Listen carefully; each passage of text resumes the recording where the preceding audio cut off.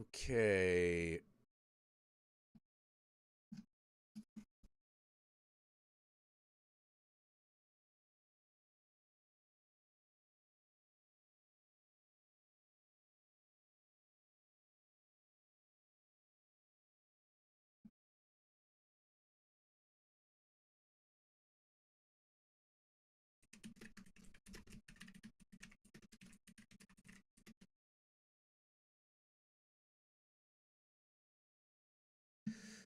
Do doodle doo. Let's see who's all here. Hey, blonde artist.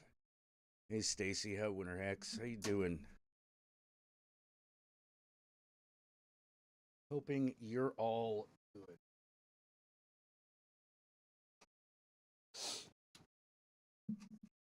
This might be a little bit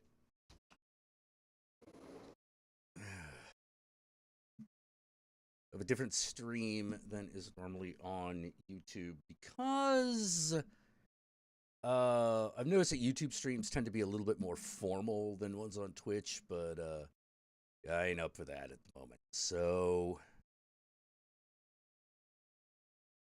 I really just wanted to see how everyone is.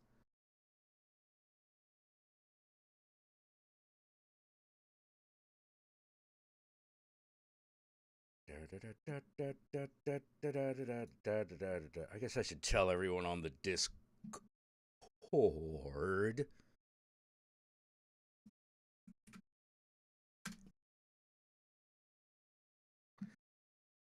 So people on the Discord.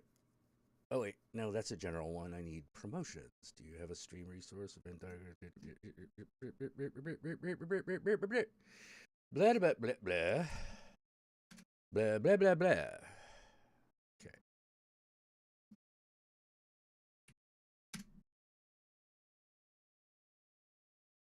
Link spam ban. Let's self promote. All right. This is gonna be a snowstorm. Sweet.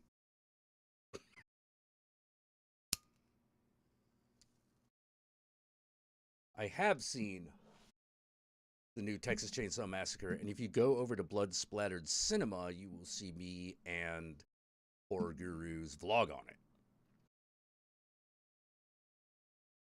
It's all right there.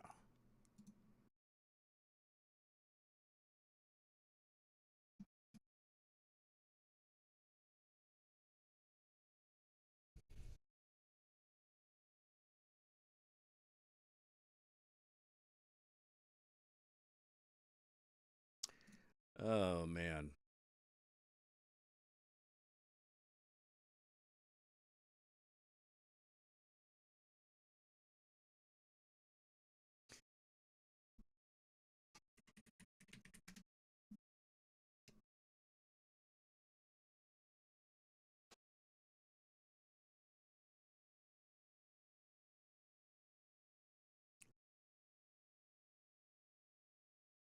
Oh, you got like 4 inches of snow? Oh, geez.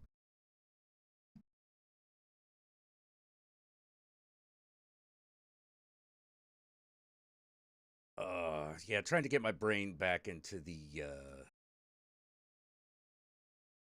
Would I say that Leatherface is the only grounded slasher killer? He's the only one who hasn't, like, accumulated like magic powers. You know, he's always just a guy with a chainsaw, even though some of the shit he does is not humanly possible.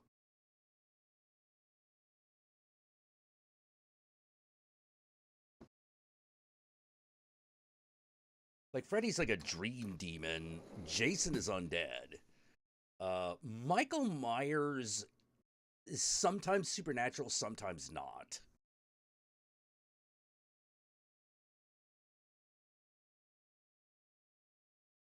Yeah, I think he's the only like I think he's the only one who's not supernatural in origin or nature of the big boys.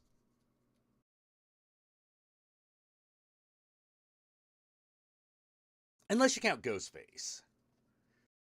If you count Ghostface, then Ghostface is another one. Yeah, Leatherface ain't gone to space yet or anything like that, you know. Um yeah, I was about to say, yeah, I just yeah, right there, Nitro G. Yeah, what about Ghostface? No, agreed. That's why I said Ghostface. You know, trying to think if there are any others. Not really. Well, maybe Angela from Sleepaway Camp. You know,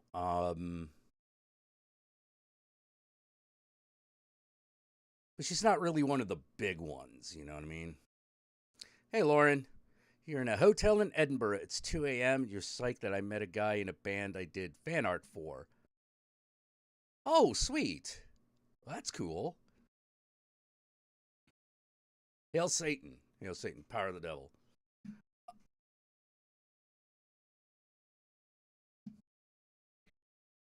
Oh man.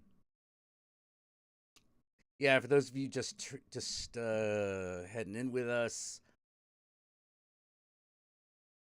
I'm just kind of trying to get back in the groove of streaming. So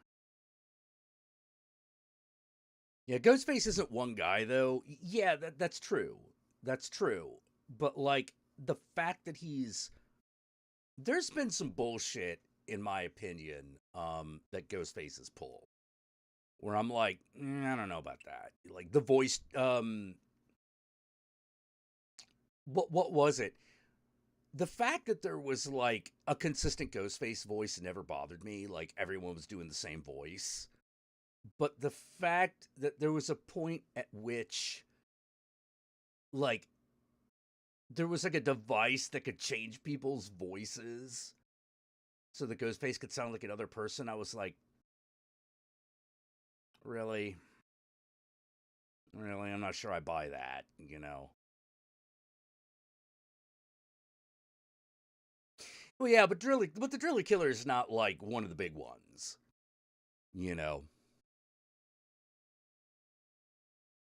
Do I ever wish there was an MCU style cinematic universe with Chucky and Leatherface and Jason and all that? Well, here's the thing that actually exists.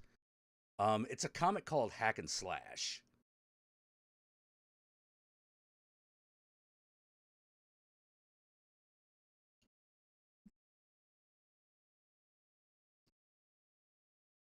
Yeah, Cuphead has a show. I mean, might be good. I'm only sorta into it. Yeah, the guy who did Mojo Jojo is fucking the guy who also does the voice of Ghostface.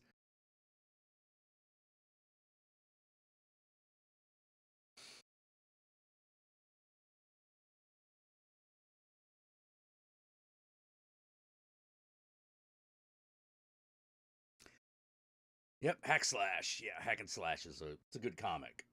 Check it out. Like that's actually something that I was kind of hoping that they would do. Like do a Hack and Slash show. Although it would be next it's next to impossible. The only reason that that comic exists is because Image had all the comics rights to all those characters. Like if they didn't happen to have it, that comic would never exist. Can I explain hack and slash? Yeah, it's a girl who is the daughter. It's a girl who lives in a world where slasher killers are like serial killers. You don't have a Richard Ramirez, you have a Jason Voorhees, and she's made it her entire life's mission to kill them all, to kill all the slashers. They made a few up for the comic, but like the really big stories involve like her running into Chucky, her running into Jason, her running into Freddy, her running into. I think she runs into Ash and the Deadites at one point, but I'm not entirely certain.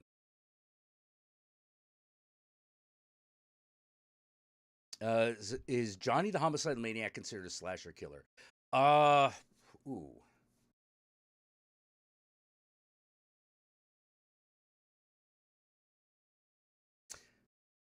Hmm.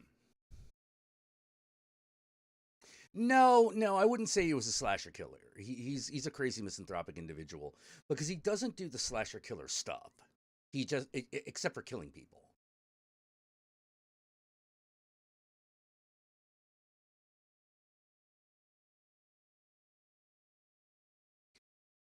Johnny the Homicidal Maniac does not like stalk people. It's just he just gets mad in a situation and kills everybody.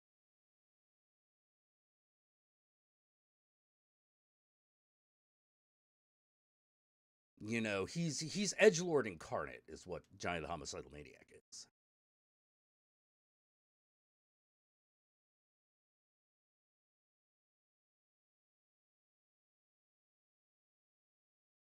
You know,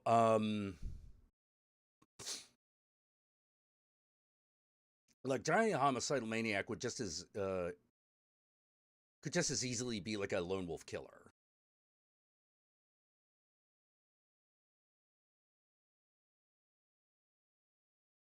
Yeah, the things that kind of typify as slashers, they usually have some sort of territory. Sometimes that territory moves, like with Chucky. Sometimes it doesn't, like with Jason. It's almost always Camp Crystal Lake. Um, Freddy, it's always dreams and usually people from Elm Street itself. Leatherface, people usually invade his home. That's the weird thing about Leatherface. Like Leatherface does not usually go out and look for victims. He's usually minding his own business, and then someone comes in and does something he doesn't like, and then he kills them. Now, sometimes that thing he doesn't like is simply trespassing, you know, but Leatherface ain't a hunter. He's more like a trapdoor spider.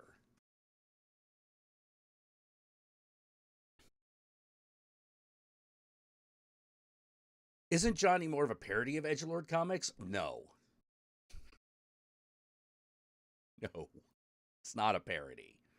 It's just what it is.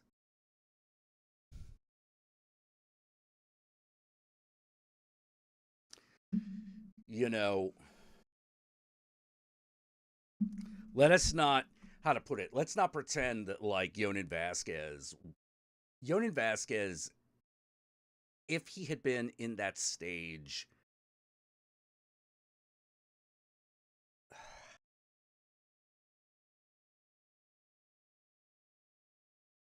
Yonan Vasquez probably would have been involved in Gamergate if he was like the right age at the time. Very easy to see me for me to see him like swept up in that kind of thing. Leatherface, yeah, he hunted in part two, kinda, but he's not like Jason. Like Jason fucking stalks people down. He covers a huge amount of ground. Same thing with Michael Myers. Like Michael Myers murders people, but he almost always takes them on like one by one, sometimes two on one. But it always just happens to you always just happen to be in Michael Myers' way. Like he's going somewhere and you just happen to be there and so he kills you.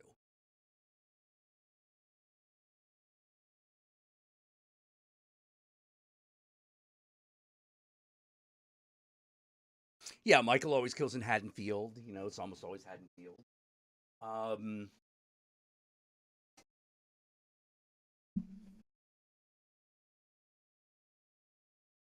I always thought Angela from Night of the Demons should have been like, should have made it to. She never quite got to like legendary slasher status. Neither did Mary Lou from fucking Prom Night 2, which in my opinion she should have. The problem is that Prom Night 3 and 4 are really bad. Like if they if they had made like one other good movie with Mary Lou from Prom Night, like they probably could have kept that shit going.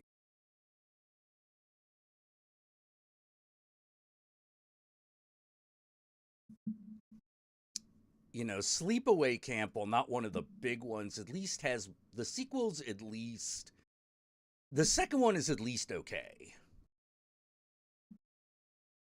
Third one just kind of exists. Yeah, the Friday the 13th the remake where Jason is like a survivalist guy, hunter guy. Yeah, I thought that was a great idea. You know.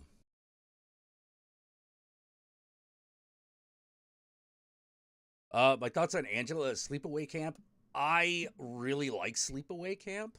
I think that I like Felissa Rose. I think all that stuff is really cool. But if you're trans and you don't like it, that that's easy. It's okay. you know, I'm not gonna say you have to like that. Plenty of fucking things. Let me put it this way: plenty things in my life that I like have very liberal use of the word fag. So people are like, "No, I say fag too much. I don't like it."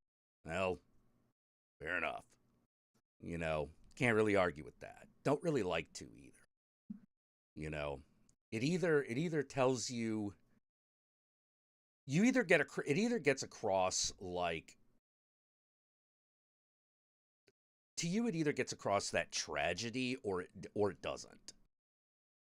If you see it as pure shock, which to be fair, it is, and that's all you see, I'm not going to argue and say it isn't offensive.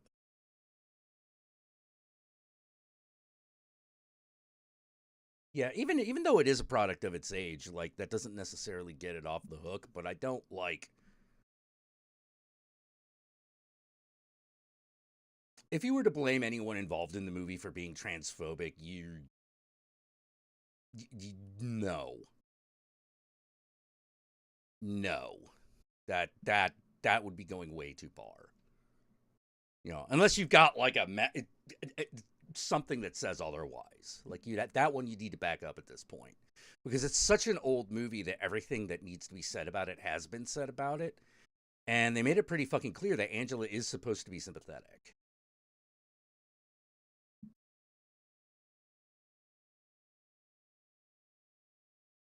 They were pretty consistent about all that.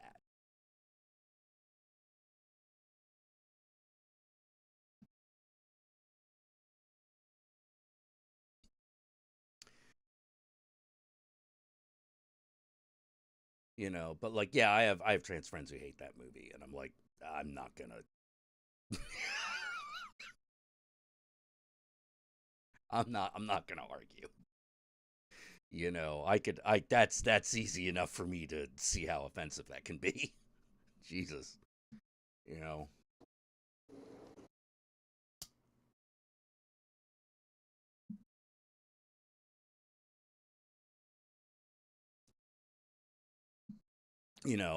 but like a movie like that's a little like that for me, but I don't necessarily. I feel uncomfortable about certain aspects of it. but for example, The Last Dragon, there are a lot of aspects of The Last Dragon that I have some problems with. But I don't think that the movie is racist. You know, even though all the discomfort I have with that movie is about racial things that happen.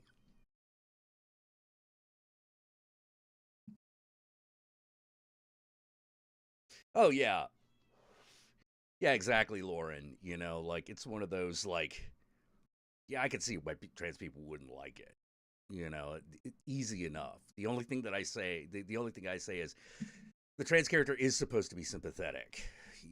Like that's not up for debate. Whether it's still offensive is, can be debated. I'm not going to debate it. I'll just accept that. I'll just take that.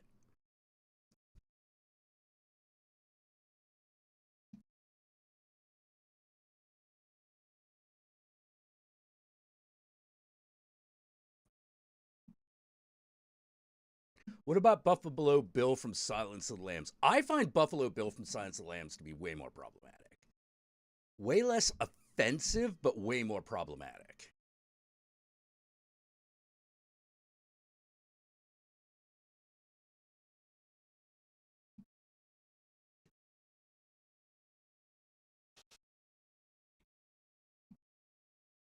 Yeah, yeah, yeah. Like Catherine's problem with Slither because of personal issues. I understand that. Because I'm one of these guys don't really understand deals. No, not really. Not really, because I don't like talking about movies with people I don't respect. Um so we're talking about like people who are actual friends that I've had that discussion about sleepaway camp with. You know, if it was a matter of them just not understanding it, we probably wouldn't be friends to begin with. They perfectly understand the movie. They understand what's going on, but it still upsets them. And I'm like, well, okay, as long as we're agreeing on what the movie is.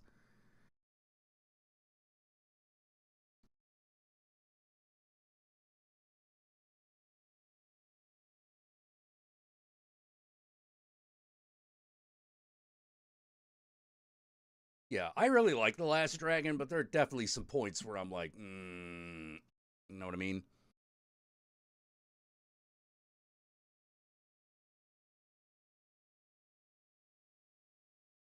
Yeah, Buffalo Bill is the turf boogeyman. That's a good way of putting it, Fels. That's a good way of putting it.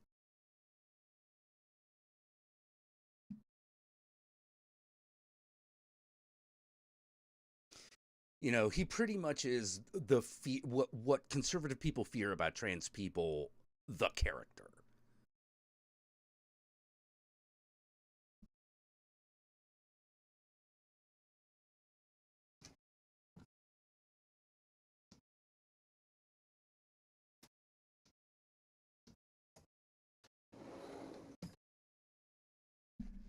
TERF, TERF, trans exclusionary radical feminist. You got like you got like two major camps that are anti-trans people. One, your garden variety conservative Christian, or your garden variety conservative, and feminists who do not see trans women as women, which is what TERF is.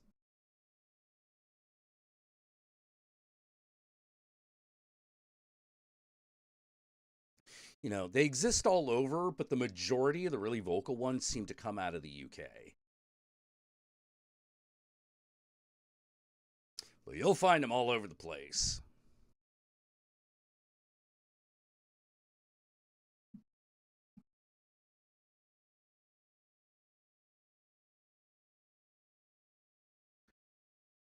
It's just that in America, uh,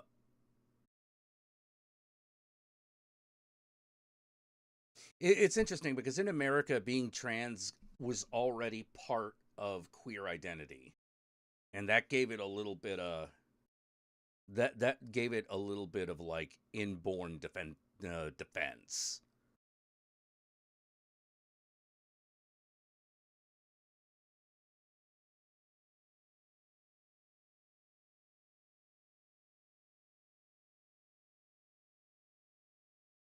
Are some lesbians turf? Oh yeah, totally, totally. Like some, in fact, large parts of the old lesbian community were famously turf. I don't know about the more modern variety, because I don't.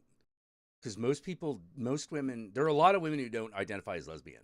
Um, they identify as some form of queer. Despite the fact that the L is the first part of LGBT. But it became, to say that you were a lesbian took on a whole bunch of political baggage. Turf only being one part of that political baggage.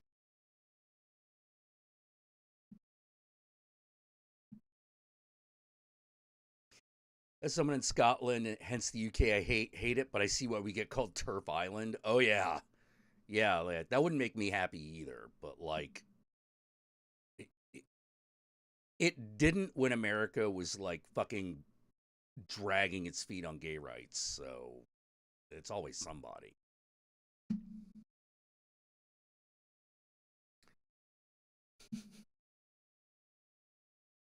Your mother-in-laws are very turfy, lovely women otherwise. Yeah, yeah, but I'm not like I'm one of those guys where I'm like, look, either everyone's a human being or they're not.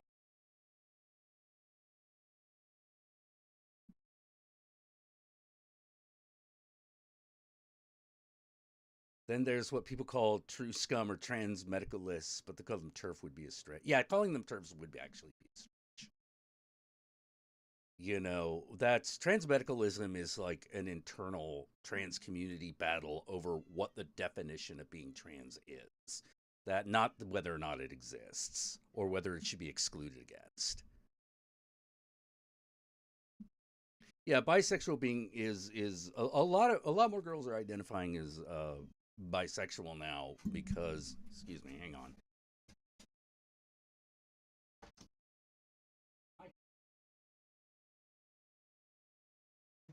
Did you want in? Meow? Meow? Oh wait, probably want there.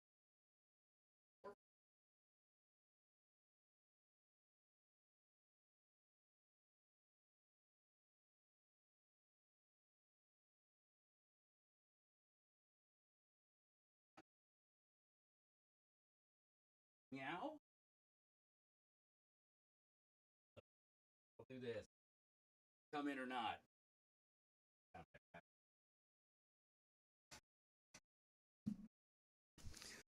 Huh.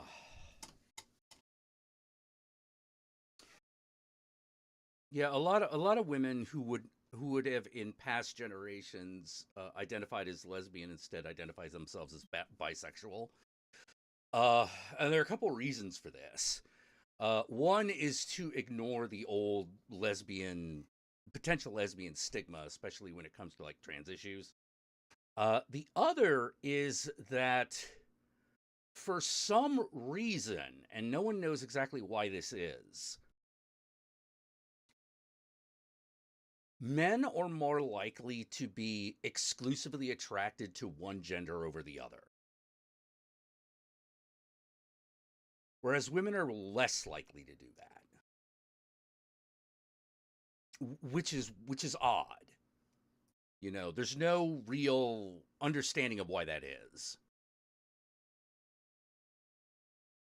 So bisexual is a lot easier because it's more likely to be um, pinpoint accurate.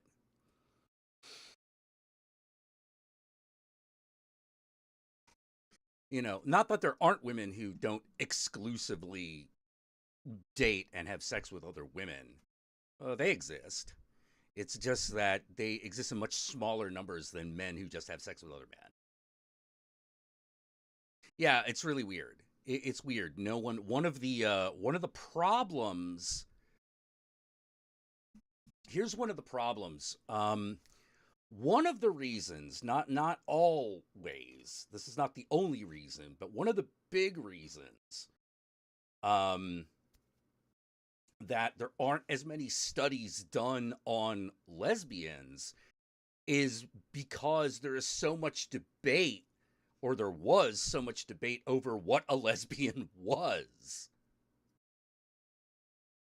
So you couldn't get a big enough sample size to do a longitudinal study. It was really hard. Whereas gay men, easy. That was easy to find.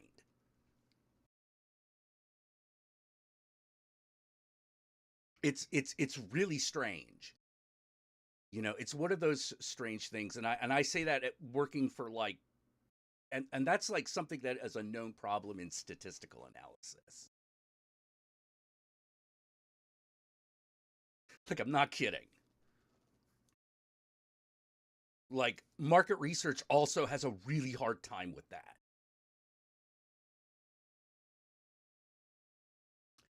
Like gay men, that's a demographic that they can identify and fucking, you know, that they feel that they got some sort of understanding on. Lesbian is not a demographic in the same way. It's much more nebulous. And so it often gets ignored because, if for no other reason than it's impossible to fucking define, given all of the political baggage that it has accumulated over the years. Like there was at one time, I don't know if it still is, but there used to be a common definition of a lesbian as a woman who had not had sex with a man. Heavy boobs, Oh, dance like dying stars. I got them heavy boobs, heavy boobs. I can't run real far. thank you, Thorgrim. Thank you, Thorgrim. I appreciate that. Thank you for the donation. But as I was saying, yeah, it's Thorgrim. He's back. But baby, where was I with that? Oh yeah, a woman who had not had sex with a man since 1969.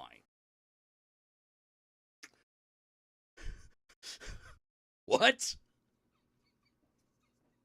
Like, what? Like, why such a specific date? It was really weird.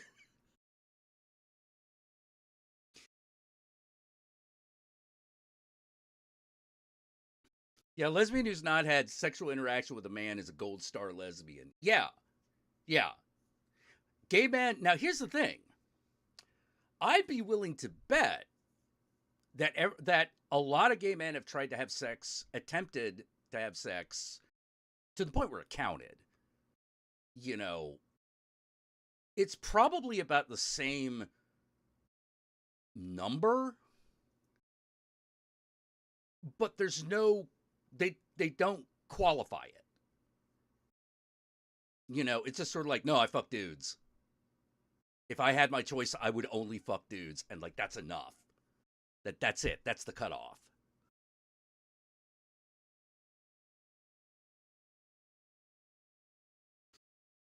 Whereas lesbian, also tied up in because it was also tied up in women's lib, it accumulated a lot of politically correct language. Well, there was how to put it, like that's it's getting kind of sticky. Uh, there were a lot more qualifiers to the language surrounding it because it was couched, being a lesbian was couched largely during the 60s and 70s as a political issue, not exclusively, but being a gay man was always just about fucking dudes.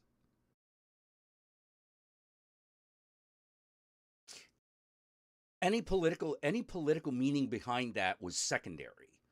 Whereas in the lesbian community, the politics, a lot of people tried to put the politics first and foremost over the activity. And that created a lot of confusion.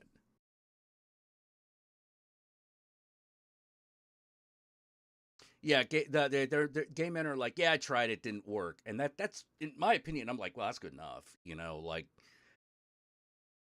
But with lesbians, it's like, nah, you can't even try it, which is like, I don't know about that, like that seems like that seems like we're splitting hairs, really fine hairs, and I don't know exactly why.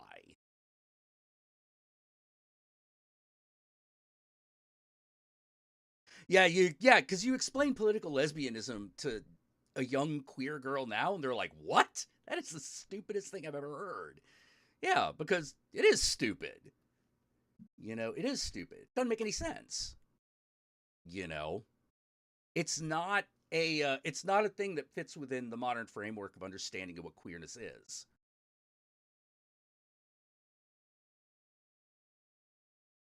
My father-in-law still blames mother-in-law's women's studies classes. Uh, Not entirely incorrect. Not entirely incorrect. Women's lib was very, very popular in colleges. Queer rights, less so. It was still there, but it's not what got all the attention. When it came to queer rights, what was it that got the attention? Stonewall. Stonewall got the attention.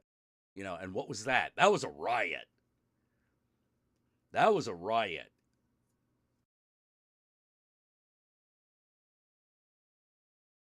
Political lesbians are. Lug actually means lesbian until graduation.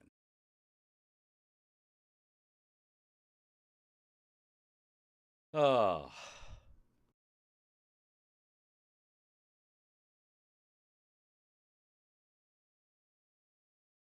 It's it's really odd. The Wait, Highlander was a documentary, and the events happened in real time. that's right. Someone mentioned something that I wanted to. Someone was just talking about Margaret Thatcher. Yeah, no, Margaret Thatcher was a cunt. Like, good God. I, whew, yeah, Margaret Thatcher was terrible. Yeah, but that was in relation to like why the UK? Why is the UK turf island? Okay, this is where it gets weird. It's turf island largely because of the remnants of the old class system that exist in the UK.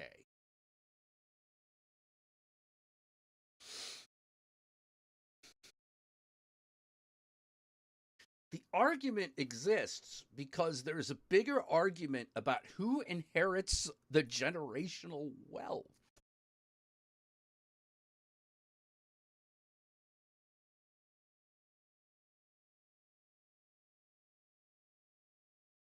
In America, it's whoever you decided it is, right? But in the UK, there's title. There are lordships, there are peerages, there are traditions. And turfs can't swim. Yeah, that maybe.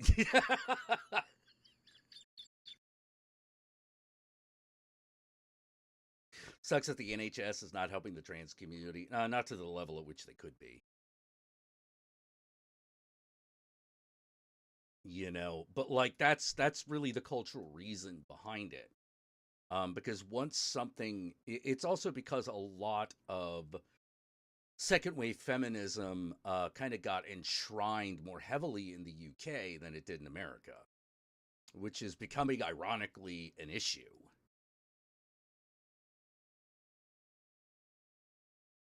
It's one of those.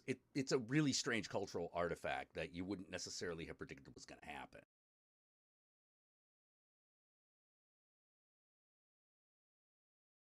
I think also one of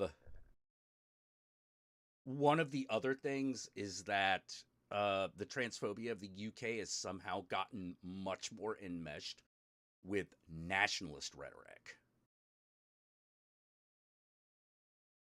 which is also weird.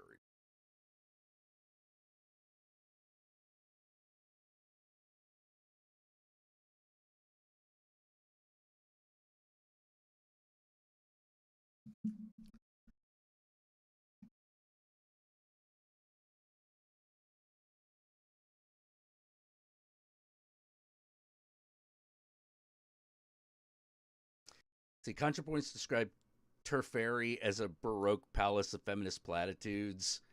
Masking bigotry is oddly appropriate for Turfairy is a Baroque palace of feminist platitudes. Masking bigotry is oddly appropriate for British turfs.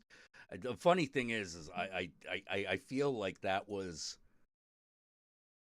a description that was enacted almost entirely for British turfs.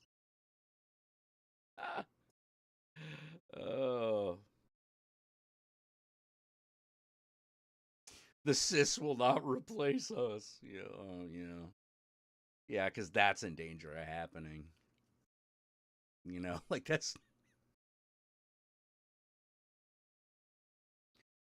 if you have sex with a trans person, you don't all of a sudden have trans children. It doesn't work that way.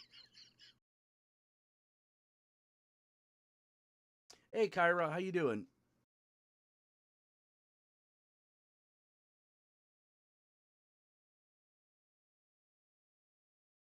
Oh man.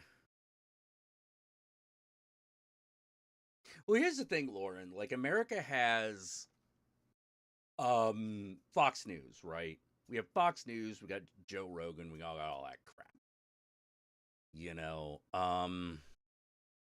I try to be fair with Joe Rogan, but it really just comes down to this. I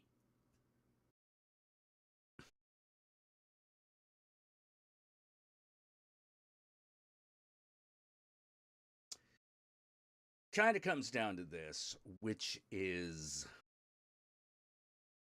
he's clearly not that bright. He's not that bright, and he believes in a lot of stupid things that I absolutely disagree with. Anyway, that's just Joe Rogan. Yeah, we got Fox News. Fox News is against trans people big time. But like the it's hard to it's hard to discuss the difference. There's a difference in tone. Um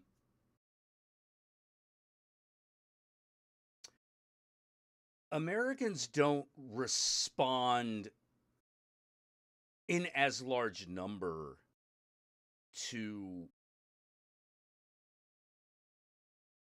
like oh god, how to put it? If you're a conservative American, you're salt of the earth, you're a good old boy, you're, kind of simple. If you are a conservative in Europe, then you are British. Or the UK rather. Then you're like British, right? And I say British actually specifically because apparently none of the other countries matter as far as the rhetoric of the UK is concerned. It's sort of like, oh yes, and Ireland has a problem with it.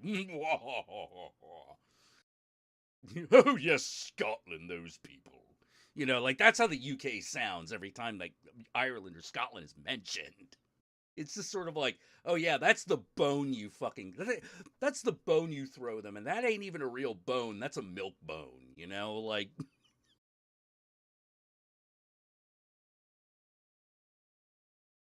Joe Rogan is the truck nuts of people. Yeah. Yeah, that yeah. I'm gonna agree with Sadie Satanis. I'm gonna agree with that. Gonna agree with that 100%.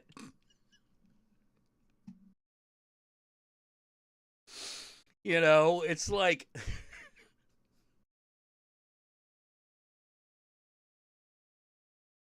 He's a little offensive. He's a little offensive. You wonder how much harm he's actually doing, but mainly you just go, why? Like,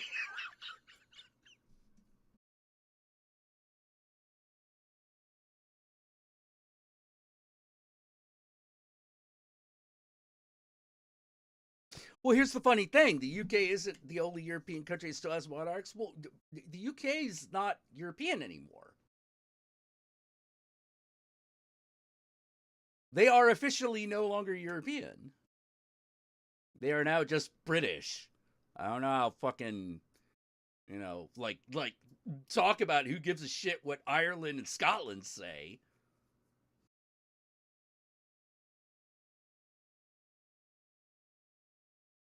Yeah, that happened, and I was like, wow, wow, that is so racist. I don't even know where to start.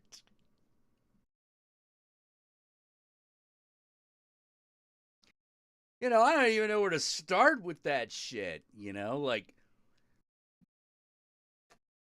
if you the minute you like cross into Britain proper, England, like, are you considered a foreigner?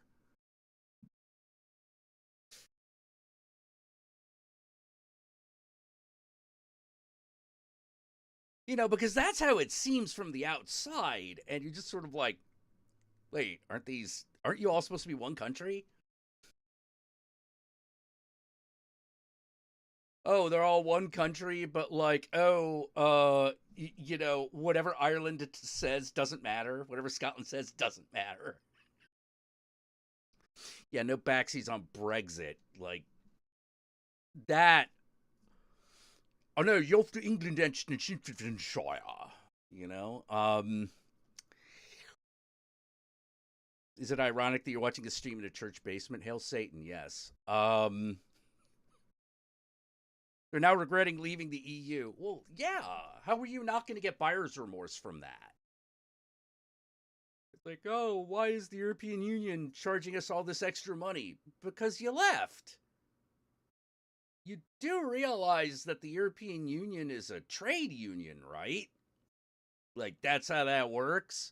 Hey, your economic might is put in with ours as well as your monopoly on violence to collectively defend the union. And because we are all benefiting from the extension of the monopoly on violence for the greater whole, we make trade deals. We give each other a better break on trade. That's like nation building 101. If you hell, that's economics 101. If you are an outsider, people are more likely to fuck you on the deal. What do you think they were gonna? You think they were just gonna like continue doing that shit because they liked you? You gave the EU every reason to hate you when you left. They're not gonna forget that. I'm not gonna forget that. Like fucking Britain, like going like, well, Britain refusing. The EU is even like, you could just say that you're not doing this, and we could pretend that this didn't happen, okay? But if you go through with it, then you're going through with it. What do you think? I don't know how. Let me put it this way. I think this is. Let me put it in very bitchy tones. The EU looked at Britain after Brexit and went, no, you're not America. You're not that powerful. What are you talking about? As the German delegation say, oh, while we respect, the Britain, like we do remember bombing the shit out of you. No one's afraid of Britain. They're not the sword arm of the West.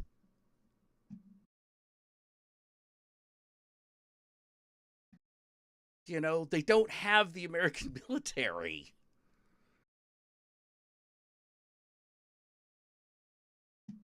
It was this bizarre attempt for the old fucking, like, you know, House of Lordsy fucking assholes, you know, the Tories and shit, to wrench control from the Labor Party,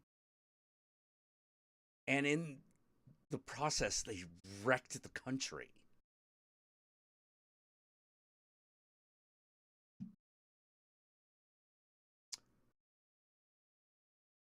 Like,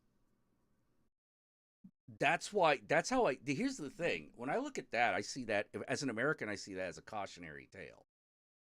Because every day, the conservative world is edging closer and closer and closer to trying something like that. But there is one huge problem. There is a gigantic fucking problem, which is, if someone secedes from the US, what happens to corporate tax law?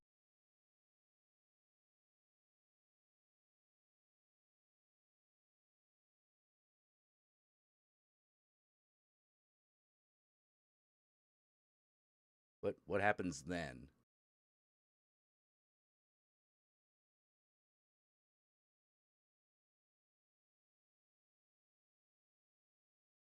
Oh, wait, now someone has to actually make a decision. Something has to actually get done. Uh, no. That'd be bad for business.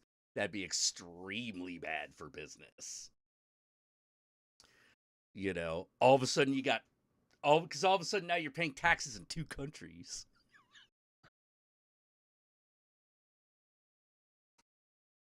That ain't fun. You know, the thing about the EU is everyone was already paying taxes in all the countries they were in. They were just all using one currency system. You know, so that was business. That was just sort of like, oh god, like literally all I have to worry about is like the fucking like trade taxes and all that kind of shit. In America, if you do that, all of a sudden everything gets worse for you on a dollar level. Like immediately that question comes up. Like there's no way it doesn't.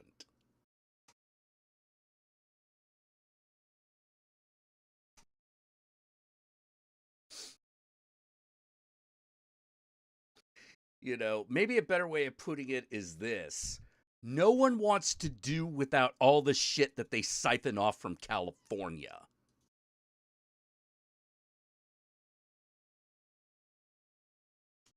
Anything that threatens that is a problem.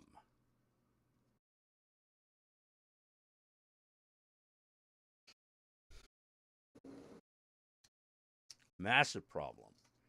And the funny thing is that the biggest fucking culprit of like taking things from California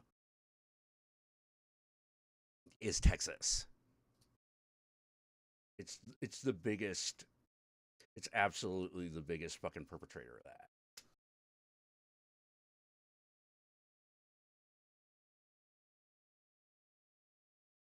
Not culturally, but definitely financially. You know, what was all that? Hey, remember Enron? Where were they stealing all that money from? California. That's where they were stealing it from.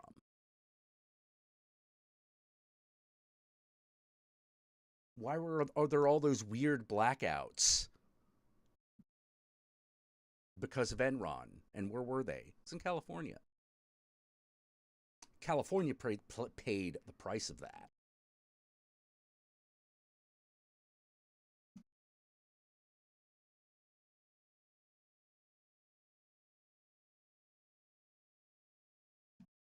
You know,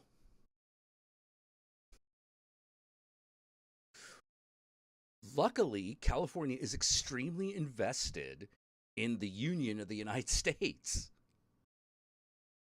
They keep trying to. There are a lot of forces there are a lot of them that know that if they could get California to want to secede from the rest of the United States, the U.S. is in serious trouble. But that never quite happens. They've never been able to really make inroads into that because California is very democratic, as in the political party, and that political party is the Democratic Party is very invested in a united America, extremely, so much so that in a period of time where you've got one group that is just stonewalling, they're kind of powerless because they're used to people wanting to move forward collectively on some level.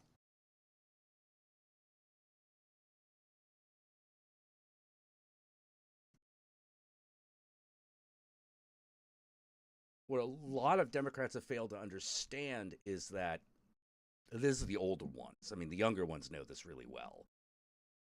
The Republican Party is not a party of, it's not just about economic and political power.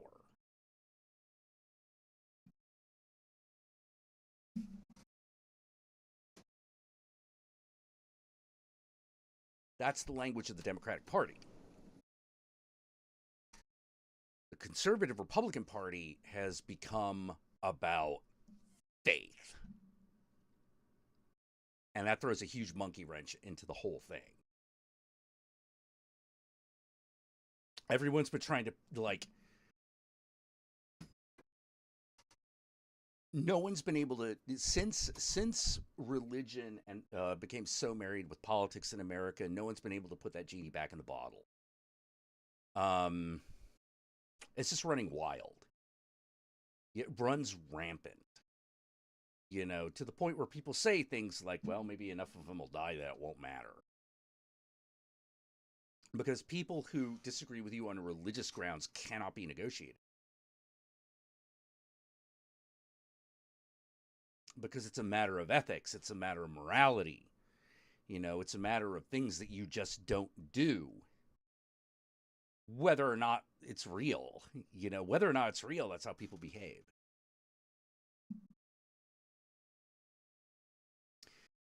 When I think about, like, yeah, they don't want California to break into 3 states. That's not going to happen.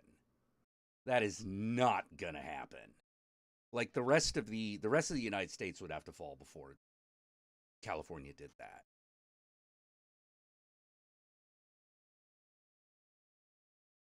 Yeah, balkanized former America would be really bad.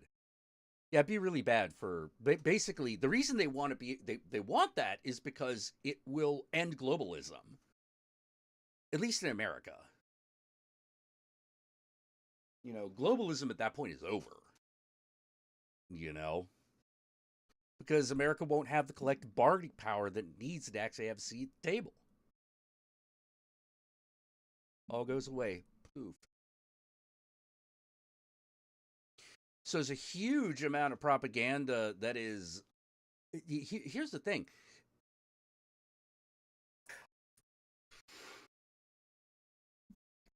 There is, in fact, a huge amount of propaganda that is all about keeping the American identity alive. Absolutely. The problem is that its extreme nationalism is edging closer and closer towards where it was right before the Civil War. That's a problem. That's a huge problem. And I don't know if it's reversing. Globalism as an economic or cultural... Oh, it does... They're the same thing. They are absolutely the same fucking thing. You cannot have one without the other. One does not exist without the other. Period.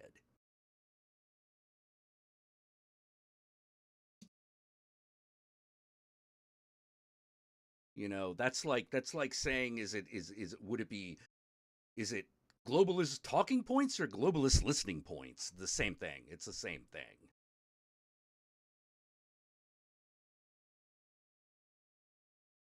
You know, on the ground, on the individual level, it looks different, but from a higher vantage point, it's fucking identical. It's the same thing. You know, you literally don't have one without the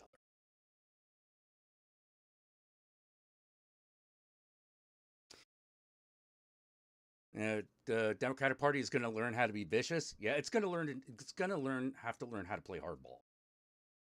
You know, it's going to have to go on the attack. You know, that is something that a lot of the establishment Democrats are very worried about, because not doing that has worked relatively well for preserving the American Union. And they're afraid about what's going to happen if all of a sudden the Democratic Party goes in on the divisiveness. The problem is that it's an inevitable moment. It's gonna happen.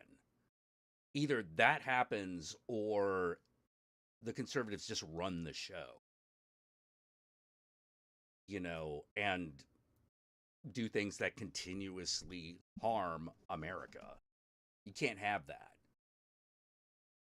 You know, you can't have that. You know, at some point, like, a vote's gotta matter. A vote has got to matter. You know, now we got one side saying, is starting to say that voting doesn't matter.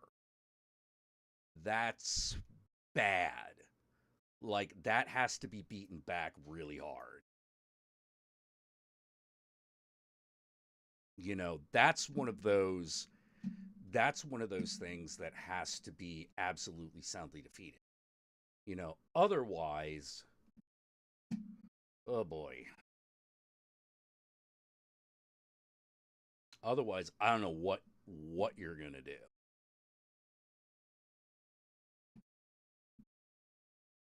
Well, it's not that they need to stop reaching across the aisle, it's that they need to stop expecting that the Republicans are going to respect that.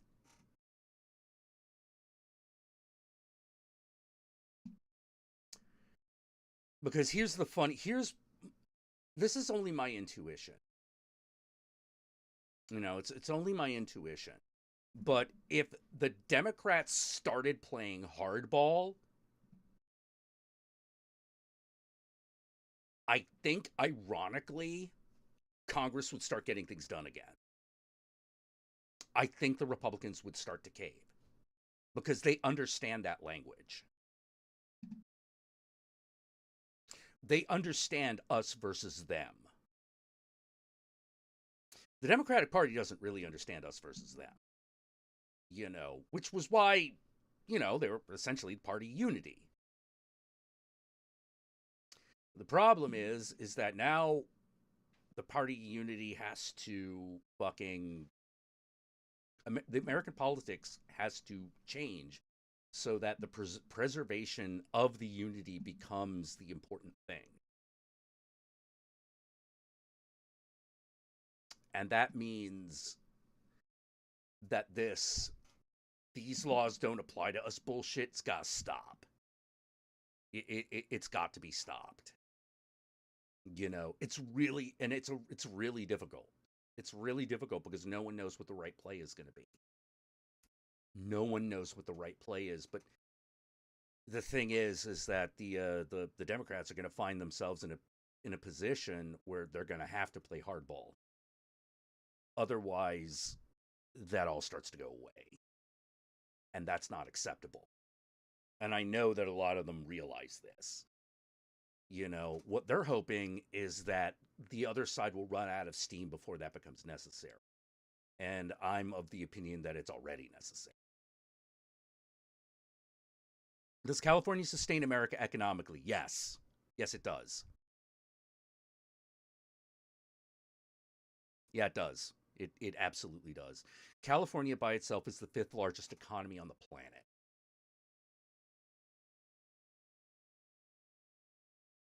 Not fifth largest economy in the United States. The planet. Everybody. By itself.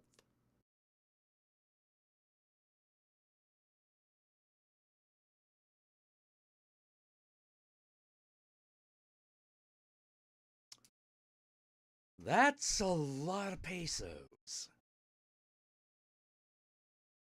So yeah, California does sustain America economically. You know, it absolutely does. See, the Democrats have the same problem that the debate bros on YouTube have. They're too scared of having to actually fight back. Well, yeah, I think that that's partially a problem with the debate bros. The other thing is that I'm gonna be totally honest. I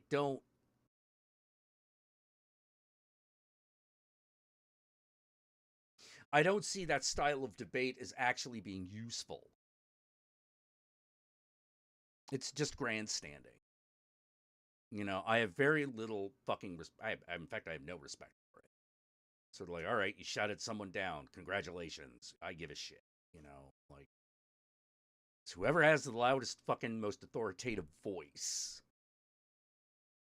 The one who convinces you that he's just like you. You know, that's why I just have no respect for it whatsoever. It's like you want to debate politics. Congratulations, you're doing the most useless part. You're not looking for answers. You're just trying to score points against the opposition. And what are those points? Seriously, someone tell me what the actual points that you're scoring are.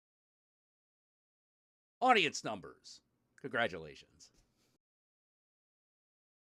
But when a lot of debate bros like start talking about like don't vote, I'm like, I've actually gotten to the point where I'm like, people who fucking listen to people who say don't vote, maybe they shouldn't. Maybe they shouldn't. Maybe they should just stay home so I don't have to deal with their fucking opinions. You know?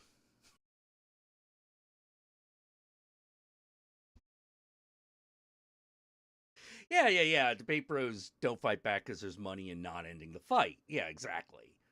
Exactly. And that's how that's a really good observation.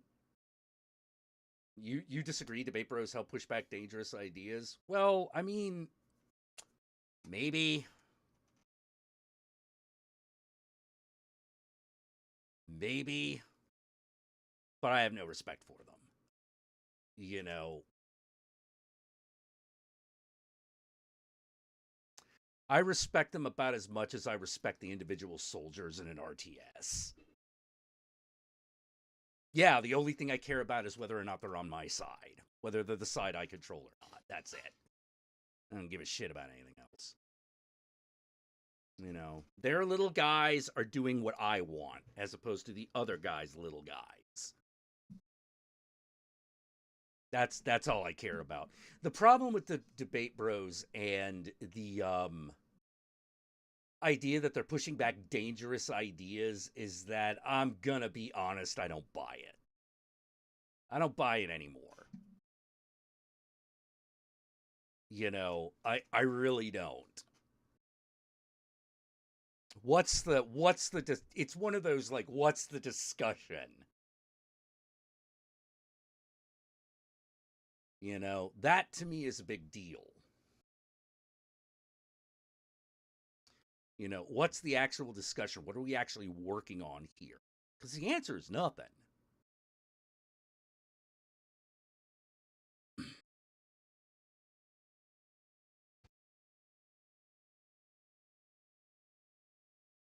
Ben Shapiro and Steve Crowder got popular because there's no pushback.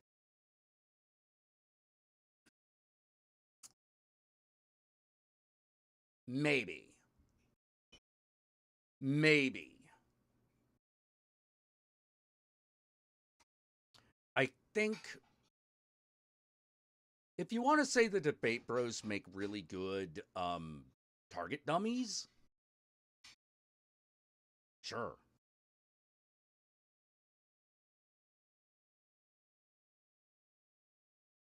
Yeah, sure. They're what do you call them? Yeah, they're practice dummies. They're target dummies. They're not real soldiers. Like they're not real fighters. They're the thing that you spar against in order to. So maybe, but I have absolutely no. I have no respect for it anymore because at the end of the day, I don't care. I care about what happens when it gets real. And the reality is all those guys would crap out. All of them. They would crap out. These aren't the people that put on anti-protests or protests or counter-protests. These aren't the people who fucking really attempt to make policy change.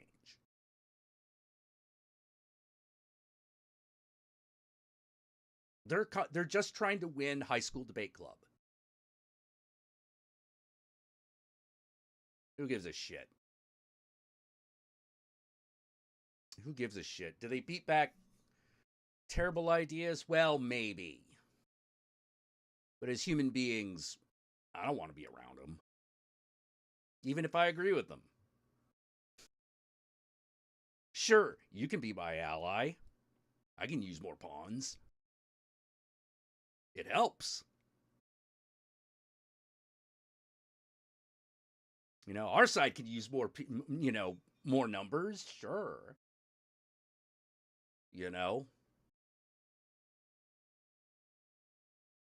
and the other thing is that the debate bros talk in circles about nothing. Like, you want to talk about something like really important, like that is gonna affect you.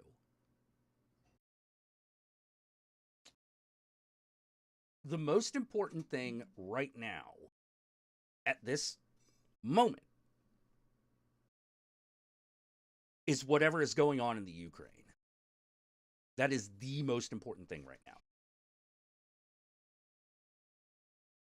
Period. Because that's going to affect everything that happens afterwards. It's a potential flashpoint.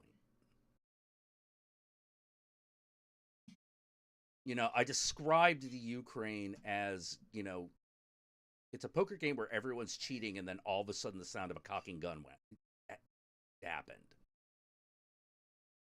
You hear that. And now all of a sudden everything just got real and no one know, and now everyone's got to adjust because your first order of business is trying to make sure that that gun doesn't go off. Your second order of business is to make sure that you don't get killed, that you don't get shot.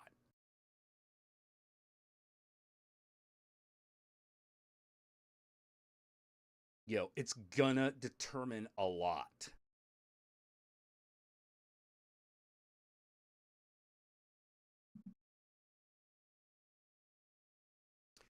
I think people like Vosh have moved some 4chan incel types to the left, and that's fine. I don't hate them, but when the shit goes down, they won't be on your side. Yeah. Yeah, exactly. It's like, whatever. I do not have to respect them. I've seen a lot more progress made through brutal honesty.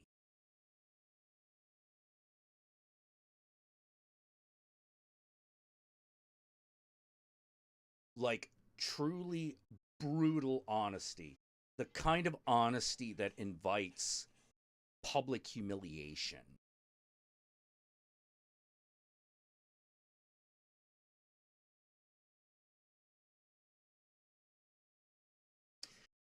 That I have seen change hearts. That I have seen change people's minds.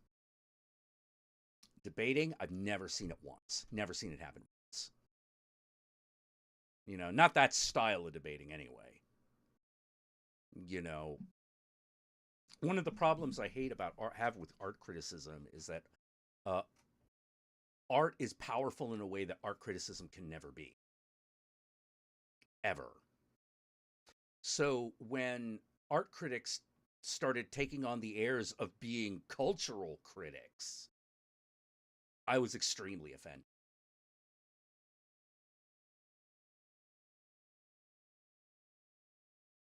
I was extremely offended, because I'm like, oh, you want to be the gatekeepers. Wrong, bitches. No. I don't like it. I don't like that type of person.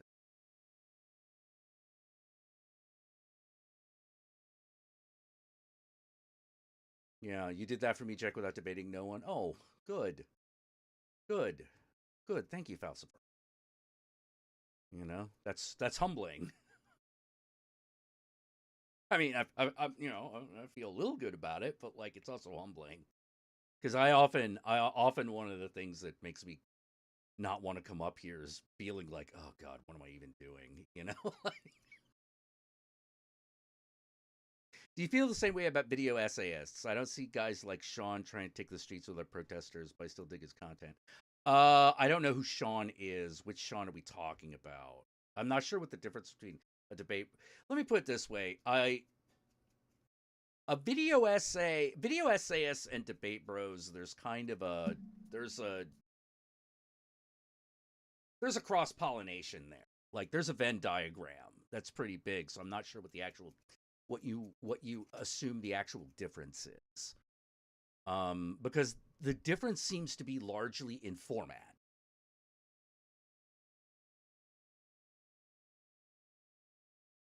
Um,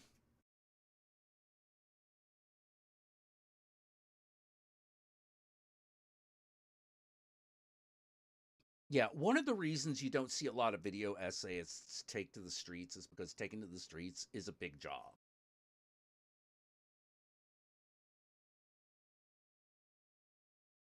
It's a big job. You know, um, it has to be one of those. That's what demands your attention. And a lot of debate bros are not. Oh, is there a difference between people like ContraPoints and debate bros? Yes, yeah, there is a difference. There is a difference. Because a video essay can be personal. A video essay can be about the essayist and the essayist's feelings. It's one of the things I actually think is really.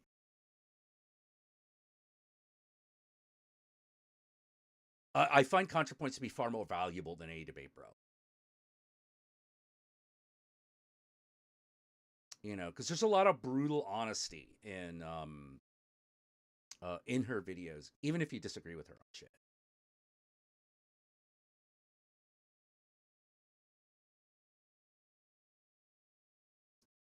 Often the show is her putting herself on trial, and that's kind of interesting. You know, and that's what I mean about like brutal honesty and doing the kind of thing that invites public humiliation. ContraPoints does that.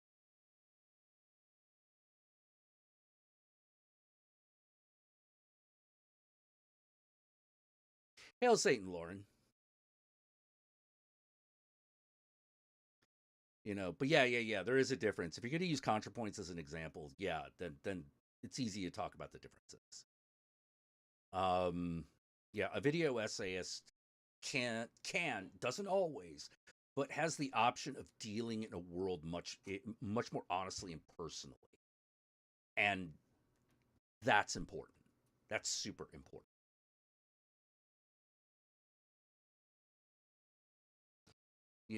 Because a video essayist does not necessarily have to be a critic.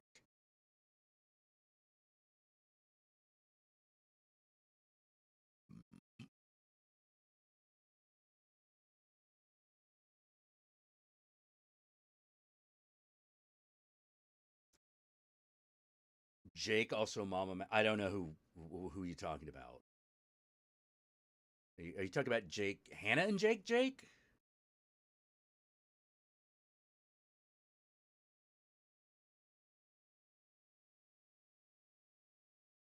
Also, I don't know who Mama Max is.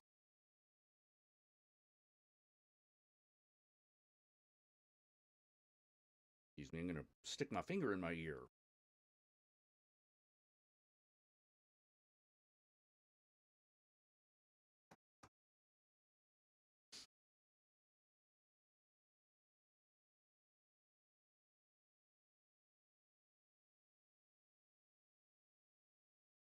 Writing a script about social issues. Well, here's the thing. Like, my my feeling about social issues is that you have to take the stance of educating.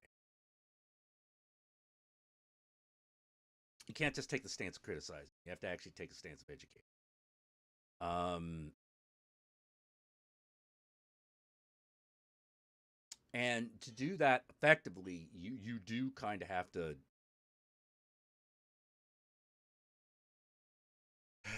really convince people. You have to talk to them both ethically, logically, ethically, logically, and emotionally. You got to do all three. You can't not do. You can choose one over the other, but you have to do all three. My problem with Debate Bros is that when you get down to it, um, it's a lot of rhetoric that is trying to disguise itself as ethics.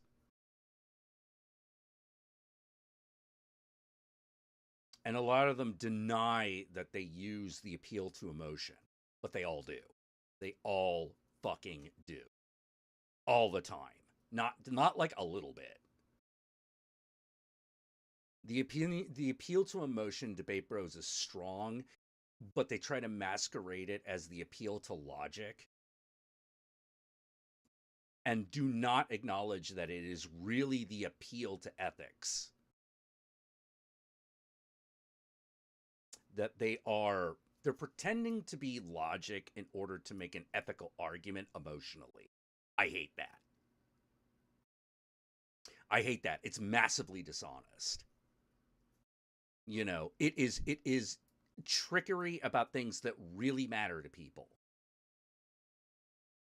for no other reason than to aggrandize yourself. I hate it. I have no respect.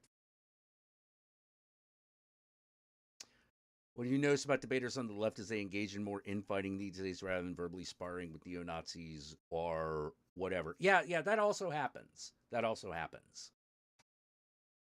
You know, because I don't debate Nazis. I throw them out.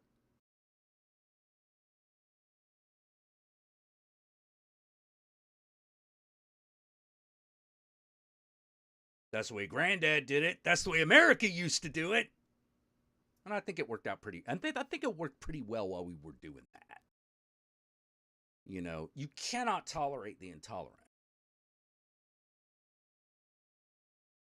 And while some people have a problem with that paradox, I've learned to live with it. Because it's a way of saying, here's the line. What's the line? Nazi is the line. Anything that wants to destroy the unity of anybody else, that has to go. That has to be outside.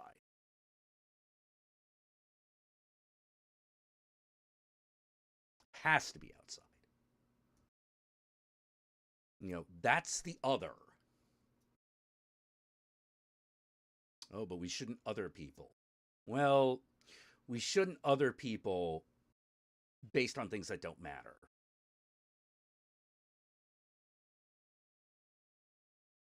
Whether or not other people should live matters. That matters. Yeah, fascism isn't to be debated. It's because it's all bad. You know, like from the position of the United States, fascism is really super fucking bad because it means the only way you go is down.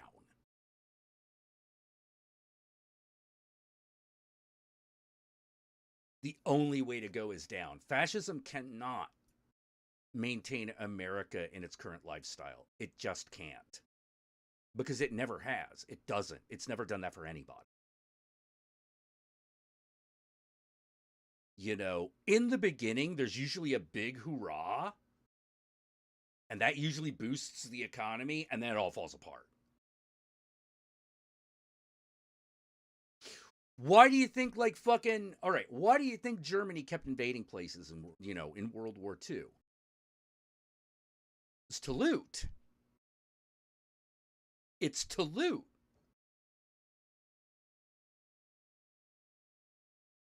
No one wants to deal with you anymore, so you have to just take things. That's what allowed the Third Reich to last as long as it did, and it only lasted for about a decade. Because eventually someone does push back. Eventually someone goes, no.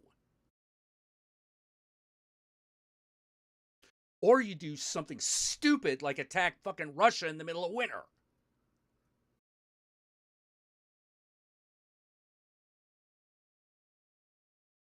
Every time you look into a fascist government, you find incompetency. Corruption and incompetency on levels you could not conceive of. Like, it's like, you think America is the American political system right now is corrupt, and it is. You ain't seen nothing. You ain't seen nothing. Like, you think Russia's bad? Let me put it that way. You think Russia's bad? Oh my God, you ain't seen nothing.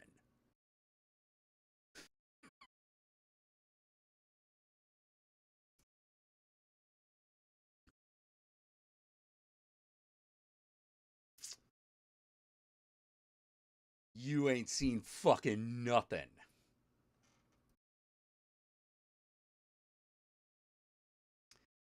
That's the thing. Like, if you're like, oh, Russia's done all these bad things, that is nothing compared to a fascist nation. An openly fascist nationalist nation. You ain't seen shit.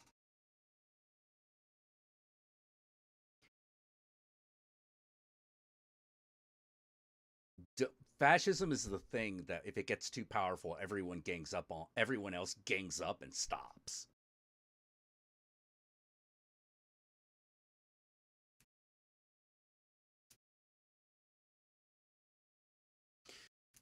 Don't think for a moment that if America became a fascist state, that Europe would politically stay the same.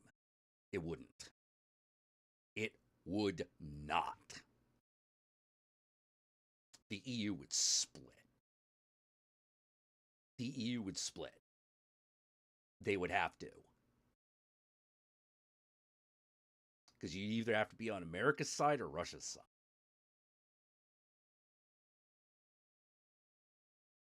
And if America goes fascist, you know historically they're going to lose. That's not debatable. That's not a debate. A fascist state will always lose. Always lose in the long run. It's so bad at creating allies, it extinguishes itself. So if that happens on a large enough scale, whoa, you've got yourself a problem.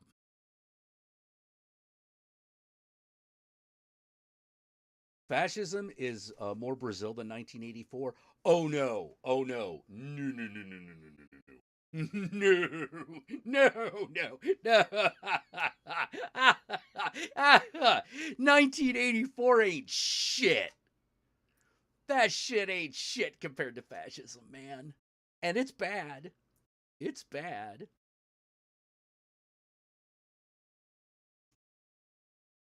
Everything fascists warn you about will be a thing that will happen under their regime. Wars in the street. People being gunned down for no reason. Political pogroms. Religious pogroms. They all happen. They all happen at once. All the bad things happen at once. Degradation of the poor. Economic collapse. They're all inevitable. And they're not going to happen like at some point in a far-flung future. We're talking within a decade. Fascism doesn't last that long. Can't do it. It can't maintain countries as big as we have. It can't. Men are always rational. Bullshit. People are rational if you're lucky. Germany had their Axis powers. It did jack shit. Yeah, exactly.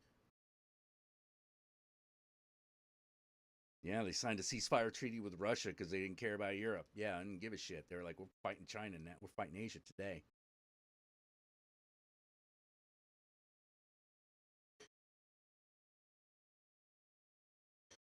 Yeah, non-aggression pacts aren't worth anything. They're worth very little. They're completely symbolic. And everyone knows it. Everyone on the international stage knows that. Or they should.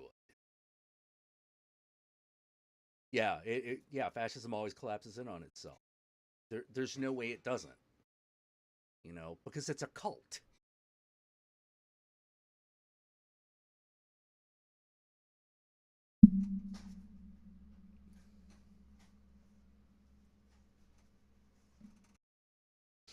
It's a cult with an ever shrinking population.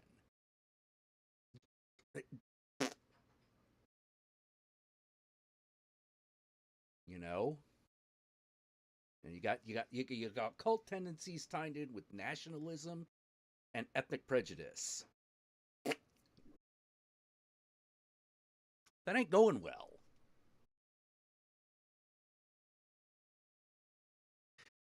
Oh yeah, oh man, yeah. Italian fascism gave up after the leader died. Oh no, they didn't give up. Italy fucking destroyed them. Italy collapsed from within because the resistance, the anti-fascist forces were like, fuck this. They got so powerful that they could literally storm the capital and drag Mussolini and his family out kicking and screaming into the street. Holy shit.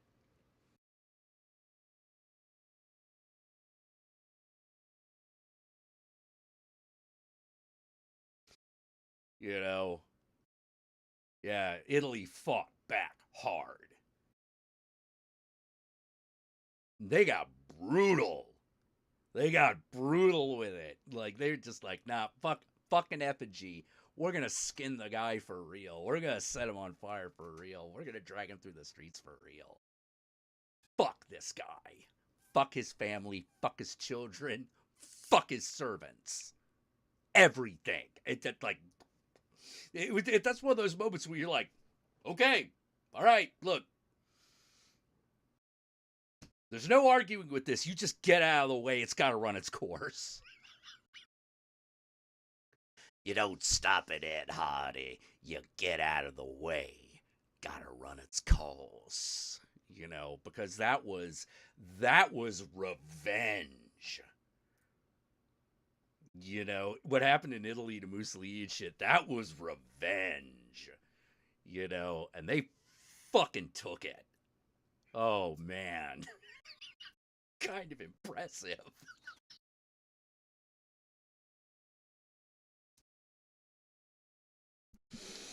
Oh. Yeah, assaulted the whole deal. Whole deal. It's like, nah, fuck this. Like, never gonna happen again. Kiss my ass. Oh, man. Oh, the Khmer Rouge in Cambodia. Woo! Oh, man. Yeah, yeah. That's some crazy bullshit right there. They say they want an ethno state. What's stopping them from doing purity tests? Well, and then they eat each other. Yeah, that's exactly what they do. Yeah, Falsifer, that's exactly what they do. That happens. That absolutely fucking happens.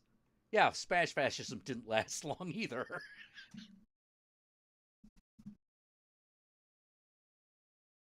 That's another, oh, good God. The people have spoken. Kiss our entire ass.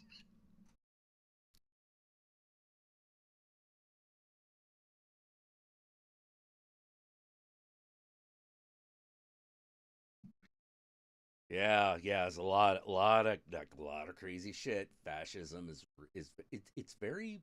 it's very powerful, but it doesn't last. It's a paper tiger. It's a glass cannon. Don't underestimate the amount of damage a glass cannon can do. That's the thing. That's the issue.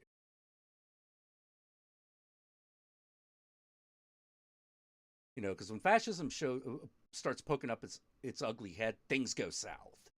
Like things start to go badly. That's why whenever you fucking fuck with another country's politics, you always do it through their nationalists. They'll fuck things up better than you could ever plan. It's amazing. They do it all for you.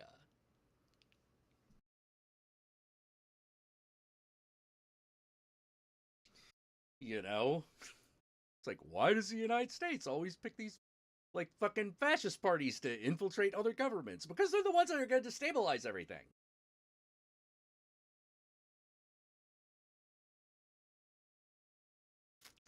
You know? That's why.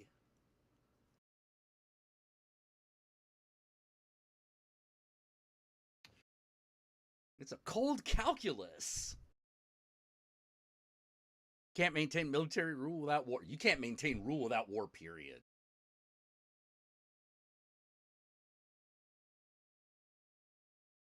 It's horrible.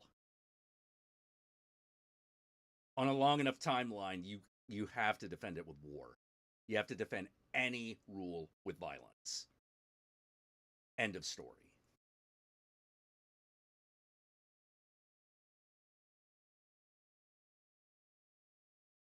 You know how, like,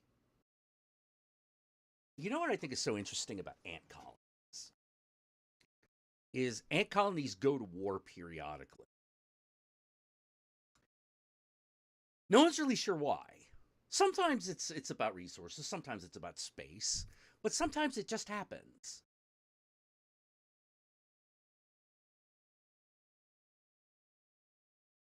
No one knows why the ants do it. Whatever reason there is, it's something that's internal to the ants that we don't know. This kind of rule through violence shit, that's what human beings have. That's like that. It doesn't make a lot of logical sense.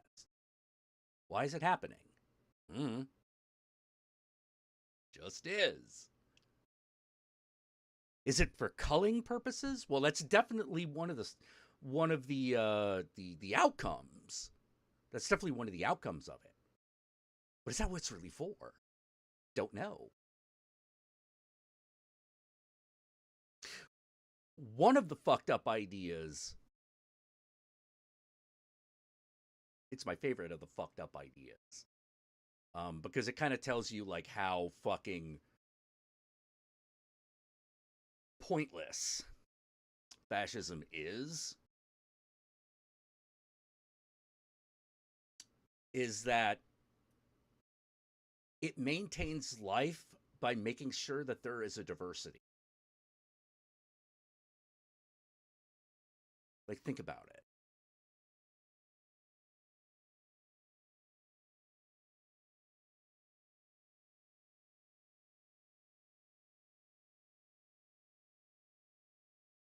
Think about it. Two people come together and fucking get into an actual fight. What's like the next thing that happens?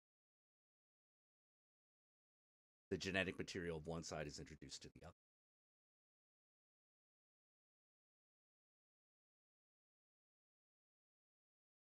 Mother Nature can be a real bitch. She could be a real bitch. I wouldn't put it past her. You know, it definitely seems to work that way. Life finds a way. And sometimes it finds a way through death. It's pretty incredible.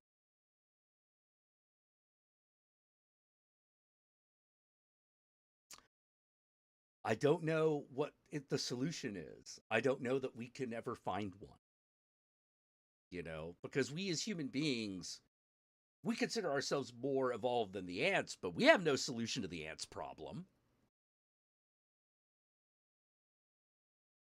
Are you going to stop ants from killing each other like that? You don't. Too bad. Yeah, happened when the Mongols invaded everywhere. Yes. Now, the thing that was interesting about the Mongols is they did it purposefully. That's one of the things that made them so powerful. They did it on purpose. You know, they would take over an area and then take their treasure, their technology, and their genetic material on purpose to make it part of the Mongol horde. You know, to make it part of the war machine. You know? Damn. Kind of brilliant. It worked for a very long time. Probably would have continued to work. Except it turns out there's only so much killing you can do. Now, it's really high bar. It's a very high bar, you know? But at some point, killing millions of people is just like, aren't you a little tired of doing this? This is kind of suck, you know? It's like, all right, yeah. Like what I'm saying is setting fire to villages and then like creating mountains of skulls gets a little old after a while. You know, you'd just be like, I don't know, man. I think I just want to drink wine and fuck. You know, can we do that? Can we do that? Like, I'm really tired of going out there and building a mountain of skulls and like, yeah, it's terrifying, but like, what does it really say about me as a person? Is that really what I want to be doing? Oh. Maybe because chaos and sending workers to die is a thrill for the ant queens. It could be. It could be. But why? What purpose does that serve?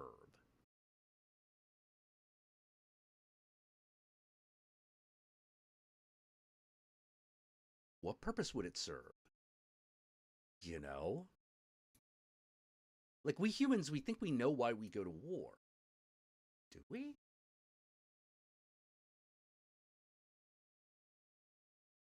I think we might have a better handle on it than a lot of other creatures, but I don't know that we really know. The Borg of humanity? Not entirely. Not entirely. The biggest problem with that analogy is that the Borg do not change. Whereas the Mongol horde changed quite a bit.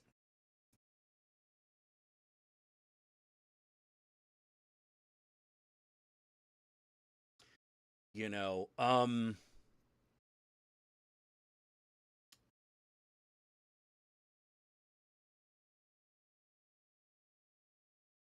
imagine if what assimilation meant in terms of the Borg.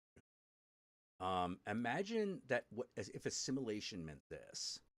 All right, we're gonna rule you now. You're now one of us. You're now part of the Borg, and all of your scientific knowledge is now and technological knowledge is being added to ours. You're now part of the Borg. Much less direct mind control kind of shit. Because really, in my opinion, what the Borg do is they conquer people and turn them into them. That's what the Mongols did what it looks like the Mongols did on paper, but that's not actually how it worked. Like, for instance, if the Borg were more like the Mongols, the Federation probably would never have stood a chance. Because one of the things that the Borg were, that was their downfall, is that they were predictable. They didn't innovate.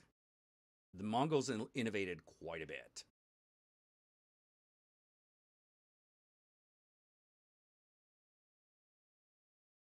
Maybe there is no purpose to nature, and nature is just chaos. From a certain point of view, I think that is the truth. That is the case. You know, the way I say it is that nature is what is. And there is only one thing that counts in that equation, which is whether or not it exists. And that's it. That's it. That's all that matters. Does it exist? Does it have an effect? Can you see it? If possible, can you measure it? That's nature to me. Because because it turns out the same mathematical rules that determine how a tree grows also affect the planets and the stars.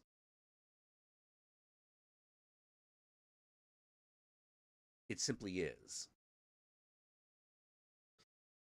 In comparison to cold physics, life seems way more chaotic, because it can take so many strange shapes and have so many odd effects on the world around it. But it really is not so much chaos so much as a reordering.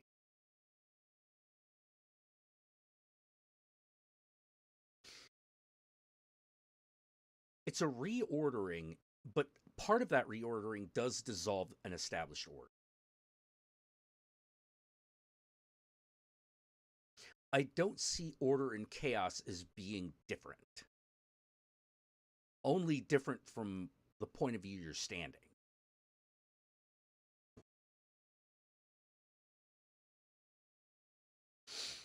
Yeah, the Borg were a little more like Romans than Mongols. Yeah, that's probably actually a good way of putting it.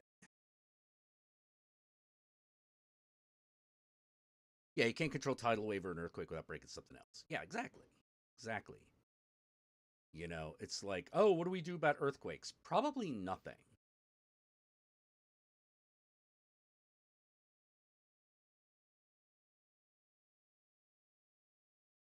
It's like, what do we do about fires? Put them out. Is there any other thing we could do? No, not really.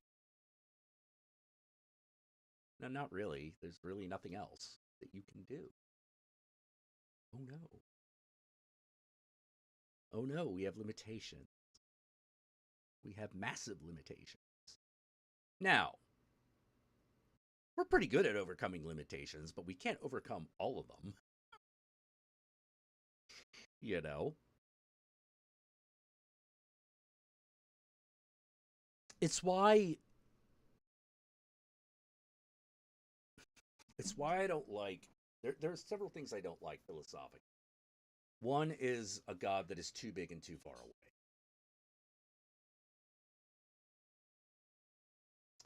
away. Um Not saying that if deities exist that they can't be like that, but what I am saying is that if a deity is like that, then it's useless. What can I do with that? Hi, I'm a little grain of sand that wants a specific thing to happen. So, what's that fucking matter? The deity has to actually kind of be invested in what's going on with me. Because I'm of the opinion that all gods are supposed to be personal gods.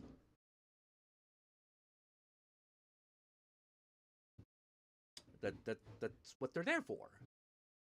They're collective imaginary friends, if nothing else. But don't discount that. Don't discount the usefulness of that.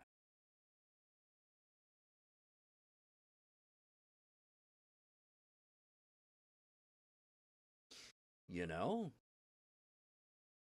it's very important.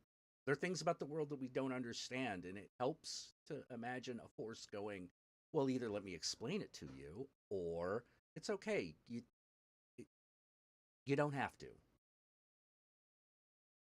You don't have to. You don't have to understand it. It is in fact beyond you. It's okay. You know, it's all right for you to be who you are. But what if I do something horrible and have to be killed? You can be a good person and still need to die.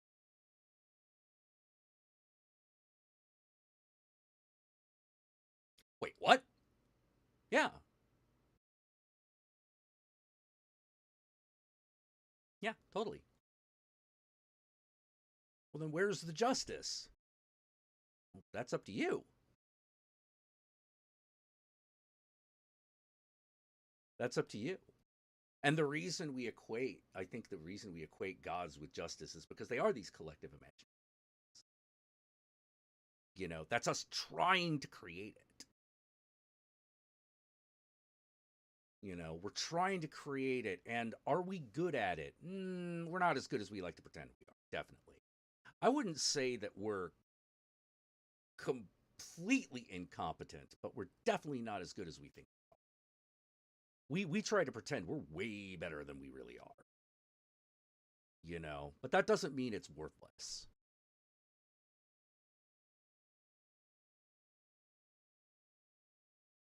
Yeah, the Orishas. Yeah, a lot of gods are actually. Yeah, yeah. Dragon DW. Yeah, the Orishas are said to have been made by God to act as an in-between for us. Yep, yep. There are a lot of gods that are like that. You know, like Hindu actually, the Hindu world actually categorizes this.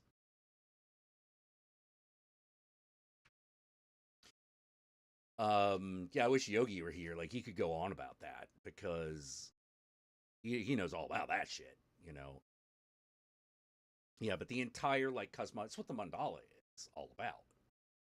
You know, it's the mandala has many different facets, but it's all one thing.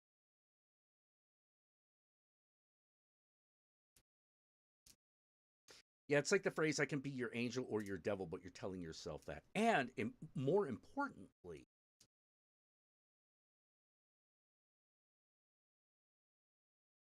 other people are also influencing that voice.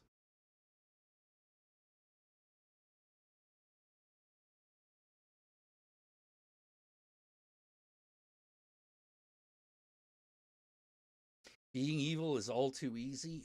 Yeah, but it's a lot of. Well, here's a problem. Being evil only works for a person who cares and needs nothing of love. And then it only benefits that person.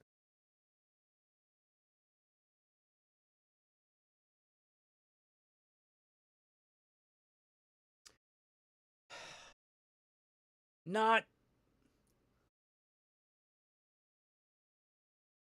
not not so great. However, it does have one purpose. However, it does fulfill one function, which is because it makes an enemy of everybody else. Everyone else can unify against it. It's weird. It's very odd. One of the problems I have with a God on the level of like, Yahweh or Jehovah is that when you come down to it, he creates the evil so that he can do his good. And you're like, wait a minute, would we have been better off if you had just not done that?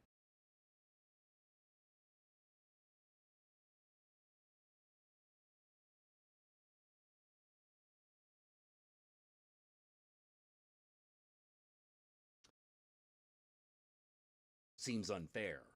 Seems wrong. Does seems to be innately unjust.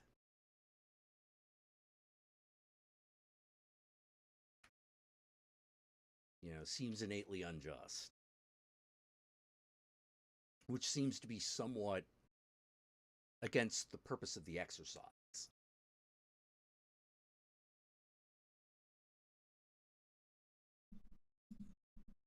But that's only if they become commandments.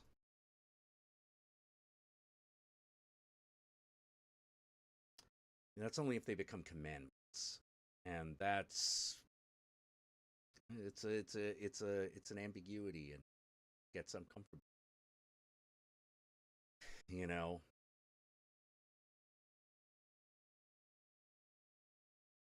at the end of the day, pushed far enough, a pacifist could endorse killing.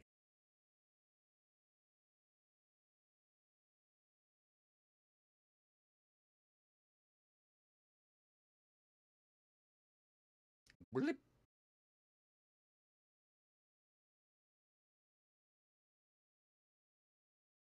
You know, like Kim Jong Un, he was one of the worst sociopaths in history and got a whole country to worship him like a god. Well, he got lucky in that his father and his grandfather paved the way. You know, he inherited that shit.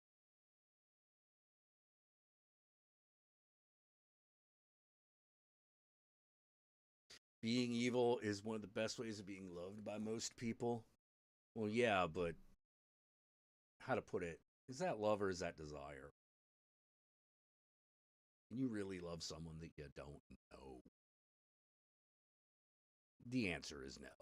You can't.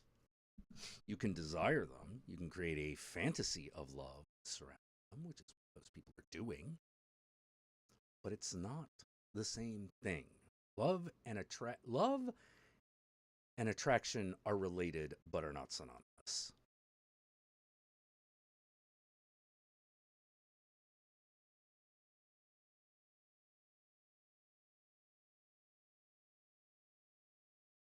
Oh, Bolsonaro from Brazil. Oh yeah, yeah, yeah. No, there's plenty of badness to go around. There's plenty of bad to go around. Yep.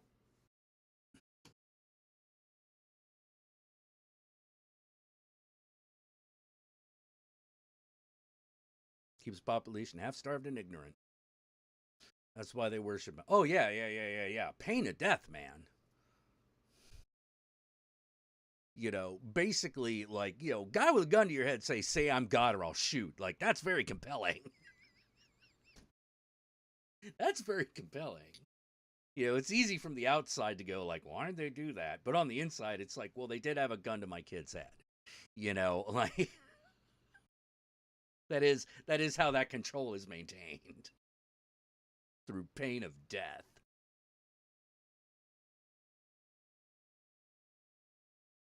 How does that not go against a person's survival instincts? The same reason that like cliff diving exists.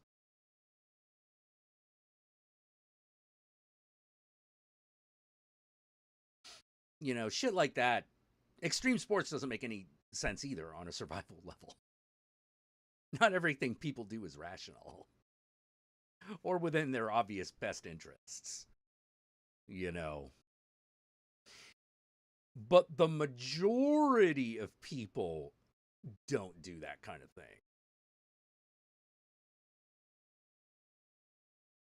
The majority of people don't do that kind of thing. There's also something, a very interesting relationship between, it's like a whole country of abused spouses who think I didn't get hit today. He loves me. Oh, no, exactly. No. Thing. Bing, bing, bing, bing, bing. Yeah, Stacy gets a gold star.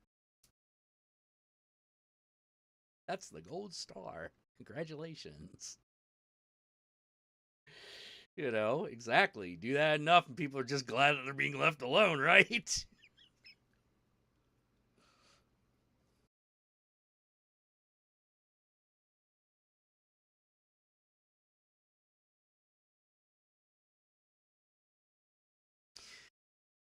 Yeah, some people overcome it and escape. Others get shot escaping, and if you escape, any family you leave slowly being tortured to death. Yeah, that's a very compelling argument, you know? Yeah, it's one of those like, no, those people aren't stupid. They're paying attention, you know?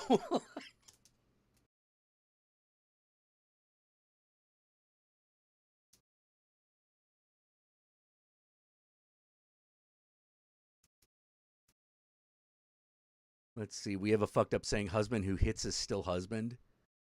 Whoa, which culture is that?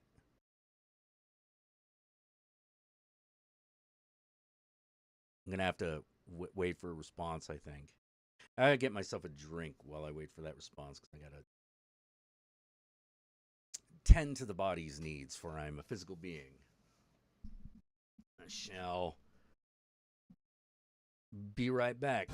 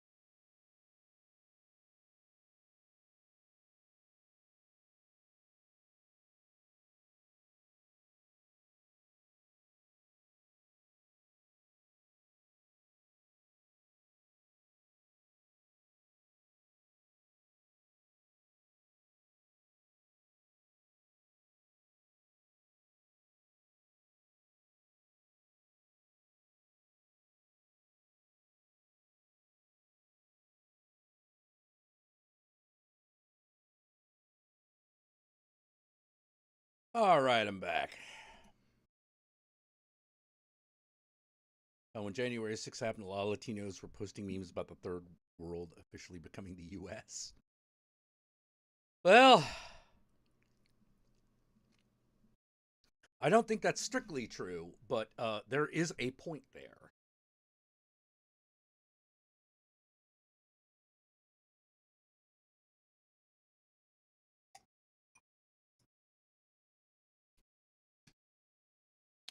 You know, well, it's weird because like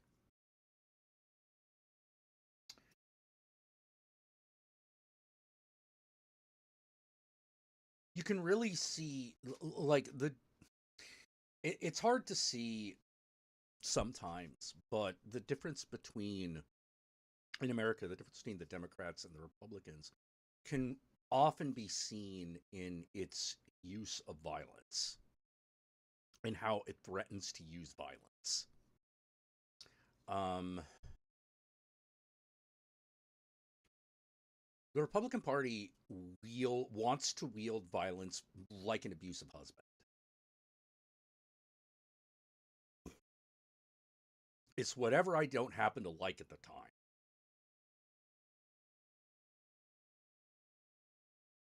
Oh, it's a saying from Ecuador? Gotcha.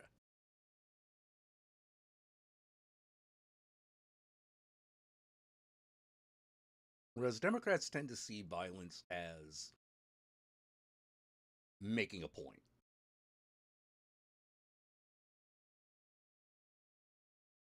It's odd. It sounds like I'm minimize. I know it sounds like I'm minimizing it, but I'm really not trying to.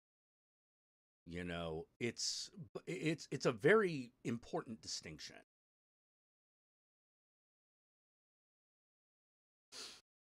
I often feel that Republicans just want to physically punish everything that they don't like.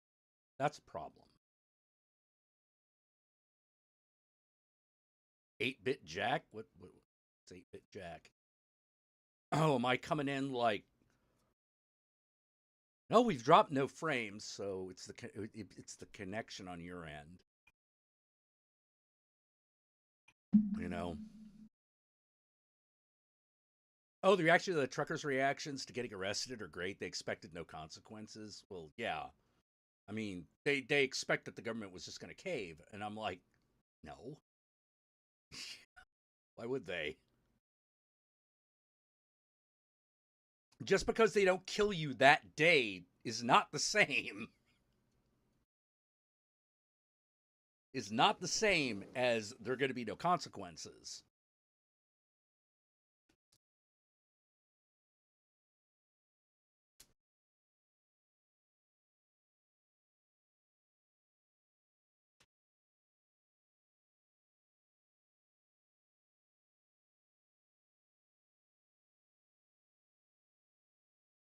You know, that's that. The thing with the whole trucker thing is, I find myself going like, "What are you guys even on about?"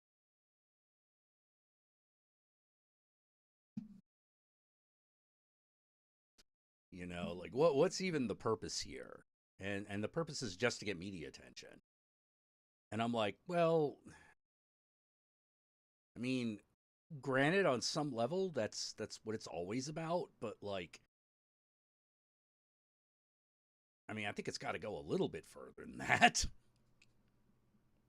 Yeah, the insurrectionists were largely the same. They're just like, what did you think was going to happen? You know,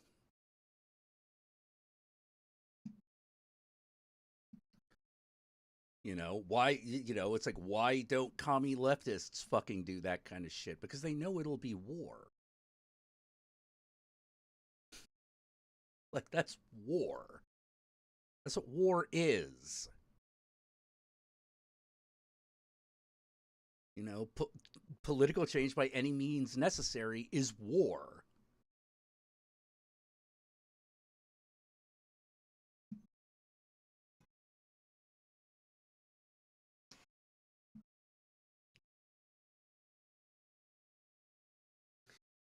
And it's weird because I have a very strange way of looking at politics from an American perspective because I care that things work. I care that things function. It's my central preoccupation when it comes to all things government, which does it function? What is the best way? What is the way to get the best outcomes? That's all I care about. You know,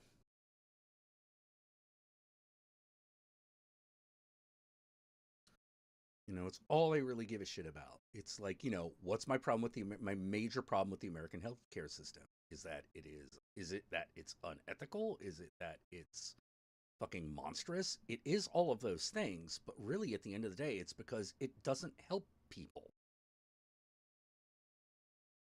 A healthcare system is supposed to help people, and ours doesn't do that very well.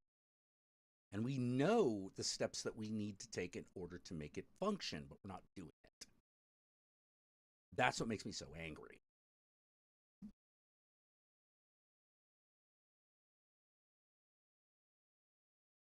You know, I don't, it is not only unethical, it is wasteful, is recklessly wasteful of the most important thing that we have, which is lives.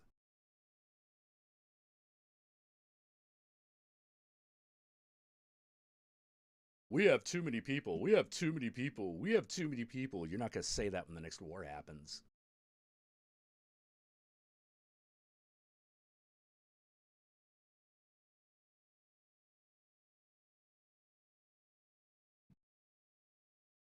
Yeah, that tone changes real fast on a fucking dime.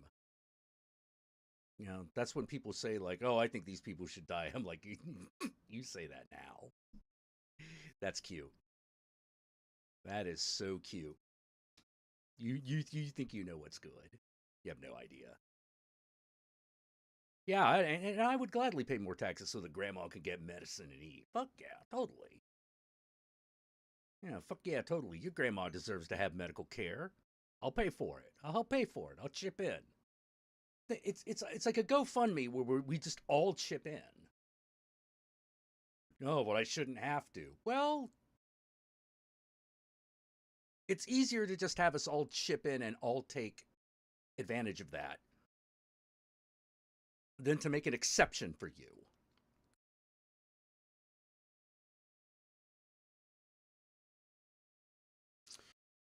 Which is the compromise is you're allowed to complain about it, but you still have to do it.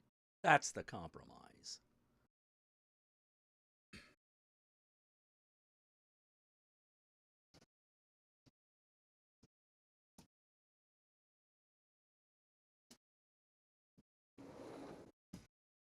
That's something that could be done like with an act of Congress.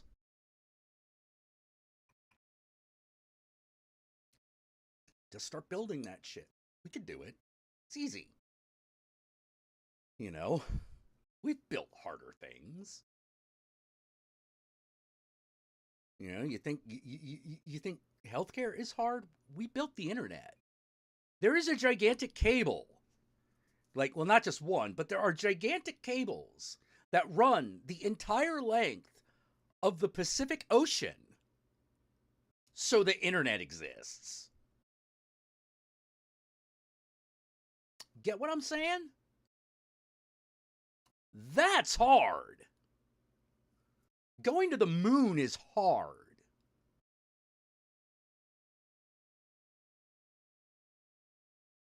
Socialized healthcare? That's easy. Super easy.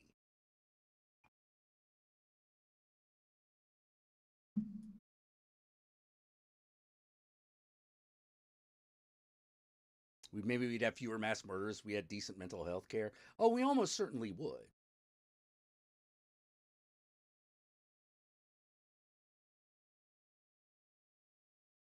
You know, we almost certainly would.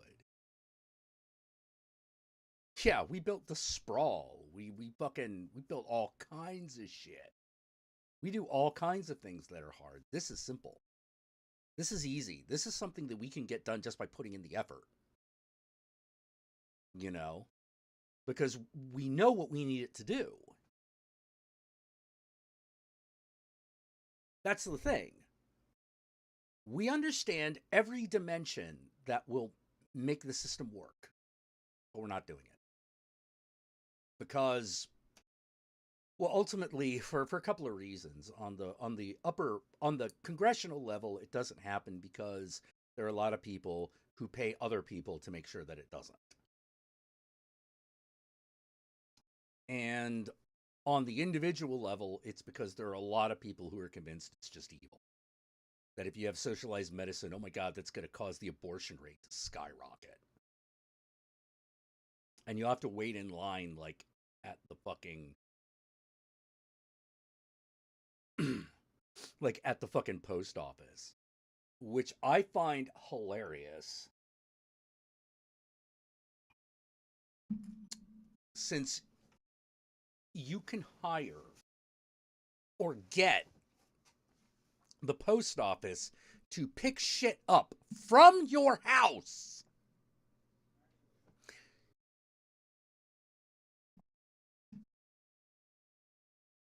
Get to pick it up right from your house. Just gotta tell them. Say, hey, on this day, there's gonna be this package, pick it up. Take it where it's going. You don't even need to stand in line.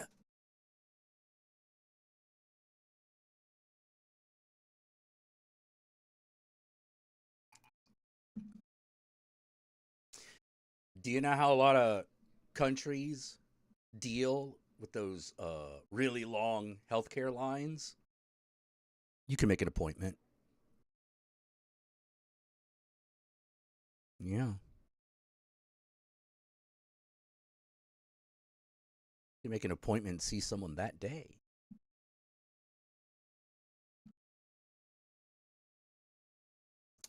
Where are all those big lines? They don't exist. They're not real.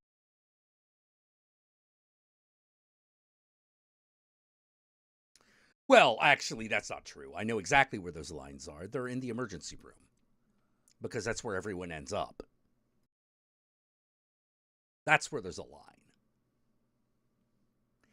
In the emergency room, there is a line because you can't get anything until that point. Doesn't that strike you as a little bit art-hearted? Like, that's dumb. That is so dumb, I don't even know where to start.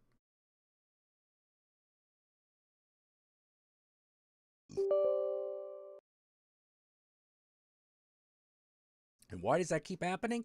Well, because you can't just see a doctor.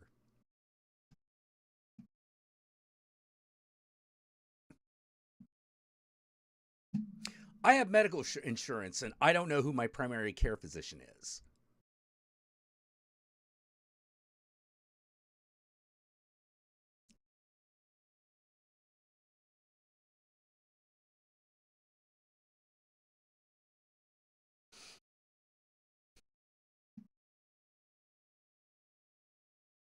I haven't seen a doctor in years because I can't get an appointment because they don't take whatever coverage I've got.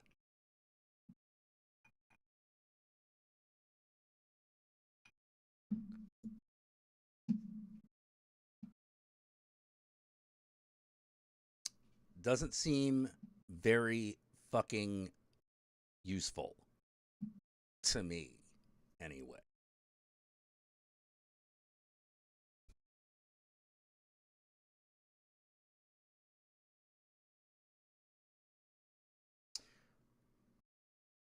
Yeah, Stacy's like, yeah, you have insurance and things still don't fucking work right. That's how bad it is.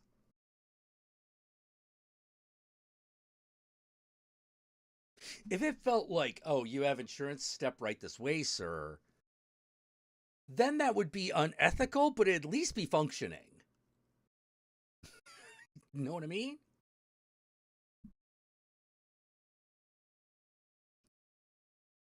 Would at least be functioning. But no, that's not how private healthcare just doesn't function. It doesn't function very well. Yeah, you haven't been to a dentist since you're 12 because dental is abysmal. Yeah, yeah. Americans make fun of like used to make fun of Britain because of its bad dental care. Then it just got bundled in with the NHS. You haven't heard those jokes in almost a decade, in over a decade.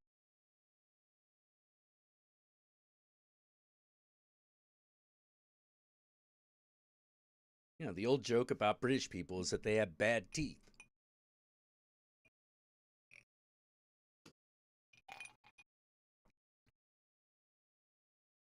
If only we had a president who wanted to give everybody health care. Well, here's the thing we did. We did have that. We've had it twice. Hey, kitty. Oh.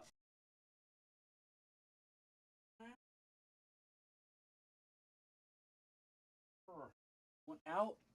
Time. Skate time. Skate time. Skate time.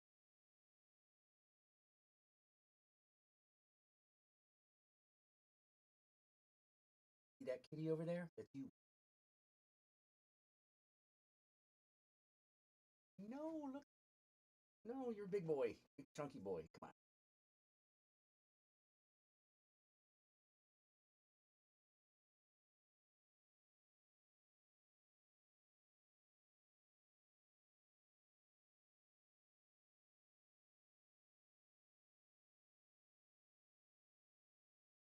Who is a drunk?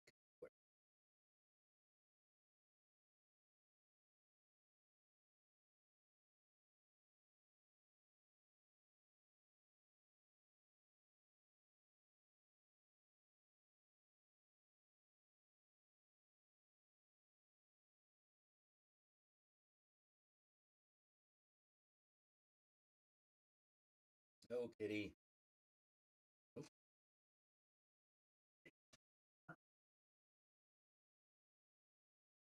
Oh, come up. Hey, Linda. Hey. Oh. Oh. Okay. Awesome.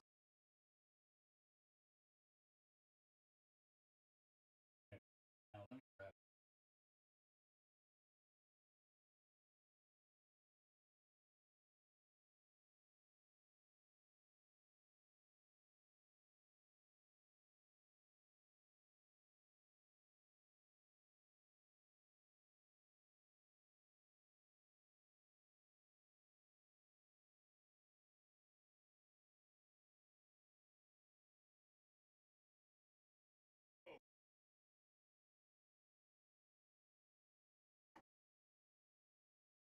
Okay, so what was all that about?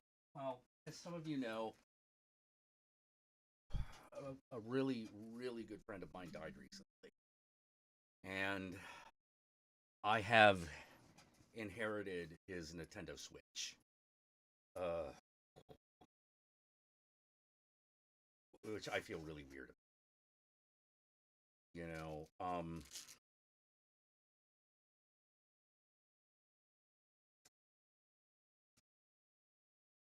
yeah, yeah, I don't know how else to say it. Nope, I just feel really weird about it. I feel really weird, you know. Because there is that, like, oh, hey, Switch, that's cool. But on the other hand, it's like, yeah, but my friend's dead. I'd rather have him around,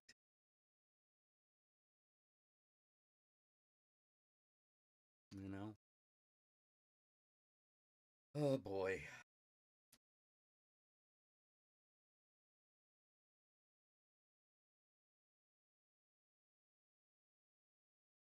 Life is fucked up and cruel sometimes, you know? I wish there was I wish there was something I could say about that. No,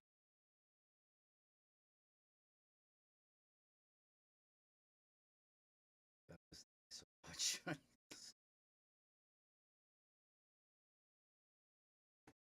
He used to live not too far away from here. Like about 5 years ago, he lived like relatively in the neighborhood, and that was great. You know, I didn't visit him during that period of time. I didn't see him that during that period. Um,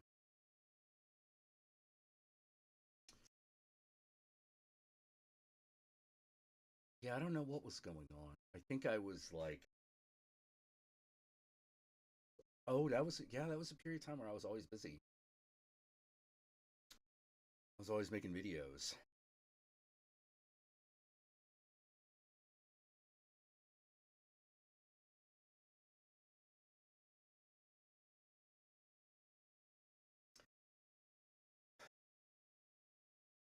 I was really mad because I'd written a character for him that he never got to play for a couple of reasons. Um, Not the which was the name of the character was Count Dankula.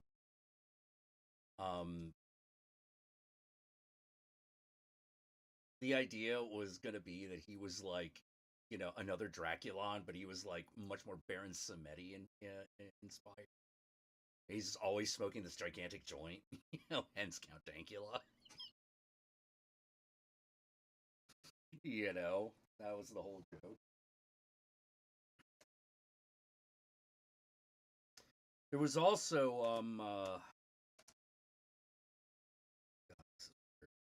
there was also another yeah,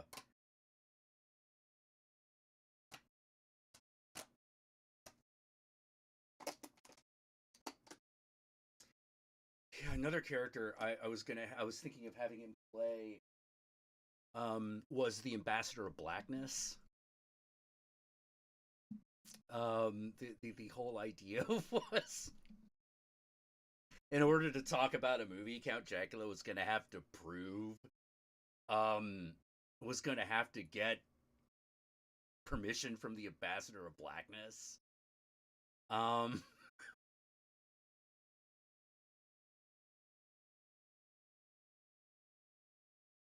and like part of the joke is that he has to recite fucking Public Enemy's Back in Black. And it was supposed to be like a back and forth where we actually just fucking did the song.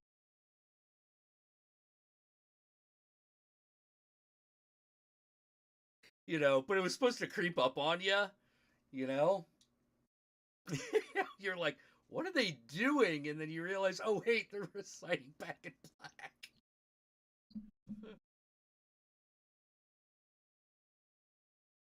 Can I tell them that I really never had a gun? No, it was the wax that the Terminator X spun. Now they got me in a cell because my records ain't sell. Because brother sent me and said, well, fair cuts profit, I think y'all listen to what y'all do. Oh, man. Oh, what movie was that? It was gonna be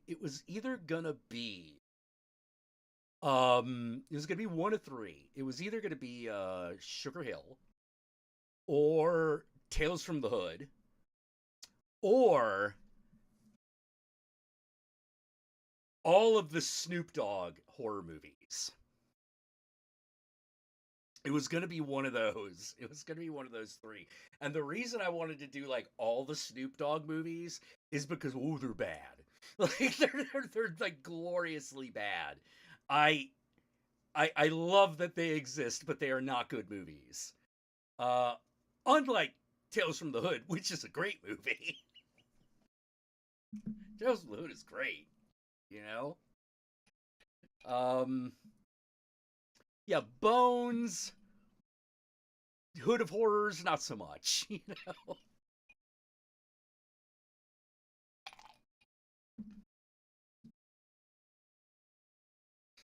Yeah. Snoop Dogg did a movie called Bones. Not very good. You know? I recommend watching it, but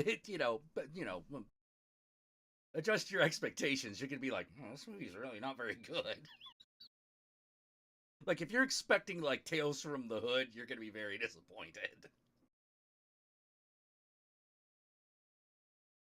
Oh yeah, Snoop Dogg did like 3 or 4 horror movies actually. There was Bones.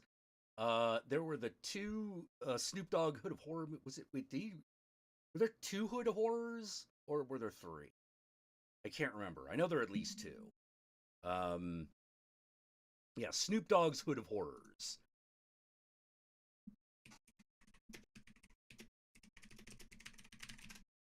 Let's see, Snoop Dogg's Hood of Horrors.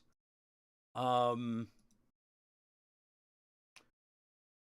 da da da da da.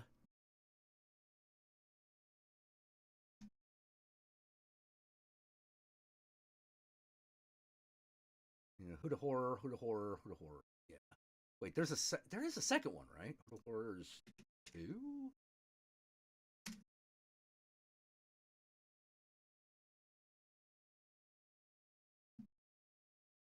Okay, this is Bones, Hood of Horror. God, what's the third one? I'm like, Snoop Dogg horror movies. Hold on.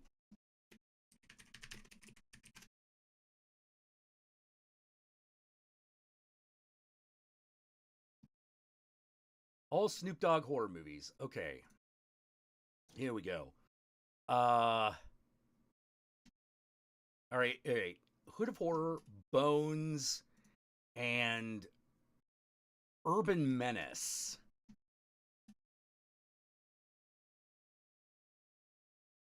There's another one that came out last year called Blood Pageant. That's got Snoop Dogg in it.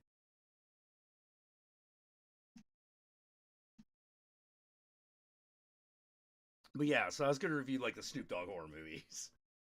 They're not that good, you know? But it's one of those funny things where you find yourself going, I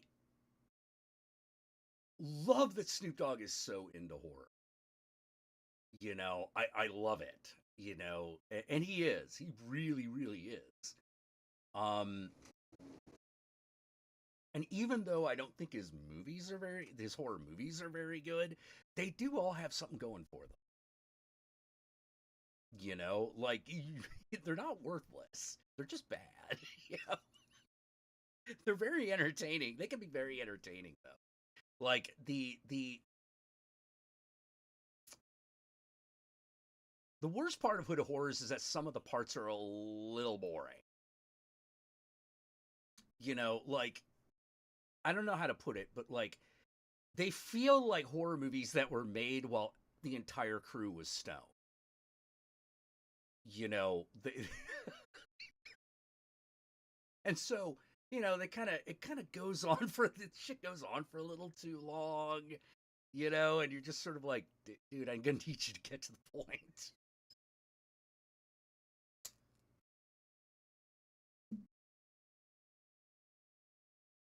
But I love the fact that they existed. I don't know if that makes any sense. And that was the case I was going to make, which is, are these movies good? No.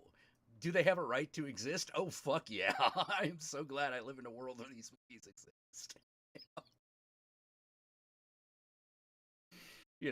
That was going to be the take on the Snoop Dogg movies, which is they're not good, but like I'm so glad they exist.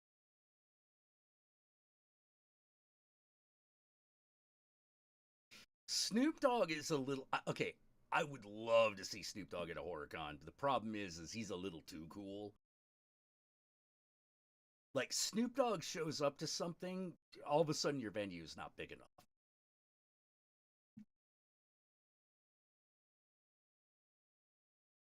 I know that he does show up to horror conventions as a attendee, as a celebrity attendee, but not as a celebrity attendee, but like, all right, how to put it? There are a lot of people. There's if you go to a horror convention in California, particularly in the Los Angeles area, a lot of bona fide celebrities show up because they love those shows. They love horror movies, but they always kind of have to show up either at the very beginning of the show when the rooms are opened just for them so that they can do shit. Um, or at the tail end.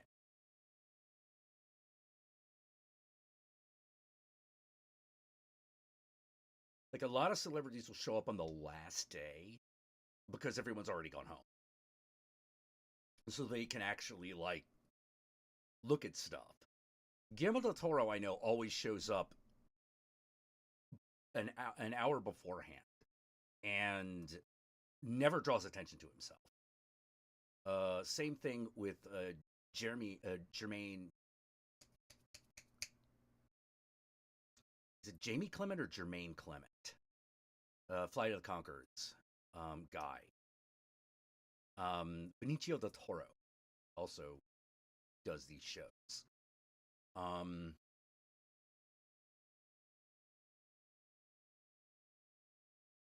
Elvira only attracts the people that they know are going to show up. So she's a big draw, but it's not so much that it's going to fuck everything up. You know, you don't got a security problem on your hands. Snoop Dogg, if you say that Snoop Dogg is going to show up all of a sudden, it becomes the Snoop Dogg show. Like, that's the problem.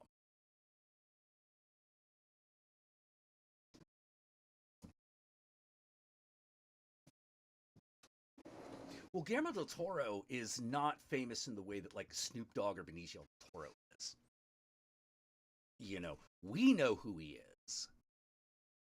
We know who he is. We love him. You know, but he's only as famous as, like, Rick Baker or,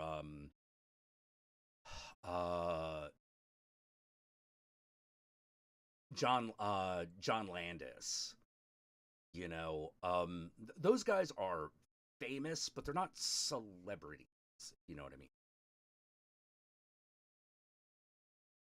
Yeah, Jamie Clement. Yeah, Jermaine Clement. Goodbye, Moon. Yeah, that guy. Yeah. That guy actually often shows up.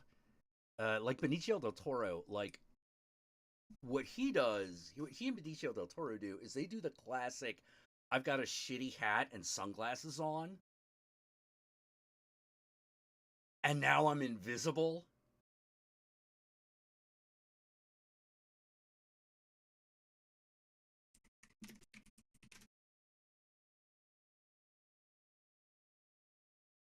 Wait, John Landis isn't dead.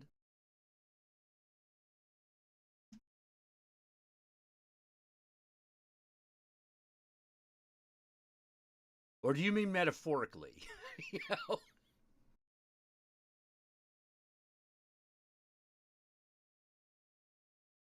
Is that why the horror community sort of makes celebrities act costume and makeup guys because they save for the whole con? No, no. They make celebrities out of the special effects people because they bring they do the magic.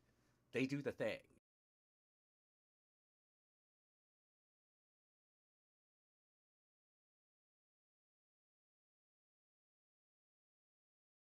You know, they do the thing because they're artists. They're the artists. And they do amazing fucking work. You know, like so good, so cool. You know. Oh, Ivan Reitman died. Yeah, Ivan Reitman. Yeah, that man, that was another guy who was like too famous. You know, it's one of those like there are some celebrities over a certain level you're not going to see a celebrity who's too recognizable. You're not going to see Dan Aykroyd. You know, you're not going to see Snoop Dogg. You're not going to see a lot of people who are like Jordan Peele is now too much of a star because right now he shows up. It's the Jordan Peele show. That's why for the longest time Stephen King didn't show up to these things.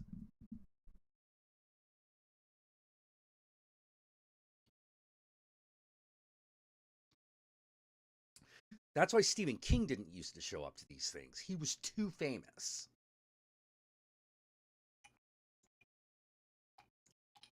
Caused a security problem. Yeah, we love our horror effects people because they are the midwives of our favorite monsters. I like the way you said that. I like that. That's a good. Yeah. Hey, John, how you doing?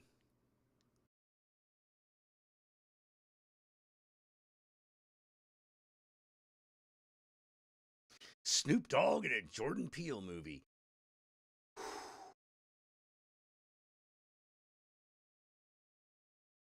I think that's something that should happen, but it should definitely be something with a way goofy tone. Because, like, I love Snoop Dogg. He ain't that great an actor. He's not as bad as RZA. RZA is a terrible actor. You know, it's the one thing he's bad at. Like, RZA's a great music producer. He's a great musician. He's even a great director. He's a terrible actor.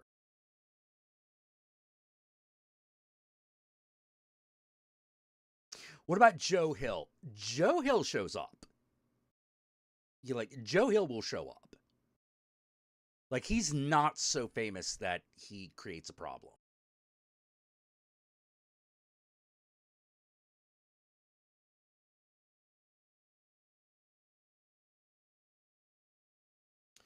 You know, Jordan Peele at this point unfortunately kind of is. And that's actually been a lament.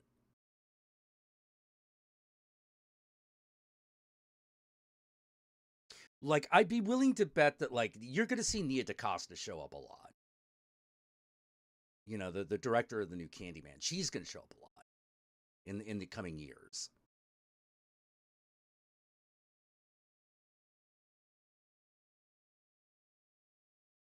And they've gotten to the acceptance stage, and now it's just waiting.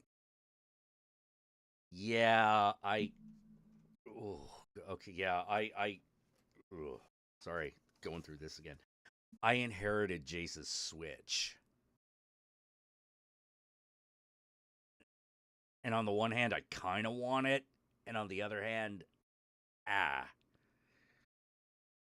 no, I mean, like I'd rather have the man around. If I could get him back by throwing this in the garbage, I would.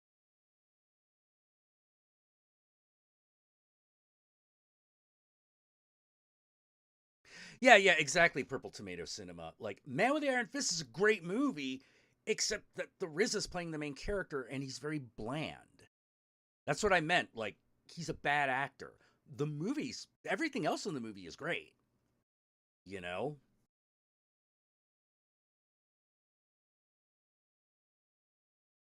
You know, Batista's great in that fucking movie. The whole aesthetic of the movie is awesome in my opinion. It's a lot of fun, but every time we get to the main plot of the RZA, you're just like, oh god, dude, look like you give a shit, man. Because being an actor is doing something that the RZA is that actually a lot of people have trouble with. It's not just RZA, which is not realizing that acting is a, a bit of an act of vulnerability. You have to be vulnerable. You have to look vulnerable. You have to be willing to get punked out. I think that might be a little too hard. That's I think that might be something that's a little hard for the RZA.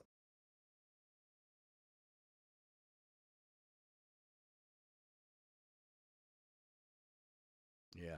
Hey, do you want to get on, John? Because I haven't talked to you in a while. I think I would like to do that.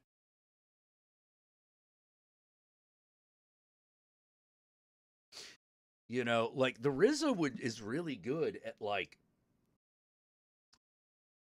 you want the RZA to do your soundtrack, man. I would even go so far as to say a movie directed by him is a movie you should probably check out because that's how I feel about Man with the Iron Fist and its sequel. Which is like, except for the RZA's actual acting, everything else is great. It's just it's got this critical fucking flaw. Which is nobody cares about your main character because nobody has a reason to really care. Like you care way more about the crazy bad guy with the Gatling gun. Like you get way more invested in that guy.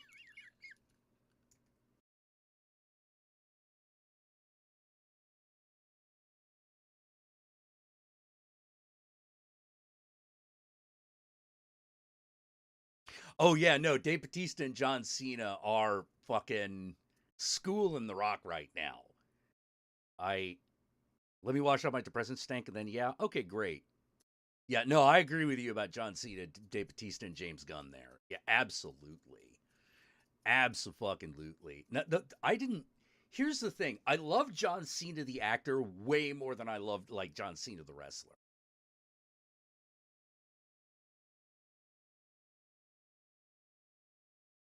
Because watching John Cena play a little bitch is inherently entertaining. Because John Cena the wrestler is kind of this invincible Superman dude. And you're just sort of like, eh, eh.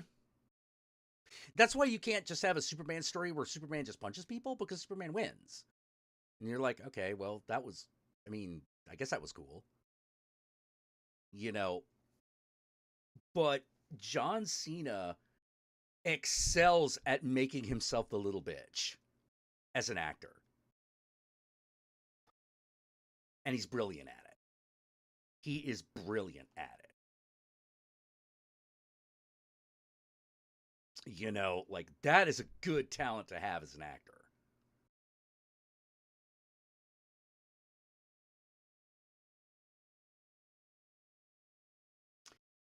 Dave Batista is Dave. I think John Cena is a better actor than Dave Batista, but I think Dave Batista knows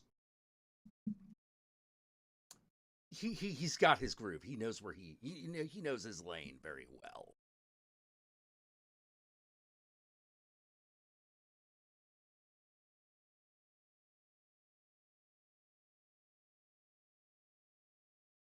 Yeah. Peacemaker, go fuck another fish. I'm so sick of that rumor. It's not a rumor, dude. Fuck you, Barry. I was so glad that fucking Jason Momoa and the guy that played the Flash in Justice League were actually like showed up in Peacemaker. As Aquaman and the Flash. I was like, oh, there you go. Because like the DC world, the DC universe is now doing the thing that I was like, no, this is what you should do, which is make your universe about the villains or the anti-heroes. Don't try to make Batman or Superman an anti-hero. Have them exist in a world, but really the center of that world, rather than the Avengers, is like the Suicide Squad.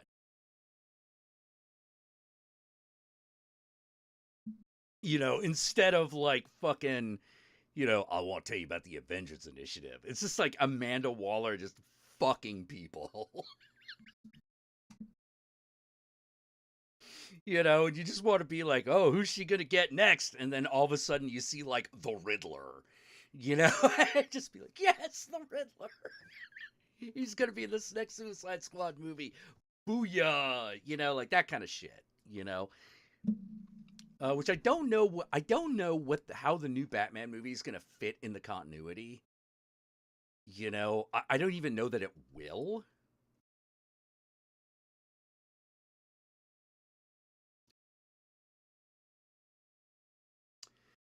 I don't even know that it will, but like, we'll see. I mean, it might. It looks like it'd be an interesting movie no matter what happens.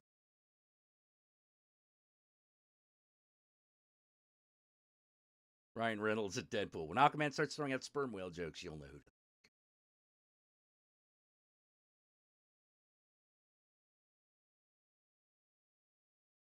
who. Jim Carrey's Riddler.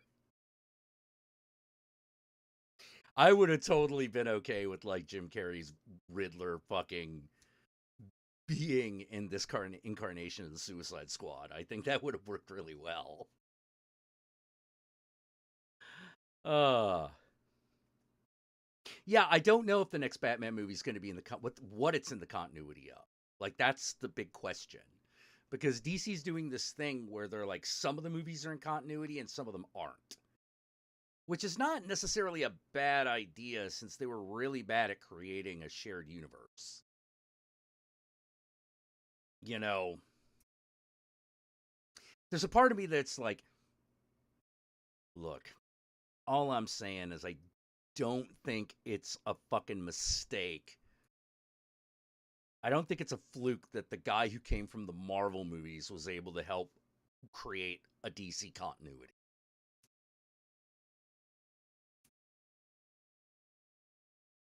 I don't think that's an accident at all.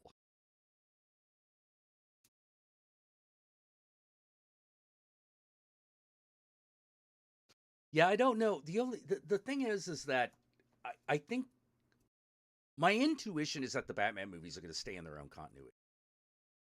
Um, because the problem with the Justice League at the moment is that there's no obvious direction to go.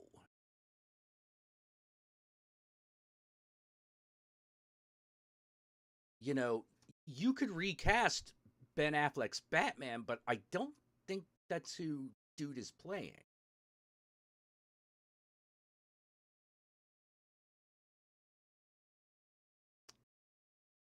I don't think that's who Robert Pattinson is playing. This seems to be a completely different Batman.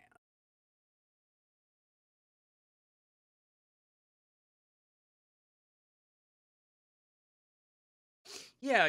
DC doesn't have to put everything in continuity, but like, sometimes it would be nice to know which ones were and which ones weren't. Going in.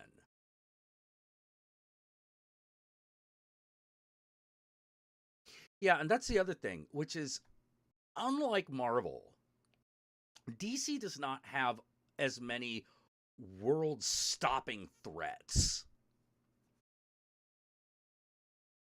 You know? It just kind of doesn't.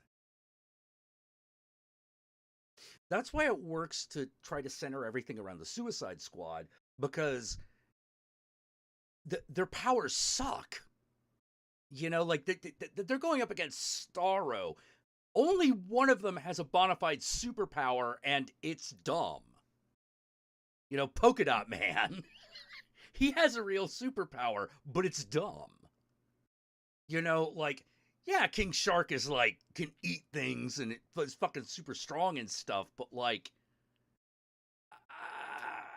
he's kind of superhuman in a technical sense.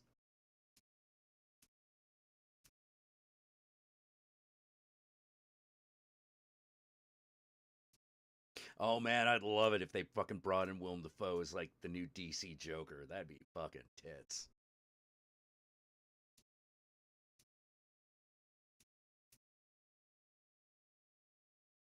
Yeah, I would not have done. Here's the thing. Like, here's what I would have done. First of all, I wouldn't have made the Man of Steel movie. I would have made a completely different Superman flick. Um, that's a bad start to your shared universe. That movie.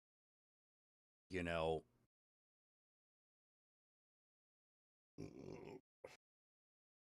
it's a very bad intro to Superman. You know, and I think that, and I don't blame Henry Cavill at all,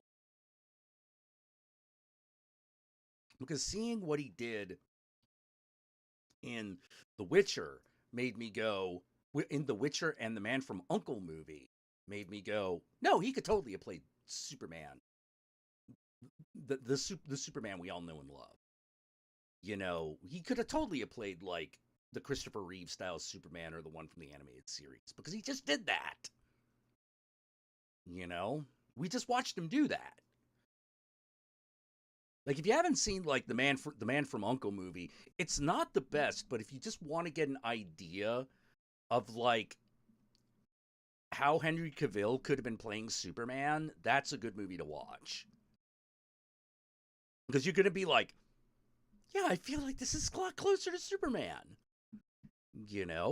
I mean, yeah, the guy's a spy and he has different motivations and shit, but like, as far as his demeanor, like, this totally feels like Superman Clark Kent. You totally do this. No, I don't think objectivists understand Superman at a basic level.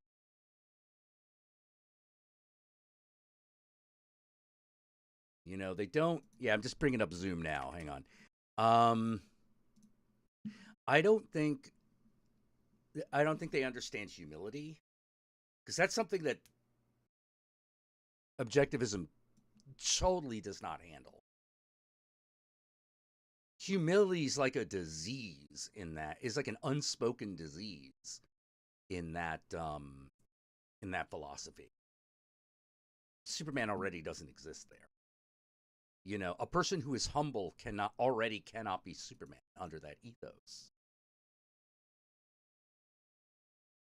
They can't be the Superman. Which is why I hate that philosophy, by the way, because that's bullshit.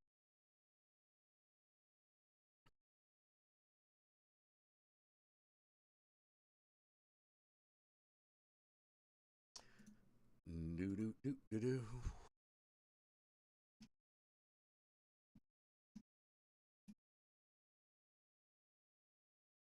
You know, I'm of the opinion that humility is a great strength.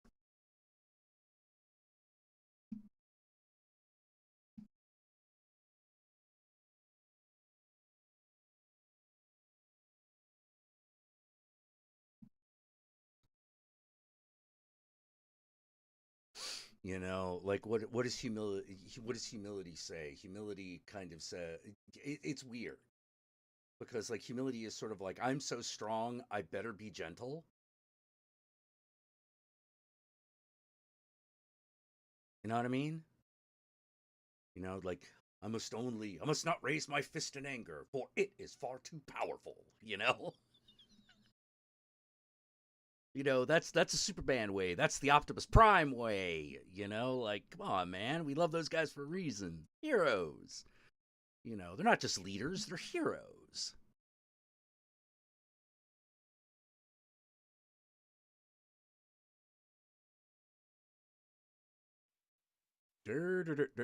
Oh, whoops. Apparently you're Jamilton at the moment. Let me fix that. My name is John Jamilton. John the Joker. Hi, everybody. Hey, I'm gonna get. let me refill my tasty beverage. Yeah, I'll entertain the people as best I can. Hello, everybody. Just so everyone's aware, since we're back on YouTube, chat's gonna be a little bit slow for me. So,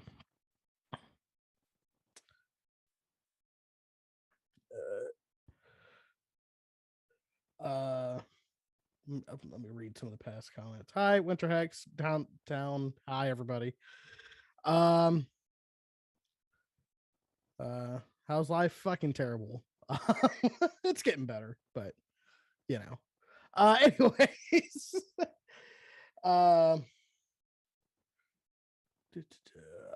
Brad Bird's the ideal guy for Superman. The Incredibles, Iron Giant, totally. Yes, exactly, Jake. I 100% agree with you. The guy who directed Iron Giant should totally be the one in charge of Superman forever.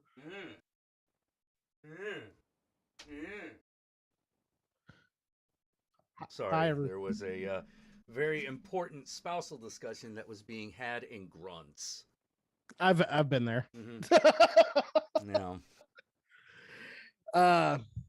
But anyways, what were we talking about?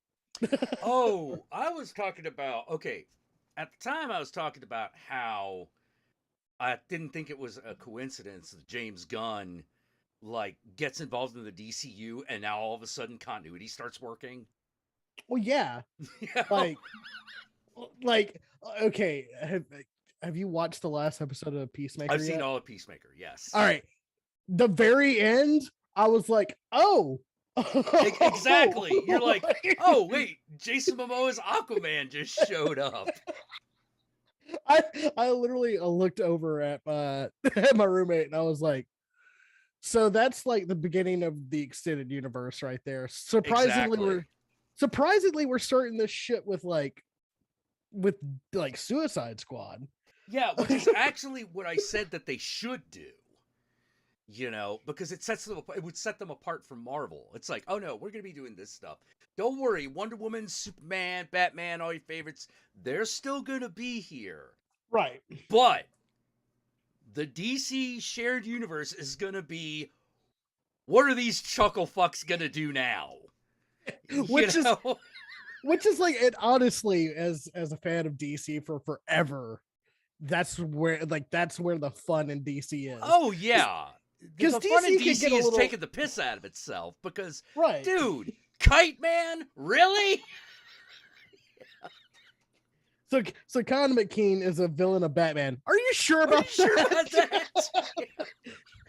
Did you ask Batman if he's like? Yeah. But something about that guy's bringing that guy up and treating him like he's a real character kind of works.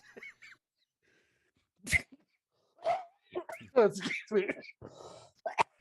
Choked on a little bit of spit there because I was like, oh God, what if they try to Riddlerize the Condiment King? Like the new Riddler, which I'm actually like really excited about. Yeah, me too. Me too. But like new Riddler, but Condiment King. You thought you could? I don't know. I think that might be going a little too far. I don't know how you're gonna fucking make that one happen. You know. Listen, Batman. I will boil 30 children in hot ketchup if you don't give me the nuclear codes of Bosnia. Yeah. You just be like, there's a part of you just going like, look, I'm not getting over the fact that like it's Condiment King. Like, but then again, never say never. Fucking right. Because the animated series turned Clock King into something cooler than he ever was before. Well, yeah, I like it. Also, like, I know you hate the fucking graphic novel Hush, but hate's probably too strong. I hate the character of Hush. All right, cool. Because I was gonna say but one thing I do love is like in Long Halloween, they made Calendar Man fucking terrifying. Yeah, they made him very menacing. Like, you know. It's like, oh yeah, he ain't shit to Batman, but you're not Batman. Like, yeah. It's like Batman can take this dude out, but this dude's like a fucking like they turned that guy into Hannibal Lecter, you know? Right. Like Hannibal Lecter ain't shit to Batman, but like you're not Batman, like you said. Like, I'm trying to imagine like someone trying to live every day in Gotham. And not just like fucking suicide rates just skyrocketing.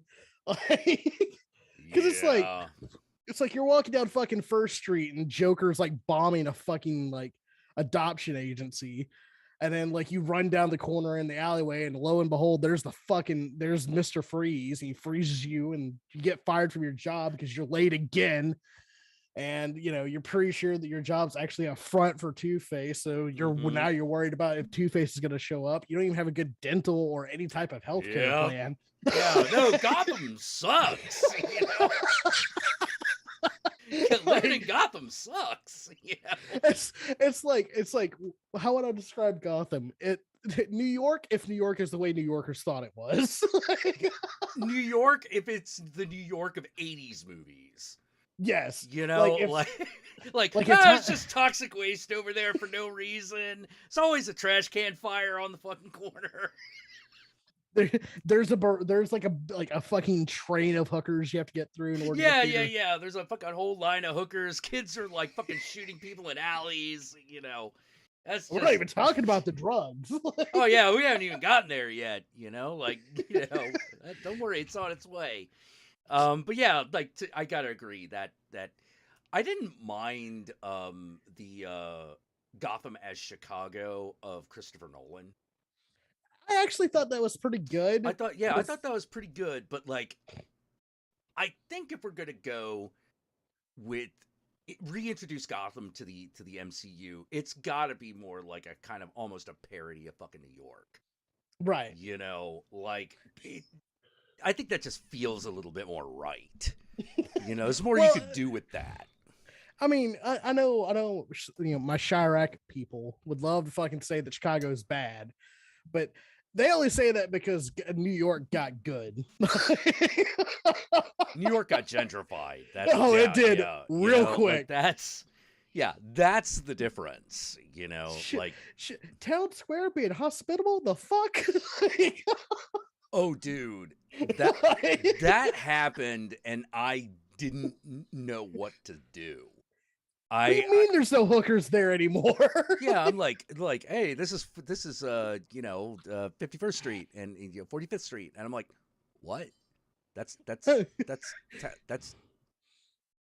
I see a that's not. Starbucks. Yeah, I see a Starbucks. That's not right. What happened? What happened to Iglesias Emporium? What happened to the discount tobacco store? Exactly. Like, what the fuck is this shit? Starbucks, Panera Bread, the M&M store, Lego World. Fuck you. What the fuck is this shit? Yeah, like I found myself going like they have that really big comic store down in down there, and I always kind of want to check it out, but at the same time I feel like it's sacrilege. I'm like, no, a comic book store in this fucking area needs to be like that fucking dank place where it's like run by a guy who does like who fucking smokes way too much, and he judges you based on your pulls for that day. Yeah, exactly. And you just sort of He's like Starfire, what are you, queer? Queer? Yeah. Why, yes, I am. Thank you. Kiss my ass. Look at this bitch's perm. Tell me you ain't jealous. Body like that. Mm-hmm. Yeah, you if you're a woman, you're gonna go gay. If you're a guy, you're gonna go gay because you're just like, man, there's just no point in trying. There's no point in trying. Yeah, Giuliani got rid of the hookers. Fuck him. Fuck him. Fuck him. Giuliani got rid of the hookers, and then put him in his fucking little pen so he could take care of them himself. Yeah. Fuck that. Weird ass little gremlin shit. Yeah, like I don't know how to say it, but like, hey, I'll say this about San Francisco: it's now the number 2 most gentrified city. Yeah, true. You still have to like dodge like human turd bombs every couple. Oh of yeah, blocks. yeah. It's getting realer here. Right. Like it's getting realer here, but like it's getting realer. Like, man, why are there so many homeless people? Because you bought their fucking houses, you dick. The dipshit. Like, where were they gonna go? Like that's the other thing. People are like, why do all the homeless people come in California? So they won't freeze to death. It's really hard to freeze at 70 every day. Exactly. Like, dude, but also, if you're going to be homeless, where would you rather be? Fucking New York or LA? Fucking get over yourselves. You know the answer already. Well, if you live in LA, you might get to meet Captain Picard. Who you going to meet in fucking New York? Woody Allen? Aw, fuck. Hey, you do enough fucking acid in LA, you may actually get to party with Picard, okay? Yeah. You might actually get to hang out with like with a fucking Patrick Stewart or a fucking Danny Trejo. Might be cool. It also might just be a fucking, or you might work at this restaurant, Yeah. Make tacos. That seems pretty good. I would love to work in Trejo's Tacos. It's a pretty good joint. Like the weird thing about Trejo's Tacos is that I don't know how to put it. Gentrified tacos at dirtbag prices. That's not. You know what? I'm cool with that. That's not bad. I'm like, that's not bad, man. I mean, so long as they don't like fucking stuff that shit with shit that does not belong in there. No, like, I want a taco to be a taco. No. All right, cool. No. All right, because look, white people. I don't know what it is about Chipotle you love, but you got to stop. Oh yeah, no, none of that shit. There's none of that shit.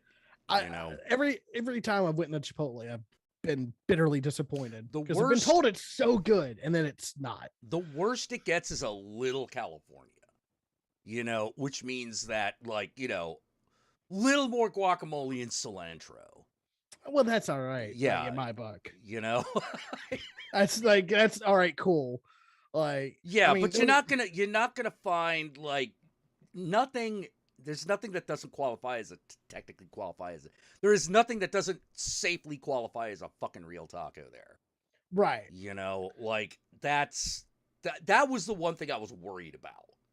right. It's like, all right, is this gonna be real? I mean, I understand that you're gonna pussy it up a little bit for the white people. I get it, but like, like, please at least tell me that you're not gonna put raisins in this shit. Dave's like, it's like, no, he's got you. He's eat got that you. bitch. You know, Eat it. but you eat that bitch. You eat that taco, man. I mean, hey, at least there's that, right? Yeah, I Fucking want to hell. be like fucking eating at Trejo's Tacos with Cheech and Chong, man. Like, After smoking with both of them. oh, geez, dude. I love the fact that, like, okay, so Cheech and Chong's big thing right now is their Instagram. And their TikTok. Their TikTok. Their is TikTok fucking and their hilarious. Instagram. Yeah. Because, like, it's the best blend of not actually working Mhm. and entertaining people. And when you're two old stoners, especially guys who went as hard as they did in the 60s and 70s, Yeah, like, because there's I mean, no, fuck that. Doing another tour, fuck that noise. Another movie, you gotta be fucking kidding me, man. Like, fuck that. What am I? What am I? 30? Like, screw that. We're in our 70s, bitch. But like doing doing TikToks and Instagram videos, Yeah. like, yeah, we'll just do that. We'll just do that when we hang out on Tuesday, like we always do. hey man, do you have to like get up or anything? No, you sit right. You sit right just there, sit Tommy. right in the lawn chair, Tommy. Everything's gonna be good. All right, Here, far man. out. Far out, man. Let's just like, relive our greatest hits. Just do them for the internet. That'll work. And the thing is they're not wrong. It does. Because all the people that love Cheech and Chong shit are doing the exact same thing. Oh yeah, totally. Like, I'm never gonna not laugh at that Cheech and Chong joke of like, how's my driving, man? I think we're parked. Parked, man. Yeah. That is one of the most. As a kid, I didn't understand why that scene was hilarious, but as an adult who has smoked weed, that shit is too true. Yeah. That's like, that's better, even better than the Bill Hicks, like, oh shit, we hit something. You forgot to open the garage door, man. Oh, right. All right. Shit, we gotta open that garage door so Domino's knows we're home. Oh my god.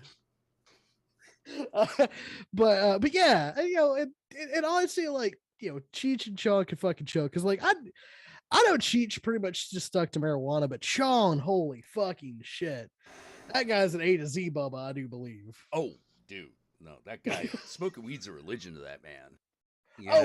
Weed is one thing. I'm talking about like his earlier days. I don't think he ever said no. Oh, I don't think he did. Like, I have no idea if he did or not. Although I gotta ask, have you ever actually found yourself living a Cheech and Chong moment? Yes. Like an up and smoke moment? Yes. When I was living at the shitty house that was on the edge of the ghetto. Yes, 100%. 100. No, like, I remember being blitzed out of my fucking mind, and like, I don't know if I ever told this story. I was blitzed out of my mind, and all of a sudden I'm like, hey, something smells like it's burning. And then I get out and look outside my door, and like 3 houses down, someone has firebombed the crack house, and it is on fire. Oh shit. Yeah. And I was like, wow, hey, come out. Hey man, building's on fire. Hey, like, by the time I got out there, like, the fire trucks and everything were starting to come, and I was just like, I think I need to move. Yeah, getting a little real out here. Could use a little bit of fake.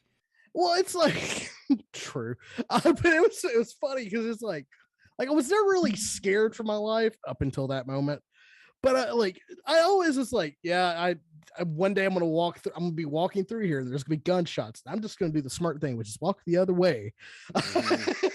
Well, it's like I remember. Oh God, it reminds me of something a lot of people would say. They're like, "Oh no, you should go to New York. New York's like real." And I'm No, like, it's if New not. York is real, you can keep it. You know, like no, I can't handle it, man. There are too many. Like, I like people, and it's too many people. All right, look. You want to go to a town that's real? You go to New Orleans. Hey, Oh one yeah. fucking fake thing there. Well, it's weird because everything's fake and therefore nothing is. It's Right? really strange. Like it's all huckster bullshit, Oh yeah. but everyone's bought into it. Yeah. Everybody. Yeah. Yeah. Isn't that the weirdest thing about New Orleans? It's what makes the place kind of magical.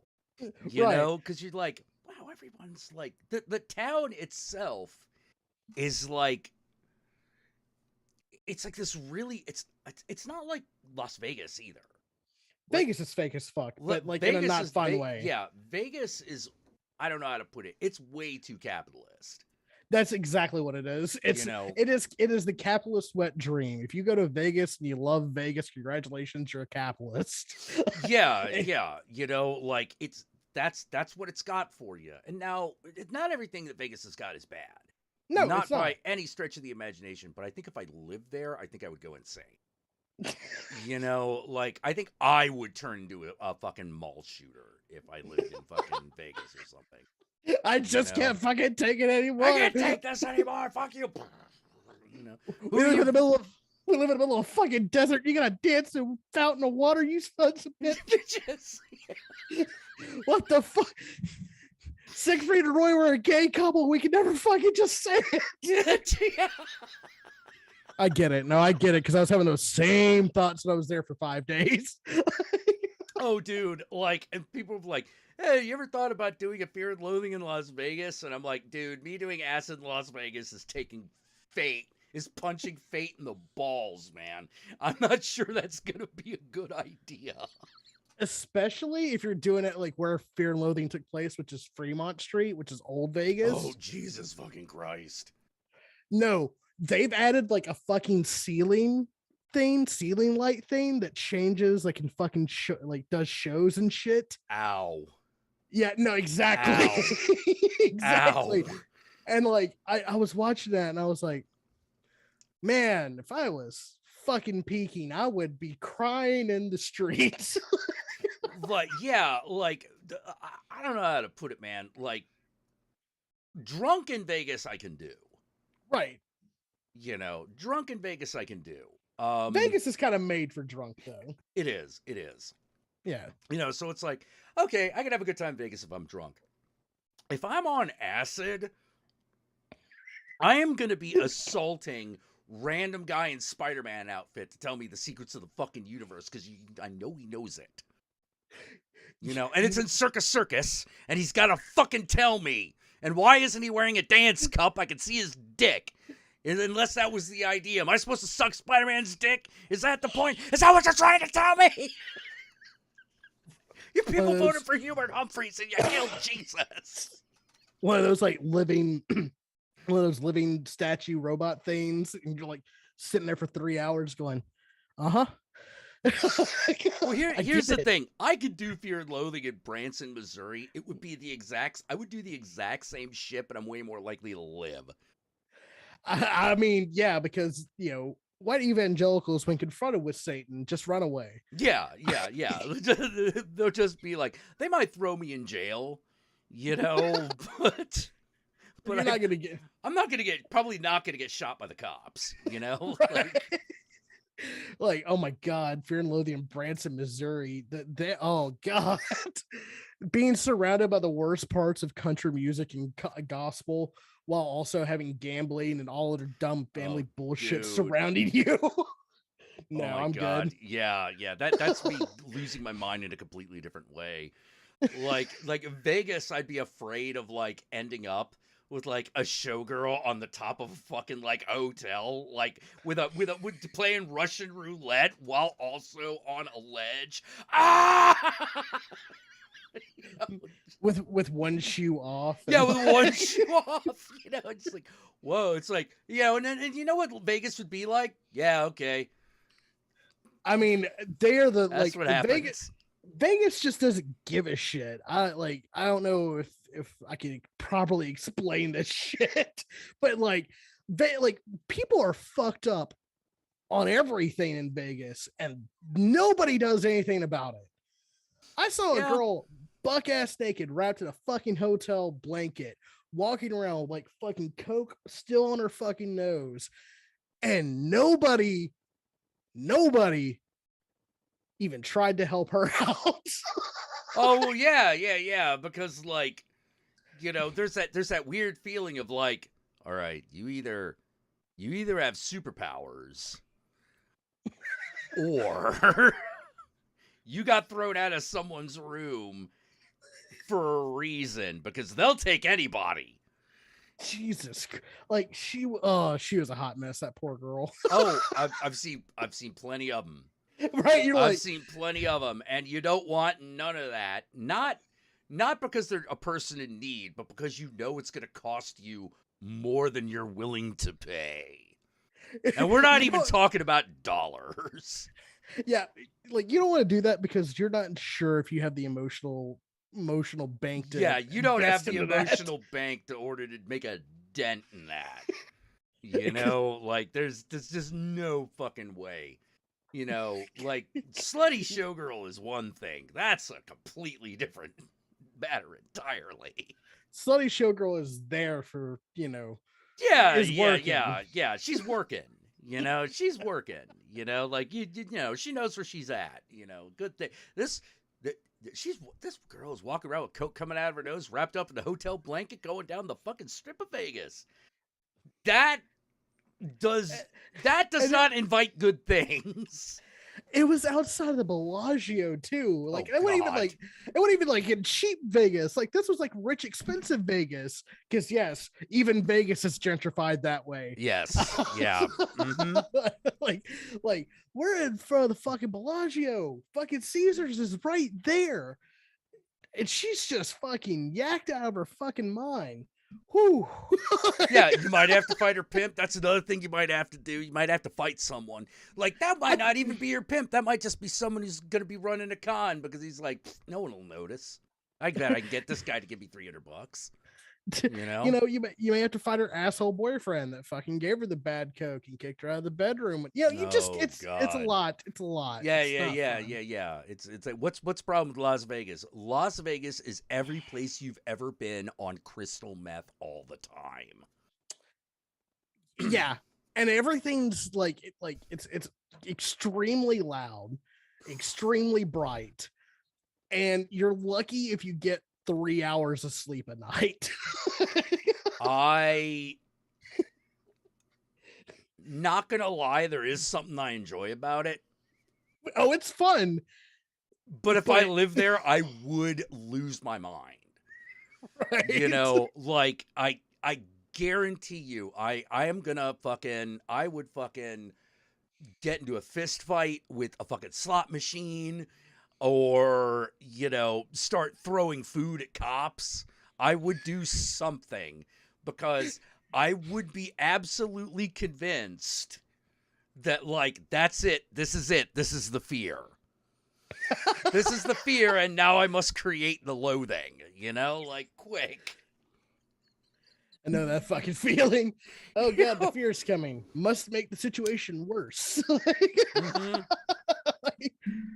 Note to self: never go to Vegas. I mean, I like. Here's the thing. I will say, if go for like a weekend, do not spend more than 3 days. Yeah, that's kind of where I'm at. It's sort of like, no, if you stay there for longer than 3 days, like, you're doing psychic damage to yourself.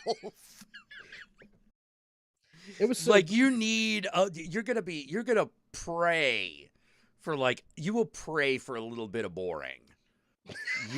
Just so you get your bearings back. like for some reason, like when I went, it was with the family. His mom always wanted to take me there when I turned 21, and we went. White trash. Well, Hey, So we went to the fucking Grand Canyon, which the Grand Canyon's about 8 hours away in the desert from Vegas. Yep. And like when she said that, I was like, I really don't want to be in a fucking tiny van for 16 hours on like of one day of my Vegas vacation, 2 days into Vegas. So when we go to the Grand Canyon, I'd fuck yeah, let's go. I'm fucking excited. No, I don't want to stay behind. Fuck Vegas. Because I'm sitting there just every day. It's just a constant fucking like, buy this, buy it, you fat ass. Yes. And I'm like, I don't wanna.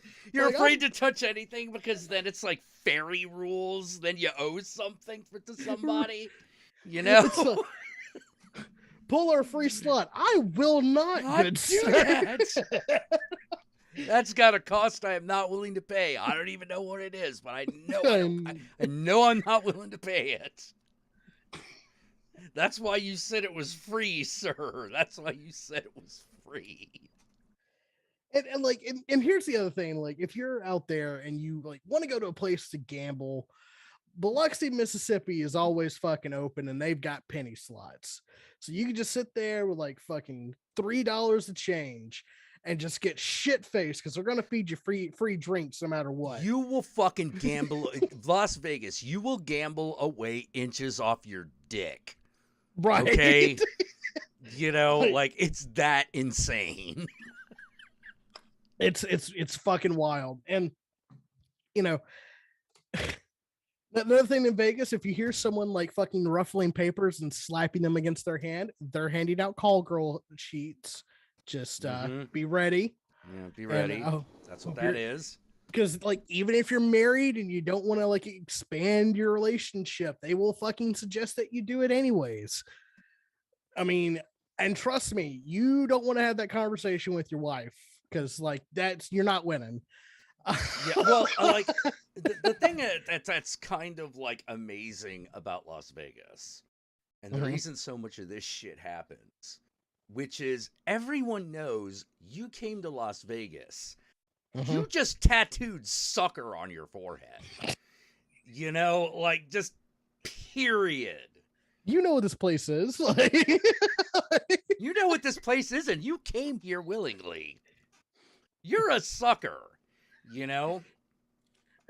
But they have great shows and everything. I'm not saying they don't. I'm not saying you can't have a great time in Vegas. I am just saying everyone knows you're a sucker, and if you don't know that, you're really a sucker. Yeah, it's one thing to be a sucker and know it. It's you'll be stuck in a casino and have no fucking clue you've been in there for 8 hours just because like nothing. There are no lights. There are no windows. Nope. Like you can see, there are windows. Technically, they're called the front doors. And if you're gambling anywhere besides in that area, that may as well just be fucking Narnia. Oh yeah.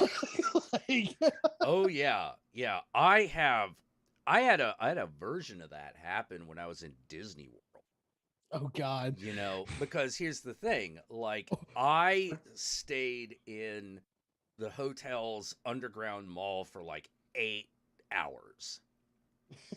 You know, I was doing shit the entire time. I was like at an arcade, you know, like got some food, you know, like had a whole day there. The arcade itself was huge.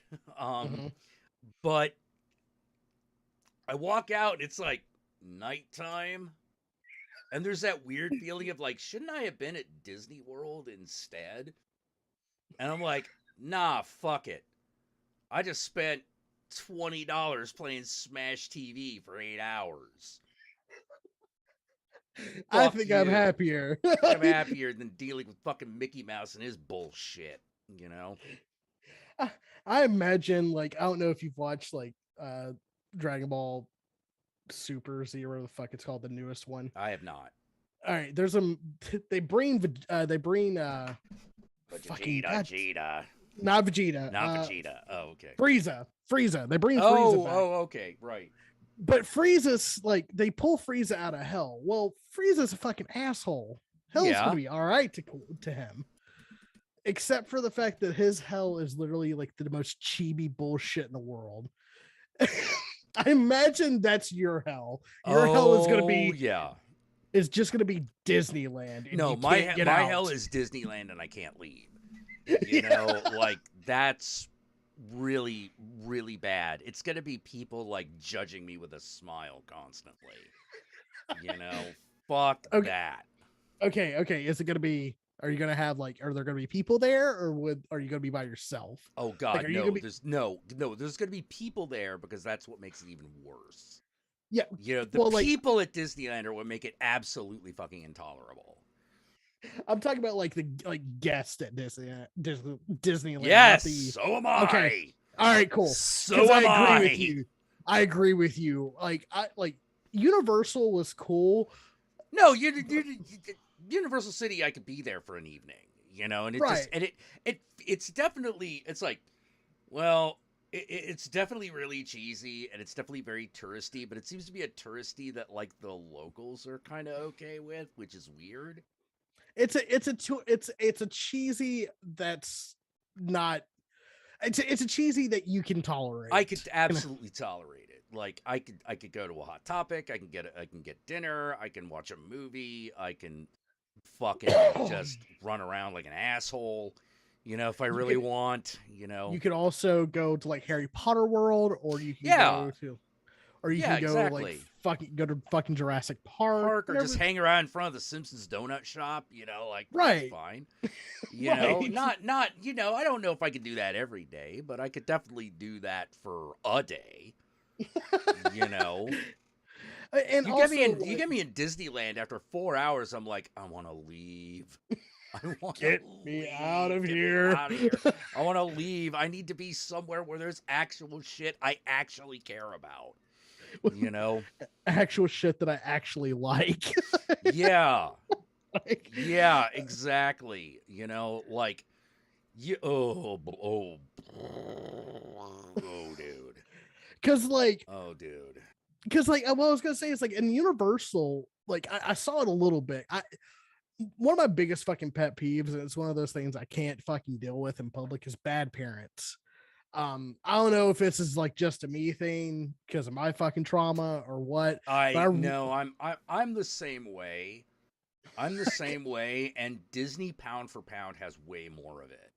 Yeah, like Universal had some of it, but Universal's also got like what's not like it's got some of it, but it's not more than the general population.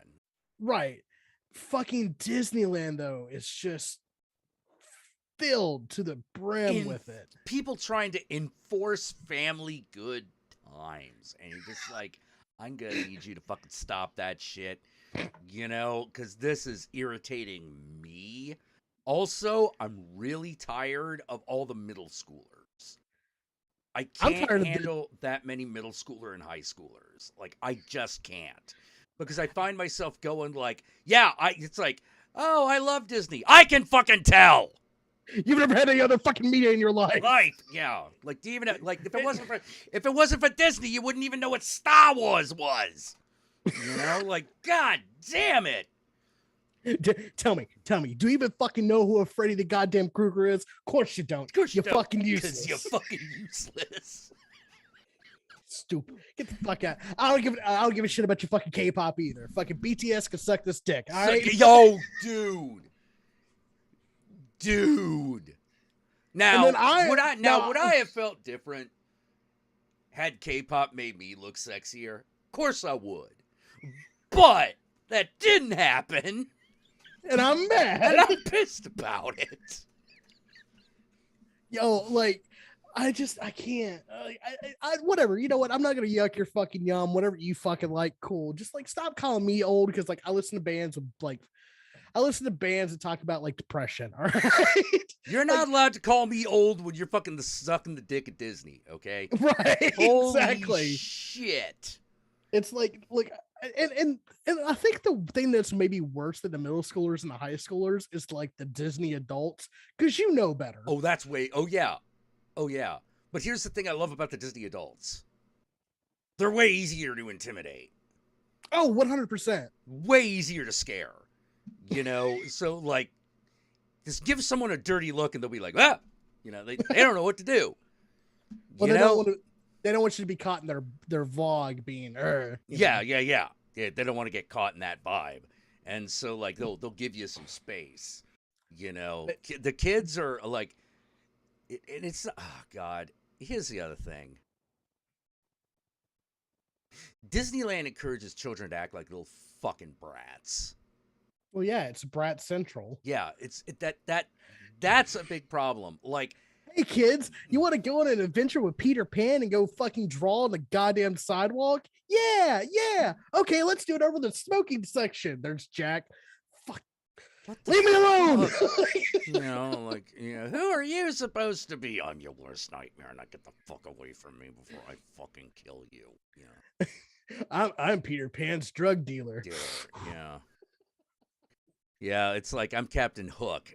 Leave me the fuck alone. You know? Do you know how annoying Peter Pan is? Holy crap. Yeah. That guy's annoying. But yeah, like they encourage that fucking stupid bullshit. And it's like, I mean, cool, like, yeah, it's great for kids, but the problem is the wrong kids are getting that message. Yeah. I need to go to a place where they're not like, hey, come on and have kid-like fun. I need to be somewhere where it's like, you ever had a zombie suck your dick? Oh, okay, yeah, all right, there we go, here we are. That'll work.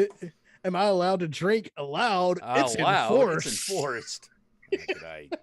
How can I say no to this, So what you're saying is we need to make adult Disneyland. Well, that's essentially Halloween Horror Nights. No. Halloween Horror Nights is an event. I'm talking about a destination. Oh, you're talking about like all day, every day. Well, the problem is that I think adult Disneyland is Las Vegas.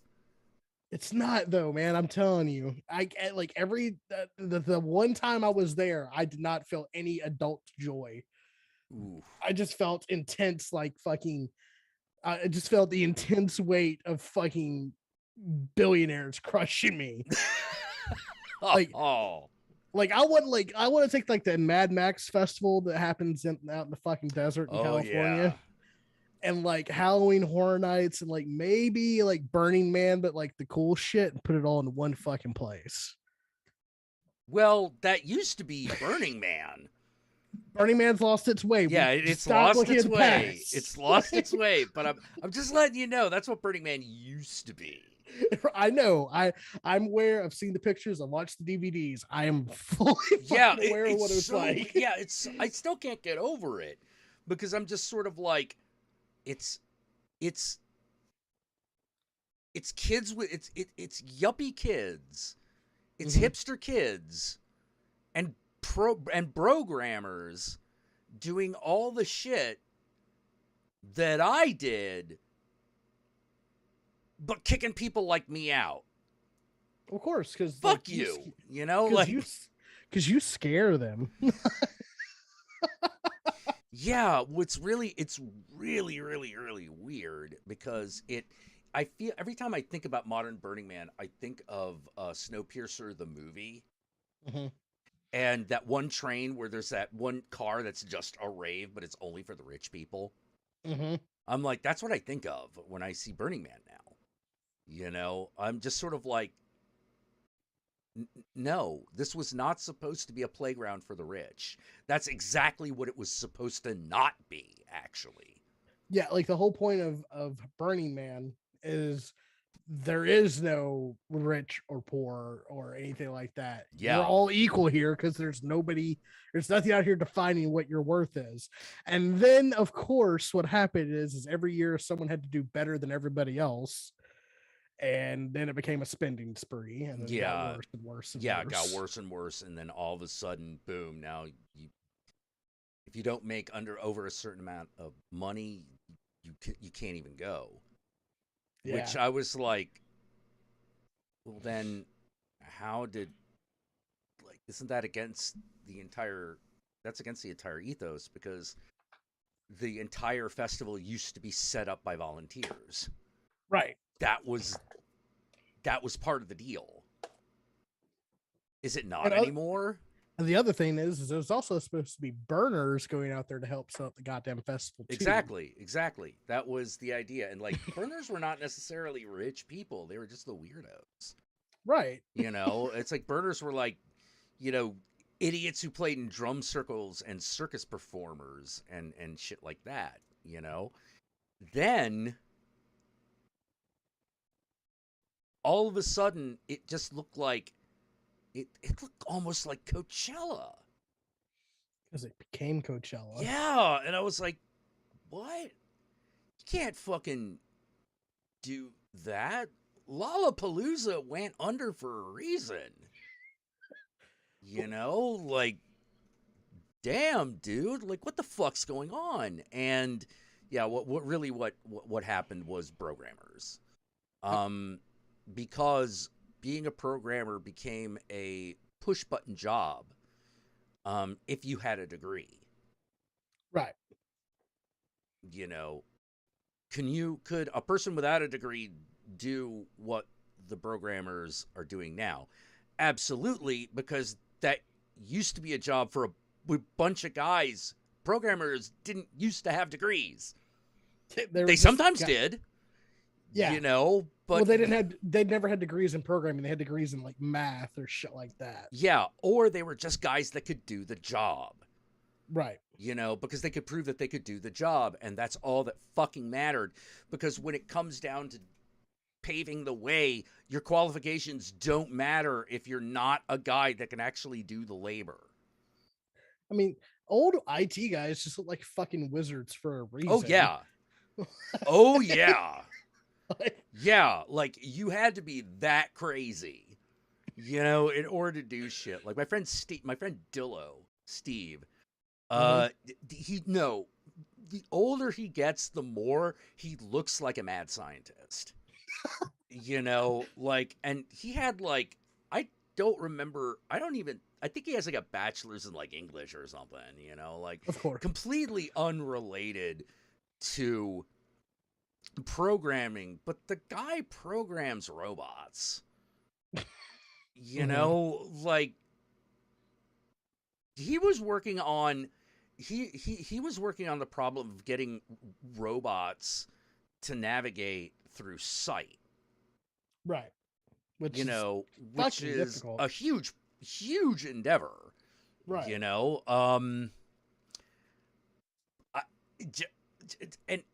But like so much so that like he for a while he had like two jobs. One was that, the other was like the sysadmin job, that type work that he had always been doing. And I'm never gonna forget. I'll never forget a conversation I had with him, and he's like, "They've gotten dumber," and I'm like, what are you talking about, man? He's like, do you remember, like,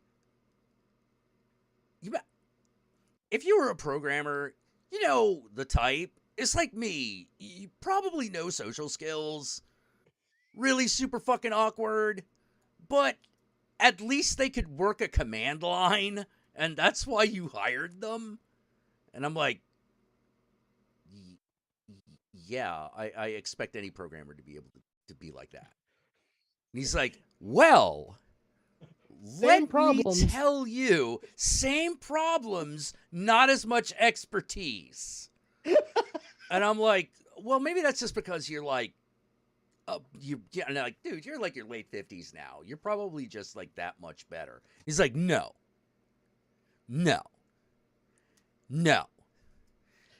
Do you know how many times I have to explain, I can't tell you how to fix that because nobody knows. You have to fix it. That's the job. Your job is to create a solution out of nothing. That's everything. I got a troubleshoot problem over here that I need help with. You're the troubleshooter. Like, that is you. You're supposed to create solutions out of nothing. That's the job. Oh, but I really want a job that I can clock out of. Well, then programming ain't it. Who told you it was going to be? I know I didn't say that shit. Well, yeah, but like, like the real unfortunate bitch of it is like a lot of those kids that are programmers now fucking got jammed through fucking college Mm-hmm. because their parents told them that if you get a degree, That's you're successful. exactly. That's exactly what happened. So they don't give a shit about programming. It's not something they look forward to. It's not their passion. They just looked Yeah. at it as a good way to make Yeah. easy It's money. just a career. Yeah, You know, it's like they're not trying to figure out, hey, I wonder if I can get it to do this thing. right. You know, they're not hackers. I don't know how else to say it. You Well, know, hackers have fucking left the programming field almost entirely now. oh yeah, like, yeah, pretty much. You know, like because there's nothing interesting to do there anymore. right. You know, even in the world of like video games, you only need so many programmers. Like one studio usually only needs like 5.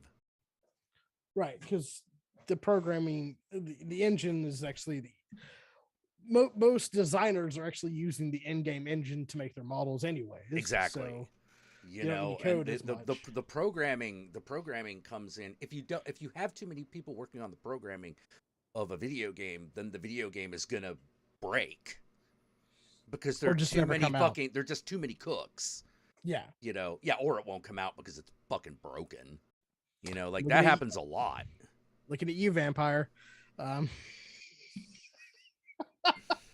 Yeah, I do you that think? Do you Bloodlines think a 2. game's gonna? Yeah. Do you think a game's gonna come out? No, No, not anymore. I don't. no, no, that game's not going to come out, and it was too ambitious. Like I'm looking at it, and people are like, "Look at all the things you could do," and I'm like, "Yeah," and you're not going to be able to do any of them well. I guarantee it because there are too many of them. Like they needed to fucking focus that experience hardcore. You Right. know, like I mean, fuck. The original Bloodlines basically took place on like 3 streets. Like you had a yeah, sewer, you had a house you'd go to, and then like and a that's it. beach. Yeah. You know, like that was yeah, there wasn't a lot. Well, here's the thing about Cyberpunk. All right. Cyberpunk's whoa, okay. Problems with the Cyberpunk game were this. It's that they should not have updated the graphics engine. No, because the graphics looked fine in like the Yeah, they should have pre. just Like, used they should have stuck with the previous generation one. That'd have been good enough. If they had done that, they would have been able to come out with a very slick product. You know, right. and yeah, they would have gotten shit for not like, oh, this thing's only got 60 frames per second or whatever, like fucking bullshit. But you know what they wouldn't have said? Doesn't run. Yeah, which is the issue. Yeah, which is the issue. That was the big issue. You know, like job one, game's got to run. Otherwise, what is everyone giving you money for? You know, QA teams are not well. Oh God, QA They're- teams are your whipping boys. That is a thankless fucking job that Yeah. all too often does nothing, and not because the people aren't working, but because QA is often ignored. Yes. And he knows this because he works in Because that was my QA. because that was my job. That was my job for a Right. while, and nothing is more frustrating than looking at something and going, so I found a bug that reformats the hard drive and erases the game from installation. I'm gonna write that as an A priority bug, Okay. All and right. this All right. and this is how it happens. Now, Thank you. Thank you. Next thing Run it comes throws it back, in the trash. we've decided that this is actually a C class bug, so it's not that important. And you're like, What? What do you mean it's not that important? It formats the hard drive and erases itself. That's a critical flaw. You know, that's not something that should be allowed to leave the lab. You God know? damn it, EA. Yeah, EA was the absolute, well, no, wasn't the worst. It was really bad. Yeah. But the worst was cell phone games. Well, yeah, because fucking Zynga and all those Nobody, other cell phone games don't give a shit at all. I gotta ask. Did you get like a half chub when you saw that Zynga closed down their fucking space? And I did. all right, I did. I saw was that and thought of you, bud. I was so tired of seeing that. Like, here's the thing: if you like fucking drove around San Francisco, like you were gonna eventually see that stupid fucking dog, Right. you know, and that was just gonna be places, and then you had to live with it. And that used to be this. Here's the thing: I will never rent a space in that building to do a business because every business that buys that space in that building goes under hard. Do you know who was there beforehand? Oh God, who? Sega. Oh yeah, I forgot Sega had a fucking America team that was like Yeah, really... Sega America was in the same building as the Zynga building is. It was that building. And so it's this big thing on the side that says Sega, you know. And I don't know what it is about that building, but I am convinced it is a magnet for spirits of paranoia. There's Right. something about the design of the building, like an eldritch god. It's been cursed. Yeah, it's cursed because, like, the security in that building is, no matter who owns it, is so paranoid. You find yourself going, nobody, you can't convince people that no one really cares that much. Right. You know, like LucasArts having this level of security, you're like, well, okay, you're the Star Wars people. You know, makes a certain amount of sense. You go into Sega, you're like, yeah, nobody cares. Get it. Yeah, nobody cares this much about Sonic the Hedgehog. Like, you're acting like fucking people are going to shoot up the joint. And then Zynga comes in. And then Zynga comes in, does the exact same thing. And I'm like, I don't think Farmville is going to cause people to come after you. But Jack, their personal information is on their servers. But nobody knows that. Oh, but we found out, didn't we? Oh, yeah, totally. Totally. But nobody knew that at the time, you know? Like, but like, it was also one of those things where it's like, all right, you got all this personal information. What are you going to do with it?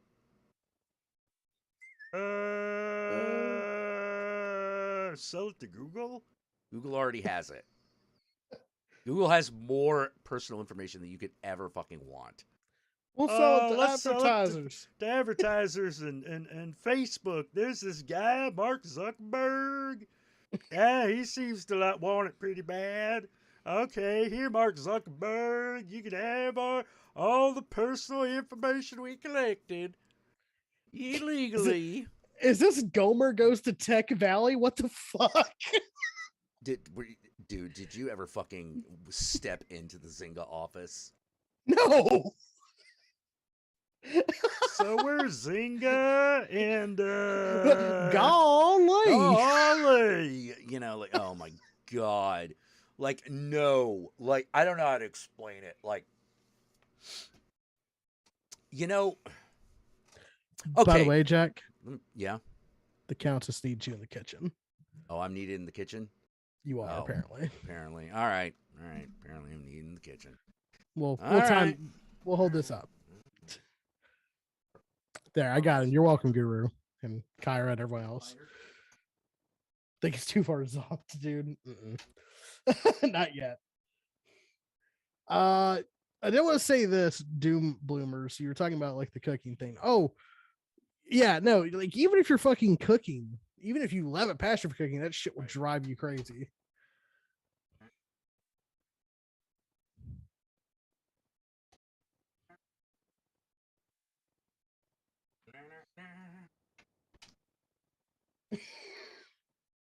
Jack, everybody.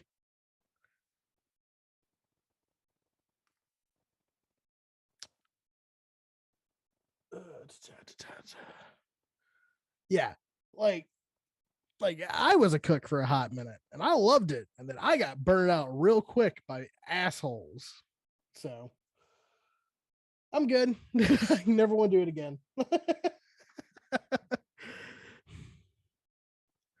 I don't, I don't want someone to fucking like screaming in my face anymore. I'm too old and violent for that anymore.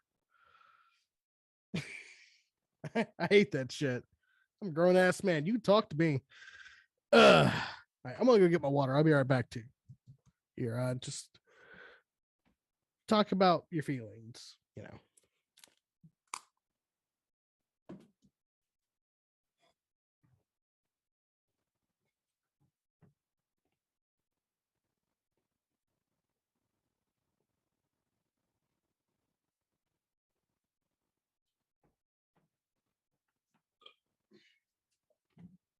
Oh man,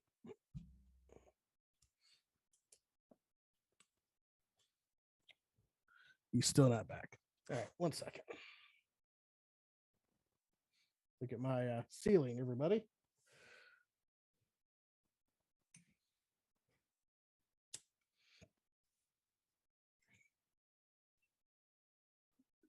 It's good ceiling.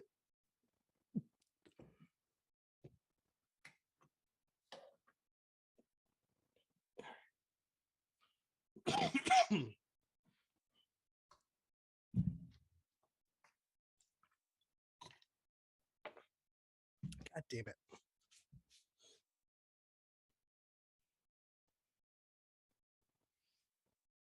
I'm dead inside. Life has a meaning. Death will come for us all. I don't know. You're still the business. I feel you. It's great.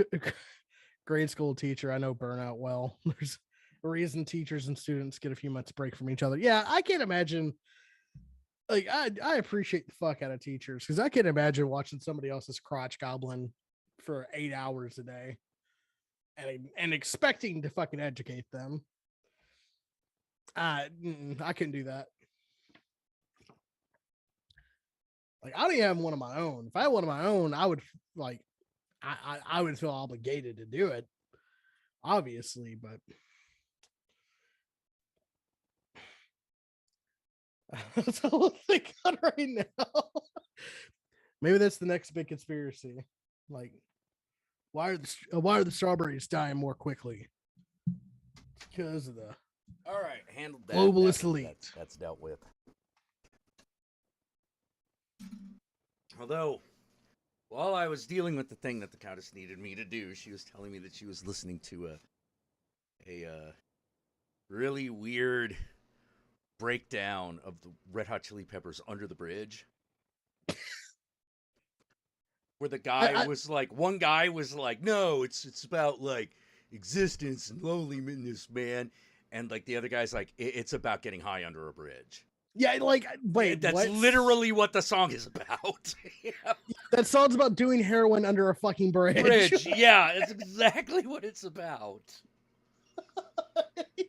Like seriously, it's. I mean, I understand whatever you want to put in there. You know, your own fucking feelings. That's cool. But at the same fucking time, yeah. But the one thing that song isn't not about is doing drugs under a bridge. Holy shit! What is wrong with people? Like I love the Red Hot Chili Peppers, even though like me and my cousin are fucking haunted by them. How are you haunted by them? Turn on the car, turn on the radio. What's the first song being played? Oh, right. You know what? I don't need to listen to the radio. I'll put on my put my Spotify on, put Spotify on, put shuffle on. Red Hot Chili Peppers. All right. Well, I don't need to fucking hear about that. I'll turn on NPR. Hi, welcome to NPR. We're interviewing the Red Hot Chili Peppers. Yeah, they were inescapable for a period of time. They still are to me, Jack. Wait, still? Yes. I don't know what it is, but like I Did love the Tennessee band. just discover them? No, it's just the fact that they're on not only on the alternative station anymore, they're also the classic rock station. Yeah, fucking think about that for a second. I don't listen to radio. Neither do I. Fuck that noise. Yeah. But even still, I'll have my Spotify on, and one of the first goddamn songs is like fucking Snow Chili Peppers. I love the band, but like I just really wish that I didn't have to hear them every time I turned on something to listen. I'll tell you Like, one song I could listen to, a Red Hot Chili Peppers like tune that I could listen to almost any time, okay. which is their cover of Higher Ground. Yes. Their cover also their cover. No. I'm thinking the Foo Fighters. My bad. I was gonna say Darling Nikki, but that's the Foo Fighters cover, That's the which Foo is really Fighters fucking cover. good. Yeah. Yeah. Sorry. Yeah, that's their cover of Prince. Mm-hmm. Yeah. Speaking of fucking Prince, so recently someone did a write up of Prince of the Super Bowl halftime show that had Prince in it, which is unironically one of the best goddamn halftime shows. Super Bowl's Yeah, ever but had. like, whoa, blast from the past. Right. Well, they were talking about it because they had like fucking Dr. Dre, Eminem, a bunch of people doing the halftime They're show acting this like year. that. Okay, I'm gonna say one thing about that halftime show. People act like it's the first time black people ever did it, and I'm like, what the fuck are you talking about? I seem to remember a fucking incident involving fucking Janet Jackson's left titty. Like, why are you acting like black people have never fucking like this has never happened before, and you're mad about it? But I mean, like, oh, that part, yeah, fuck off with that. I thought you were talking Yeah. about people being mad that it, like, saying that's the first time ever. And I'm like, Oh no, it's a little hyperbolic. Nah, it was that's hyperbolic, but I don't have to give a shit about that. Right. You know, like I was more Oh, like people being like upset, like, oh my god, what has happened to America? And I'm like, nothing. black people? Like, I don't. What are you fucking complaining about? But like, that's the thing, though. They self-report on themselves so fucking often. It's like, this is a terrible Super Bowl halftime show. Why? Why is it terrible, Ben? Because it's not Hank Williams. And why do you like Hank Williams more? Yeah. Because he's an American. They're Americans too. There ain't one thing there that ain't American. You know. I hate black people. There you go, Bubba. There you are, Bubba. You know. Like, look, every time I saw one of those things come out, like the fucking one from Charlie Kirk, God, that would fucking What sent the? me. Yeah, I'm sitting there and like, all right, I felt really weird because I realized that some of my assumptions about the universe were completely incorrect when Charlie Kirk said anything, because there's a part of me that was like,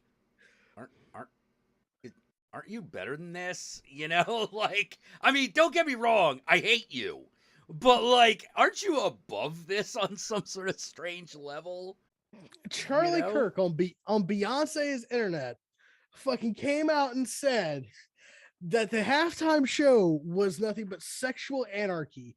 And brothers and sisters and everyone in between the slut pit, I am here to tell you that that's a fucking lie. It wasn't nearly that fucking cool. Yeah, you didn't even get to see like one of Janet Jackson's titties.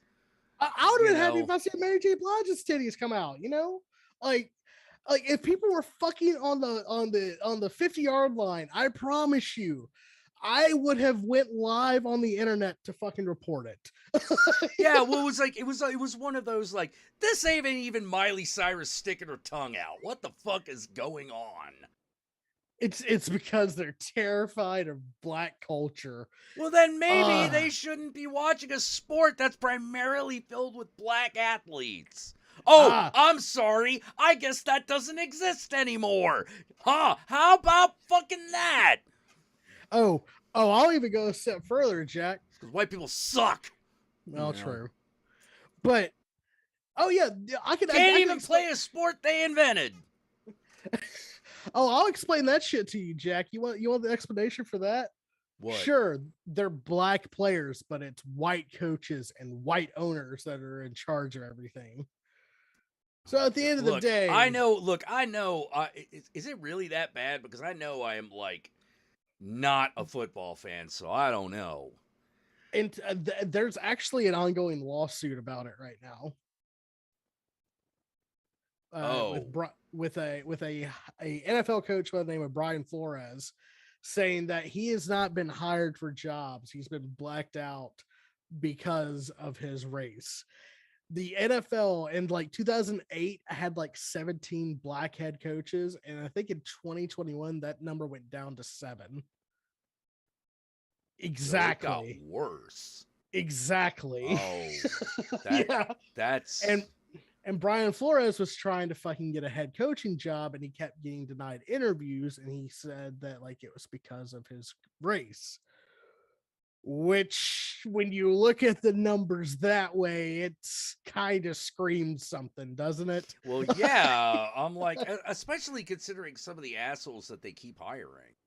Right. Like, there are some fucking terrible coaches that have just been kept on because they're one of the boys. But like, Fuck there's that. Win a game, dude. Like, come on. Even I know that that's important. You know, like I don't want to fucking go to a ball game for local sports team to watch them suck. That's why I don't go to Golden State Warriors games. well, Jack, I hate to inform you that, but in your wrestling, in your sports blind spot, you've missed out on the Warriors being good. I did miss out on the Warriors being good. I did, but like, here's the thing I thought was so funny. Everyone thought that was gonna last, and I was like, oh, bro, that is not gonna last. Hey, they're still doing all right. Like, they're still doing all right. I mean, they're not doing great. But yeah, but it's one of those things where I'm looking at it and I'm like, you lost the coach, you lost the 3-star players. You know, like, you got. Oh, and Kyra also brings up another fucking thing about the Brian Flores thing. Apparently, people attempted to bribe him to have his team lose like $200K a game, so for every loss. That because they wanted to take their season so they could get better draft picks and shit. Wow. Yes. Yeah. So like the active strategy in NFL is like, if you're not doing great, just suck better than everyone else. Wow. Exactly. That wow. Yeah, that'll fucking pack him So in. so like that being said, like looking at all that shit with him and everything, I'm like, he might have a case. he might get away with something. Someone's gonna be losing jobs. Roger Goodell might not be the NFL commissioner anymore. Oh, Sorry, God. sports ball. Oh man, I was at a restaurant. Like, okay, so my kitchen flooded. How does this relate to sports? All right, this is how. So my kitchen flooded bad. Like, sewer water came up from the sewer into my kitchen. Generally, that's not a good thing. Oh no, it is not. Especially when you want to cook in there and stuff. Exactly. So we got landlord was like, I'm so sorry. Hired a plumber and was like, why don't I take you all out to dinner? Since you probably don't want to cook at home right now. And I was like, okay, yeah, that sounds good.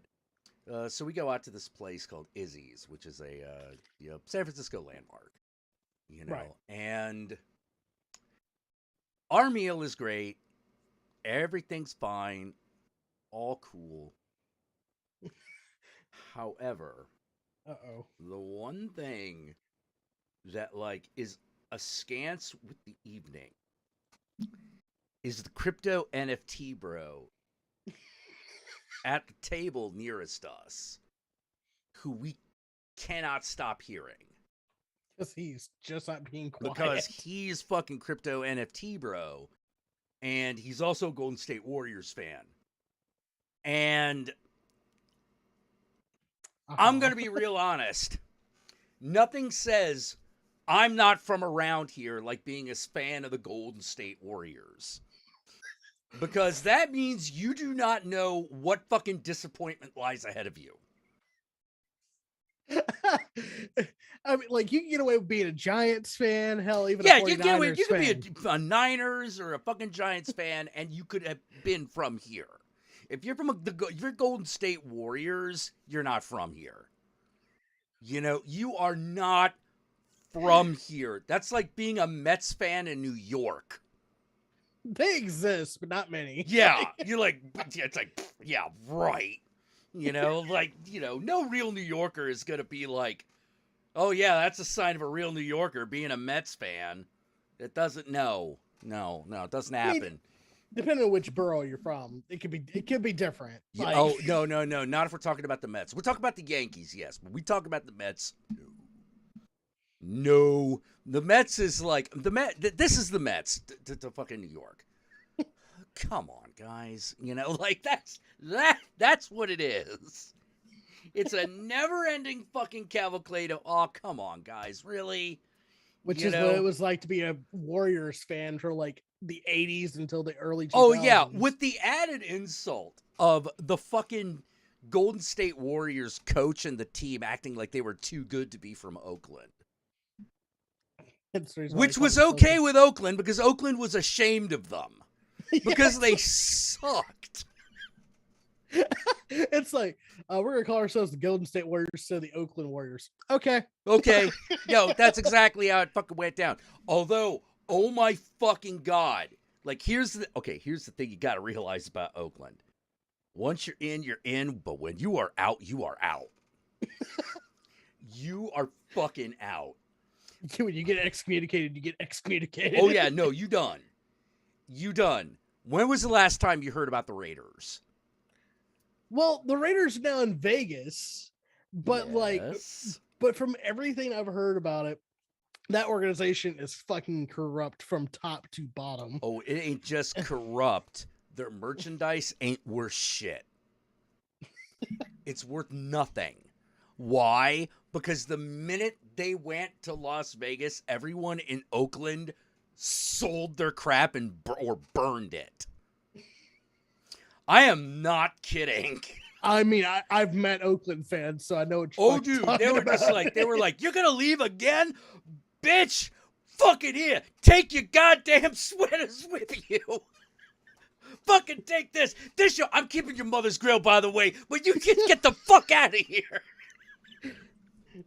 You can take this Jamarcus Russell jersey and wipe your ass with it. No, for real.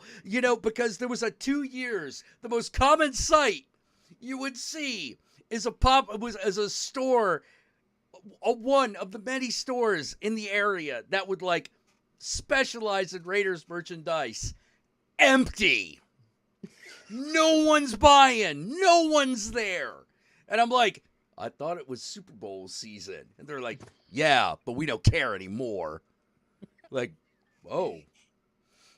Okay, then. And people, like, Raiders gear used to be valuable. Like, they used to sell for a hot penny.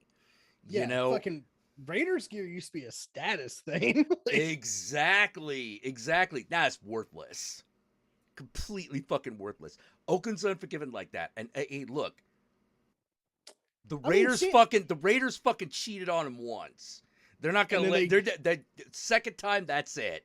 You can't have that heartbreak happen again. No, they're not having that happen again. Fuck this. Well, it's like fucking like the San Diego Chargers had that happen to them too. Like the Chargers moved to fucking LA. And like San Diego's like, you do know there's a fucking team there already, right? Yeah, we don't care. We're moving. Well, fuck you then. Yeah, I was like, what the shit is going on here? Why the fuck you'd want to share a goddamn stadium with the Rams? Yeah, like, are you what? That's like being the Clippers to the fucking Lakers. Oh, you know I'm right. Don't even. Oh, harsh. Oh no, you're not wrong, but harsh. Fucking harsh. Like you could like the Clippers had some good teams back in the day, but fucking that's the house that Kobe built. Yeah, you may have noticed Kobe is dead. Yeah. Like holy shit. Well, that's like, oh man. What a weird time to be a Lakers fan when Kobe Bryant died. Like that's like a blessing and a tragedy at the same time. Dude, I will never forget the day that Kobe died because I was working at a shitty little consignment store. Oh shit. A guy walked in with the number 8 Kobe jersey. And I was like, Oh. damn, man. I was like, R.I.P. man. He's like, hell, he's like, yeah, I had to fucking wear it today. And like, I've never felt like more in touch with my fellow black man than that fucking moment. Because it was like we both were bummed out, and all the whiteys have no fucking clue. Well, why. yeah. Oh, dude. Like, oh man. One thing a lot of people in LA learned: you don't ever talk shit about Kobe. Holy crap! I mean, we can have the debate about who's better, LeBron or Michael Jordan, but we You will don't never ever fuck with Kobe. Holy shit! Like LA went in the morning for like 4 months. It was Kobe, man. Hell yeah, Yeah. I was the morning. Yeah, well, it was one of those. It was one of those weird things where you just sort of like, the whole town can't. Whoa, holy shit! LA is a fucking entertainment town and a movie town. They're not going to give a shit about the basketball player. Why is everyone Bullshit, quiet? boy! Holy crap, was I wrong? Holy shit! You know, like, dude, like, I'm like, man, fucking San Francisco didn't mourn this hard when Jerry Garcia died.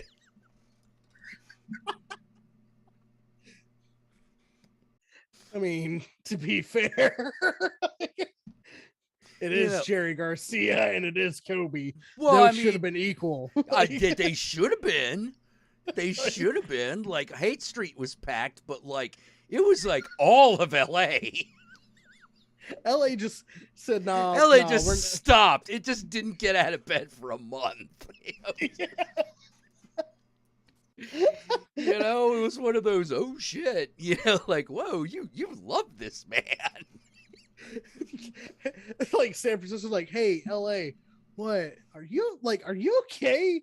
Have you Okay, left? man? Yeah. Have you left your bedroom in the week? Oh, I haven't. Oh man, Kobe's dead.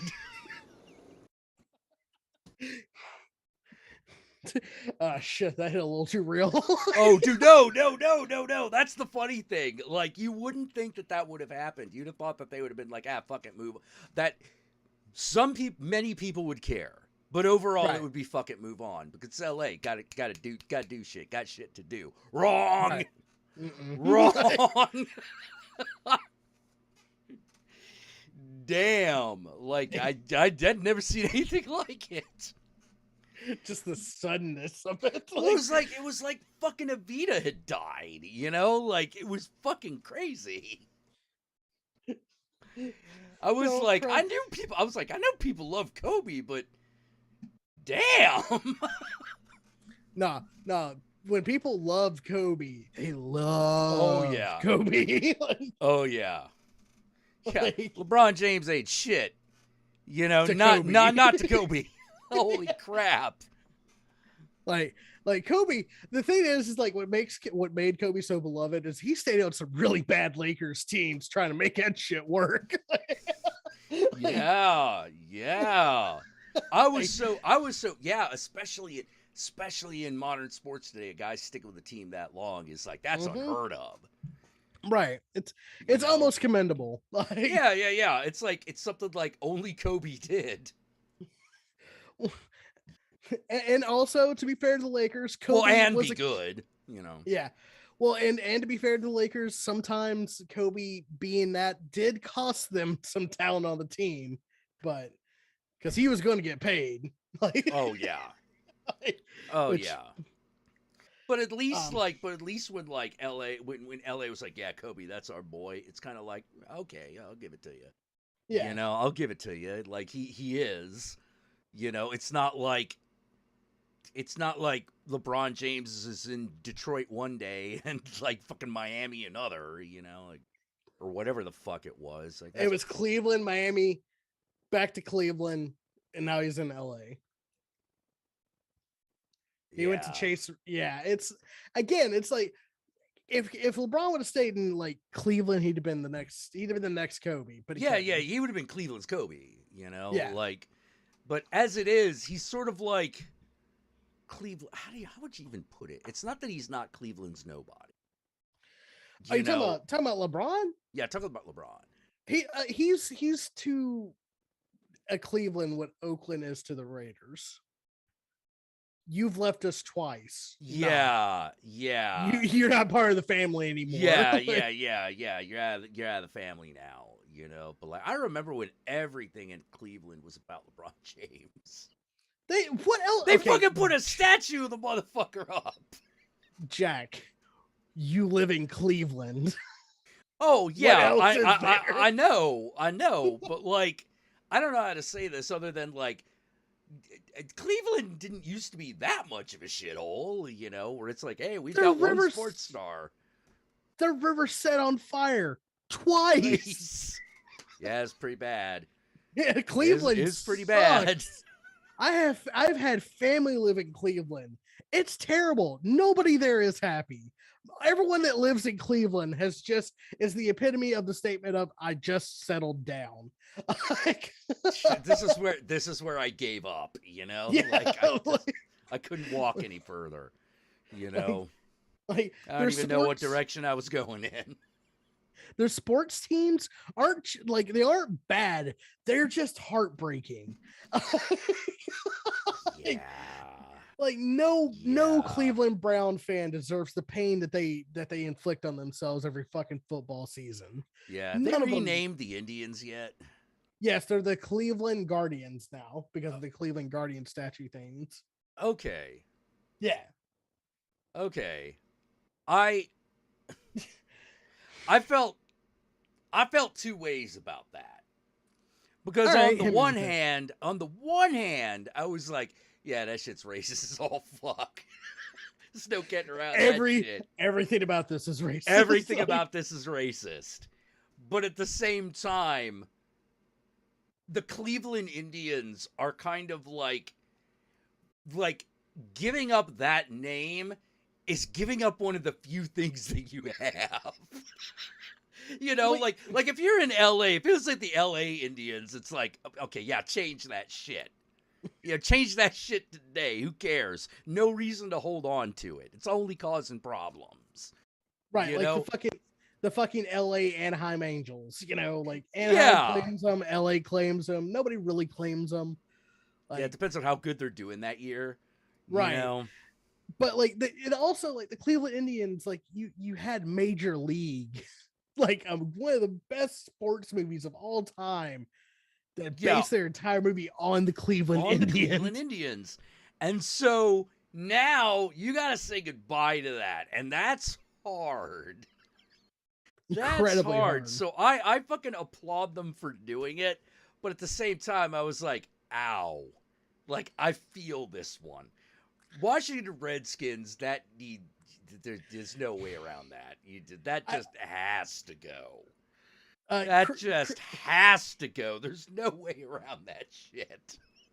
Chris, who's my roommate, Chris is a Washington fan, and like during that whole thing, he was like, "I can't believe they're trying to fucking change the name for the Redskins. It's been Redskins forever." I'm like, I want you to imagine if they called, like, instead of the Baltimore Ravens, they're the Baltimore N-words. The Baltimore Negroes. Yeah, that. No. I'm talking about the big bad one.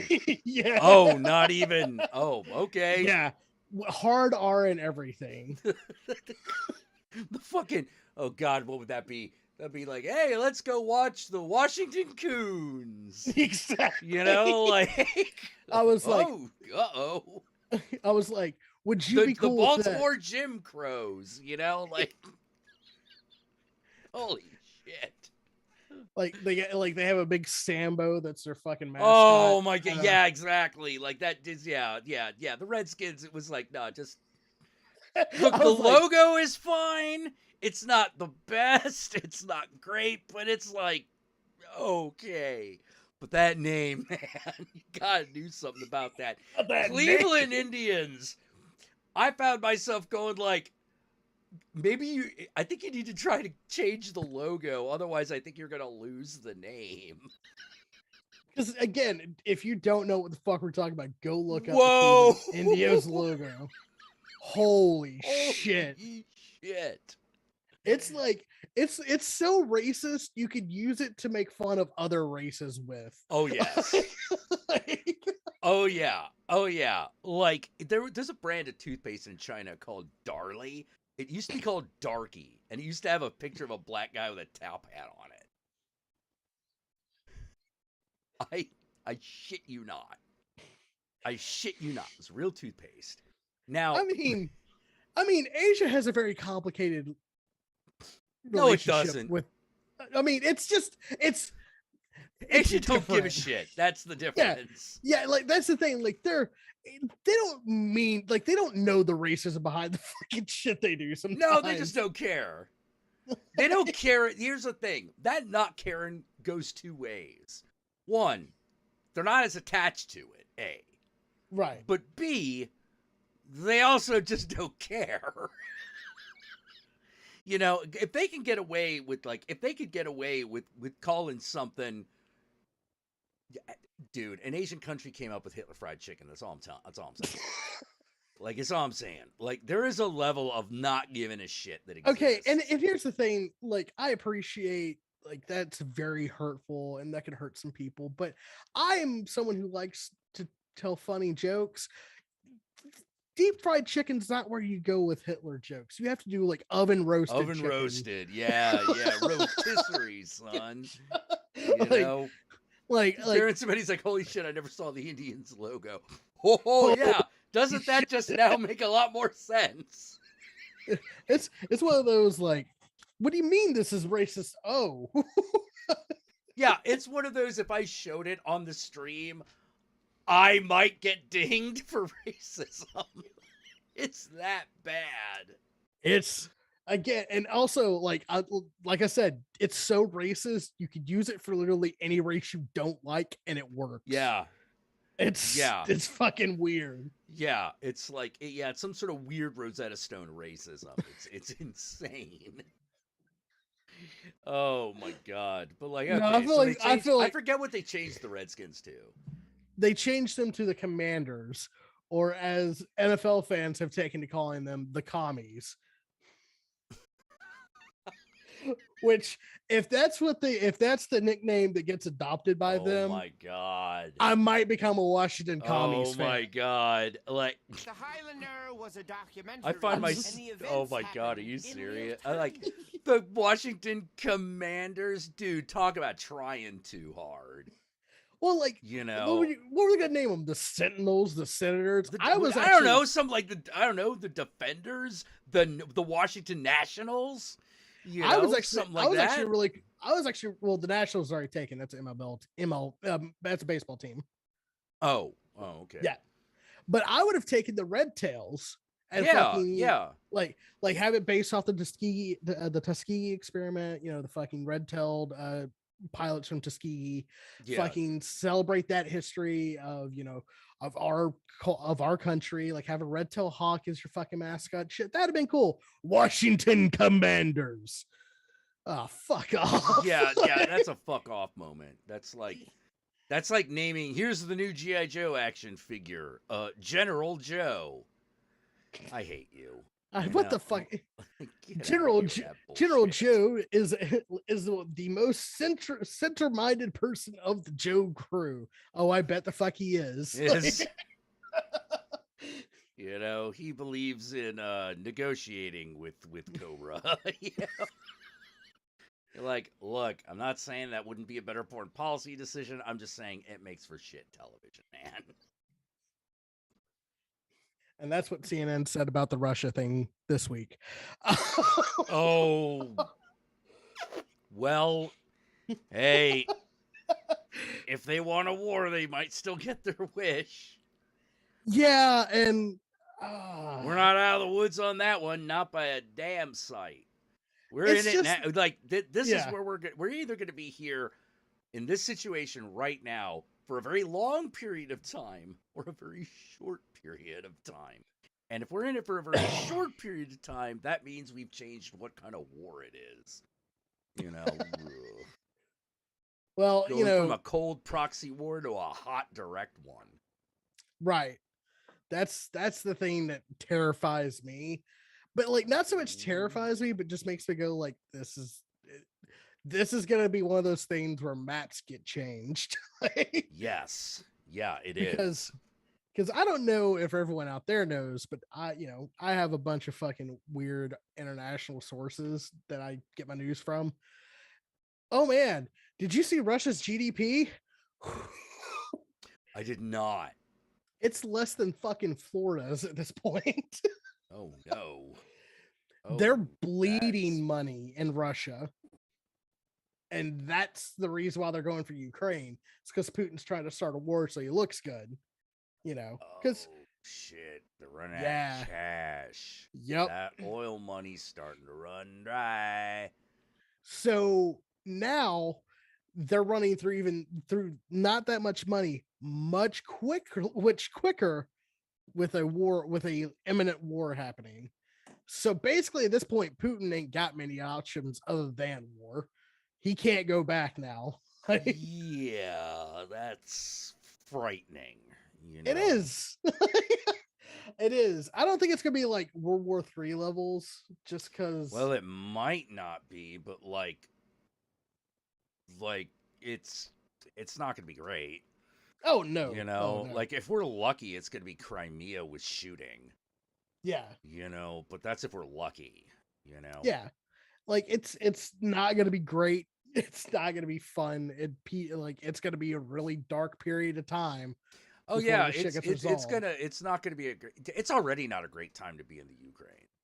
Oh, yeah. Being Ukrainian it's not that great right now. The fucking national oh god, the fucking nationalists in Ukraine. Oh my god. Are you talking about the ones that want to go back to Russia? Yeah. Like there are the nationalists there are nationalists in the Ukrainian government who are separatist sympathetic. Right. Because, well, it's an oligarch. Why not? Yeah. Yeah. Willing to go back to Russia. And that's not great. But it's only 30%, though. It's still not great. It's still not great. Not great.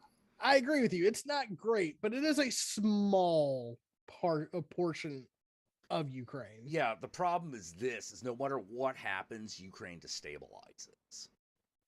That's the big problem. I mean, if it joins NATO, I think that would probably stave that off. That would. Yeah, that would totally stave it off. But all depends on who's in power, who's calling the shots, and who benefits from them doing what. Is this going to be the irony being is that the people involved who have the least amount of control over their own destiny is the Ukraine right now. Yikes! But at the same time, because like that's my big fucking issue is that as a sovereign nation that's being fucking invaded. Yeah, but there's nothing for it.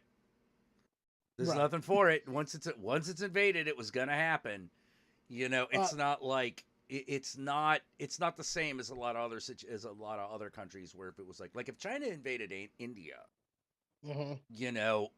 India would fight that back. Ukraine's gonna fight it back. Yeah, but they can't fight it back the way they can't fight it back the way in a way that really matters in the moment right now. Like if China invaded India, India would immediately fucking go to war. Right, because it would have it has that capability. Right, India actually has a standing army. Yeah. Meanwhile, Ukraine has one, but it's not necessarily. It's not like it's big, but it's mostly civilians. If that makes sense. Yeah, it's not capable of withstanding an attack from Russia. I mean, I'm not disagreeing with you, but I personally it's like Kyra asks, "Does this say do I tell my crush I love them before I die?" Bad. Not yet. It can be, but not yet. Yeah, not quite yet. Although you might want to get on that. You might want to accelerate that timetable a little bit, just to make sure that you don't regret it. Because personally, from what I've seen, is like there's a lot of fucking resistance against Russia moving in. Oh yeah, there is from all sorts. So yes, and geopolitics are so fucking weird. Yeah, I mean, I, me and Jack are both very like progressively minded, but like the problem with progressive shit is like when it gets geopolitical, it's a little bit more difficult. It starts to break down because now you're talking about entities that have power and the monopoly on violence. Right. You know, and that becomes all of a sudden a lot of things become really big issues because nothing's as real as something you're being killed over. You know? Right. You Yeah, know? and just so everyone knows, like Ukraine has a standing army. They have the ability to fight. And this is not Afghanistan. They're not just gonna fucking fold over in Yeah, the oh middle of the no, night. they're not Afghanistan, not by a damn sight. Right. I got like they may actually continue this fight. Like that's the thing. That's the reason why I said like I don't it's gonna be bad, but I don't know how bad it's gonna be. Yeah, So agreed. like, like for me, like I don't necessarily think like World War III, but I definitely don't think it's out of the deck. It's not. Yeah, it's totally in the cards. You Right. know, I like just don't I don't know. I don't think I think people I don't think people understand what World War III is, which is the well, shortest war ever. Like, World War III is going to be very strange. it's gonna be It 15 minutes. it's Like, gonna. I don't even know about that. I think it's gonna be a war unlike. It's gonna be a war unlike what we've seen before. right, It because it's not gonna just involve. It's not going to just involve armies. It's also going to involve information manipulation and the right. interference of hi the interference of international politics on a direct manipulated level. Um, Which that's not something unfortunately that was really Russia's really good possible in at. previous Yeah, wars. Now it is. yeah. Like, unfortunately, Russia's got like a 10-year head start on almost everybody on that. So, You know, that's the problem of the interconnected internet world is now that sort of sabotage is possible. oh yeah, like I was saying, like the problem is like Russia's got like a 10-year advantage head start on the Oh cyber yeah. warfare Oh yeah. Oh thing. yeah. Totally. They totally do. They went all in on that stuff and they became masters at it.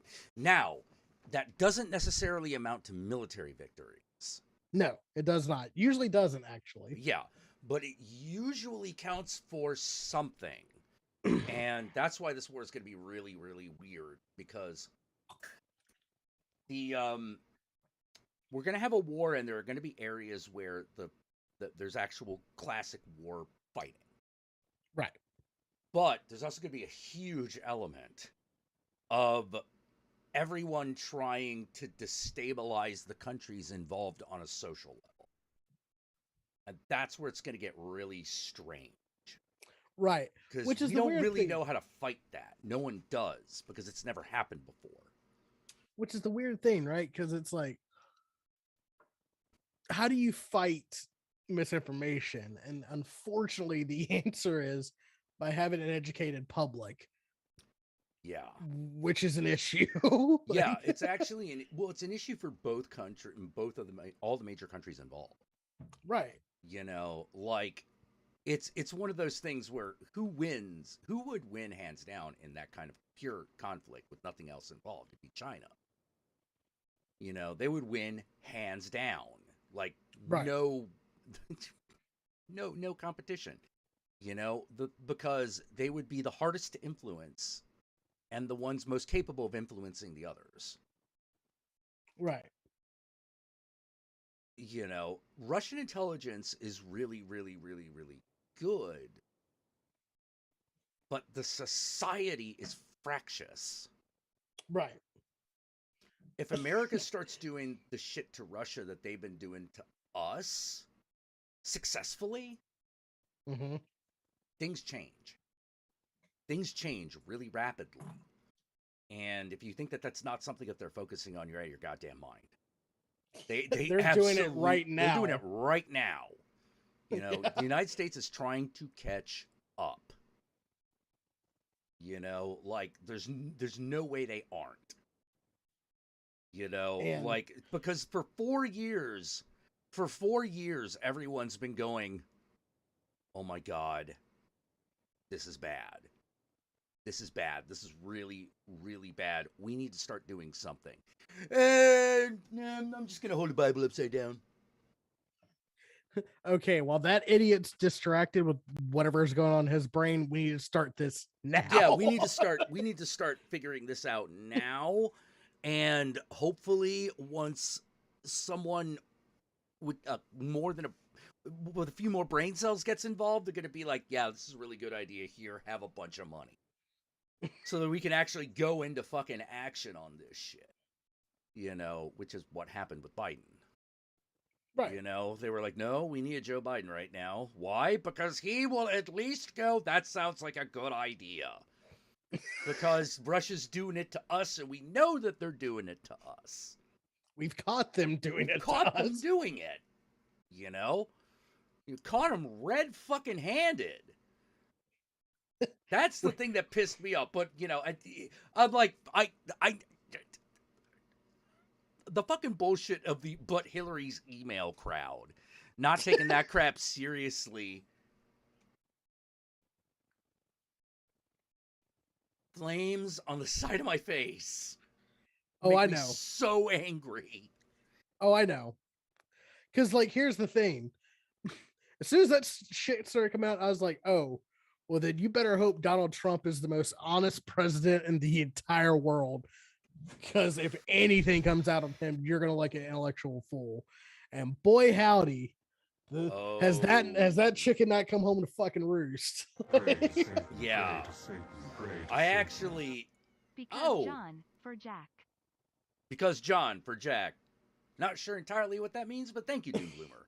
Yeah, same. I don't know if I should be insulted or thankful. So no.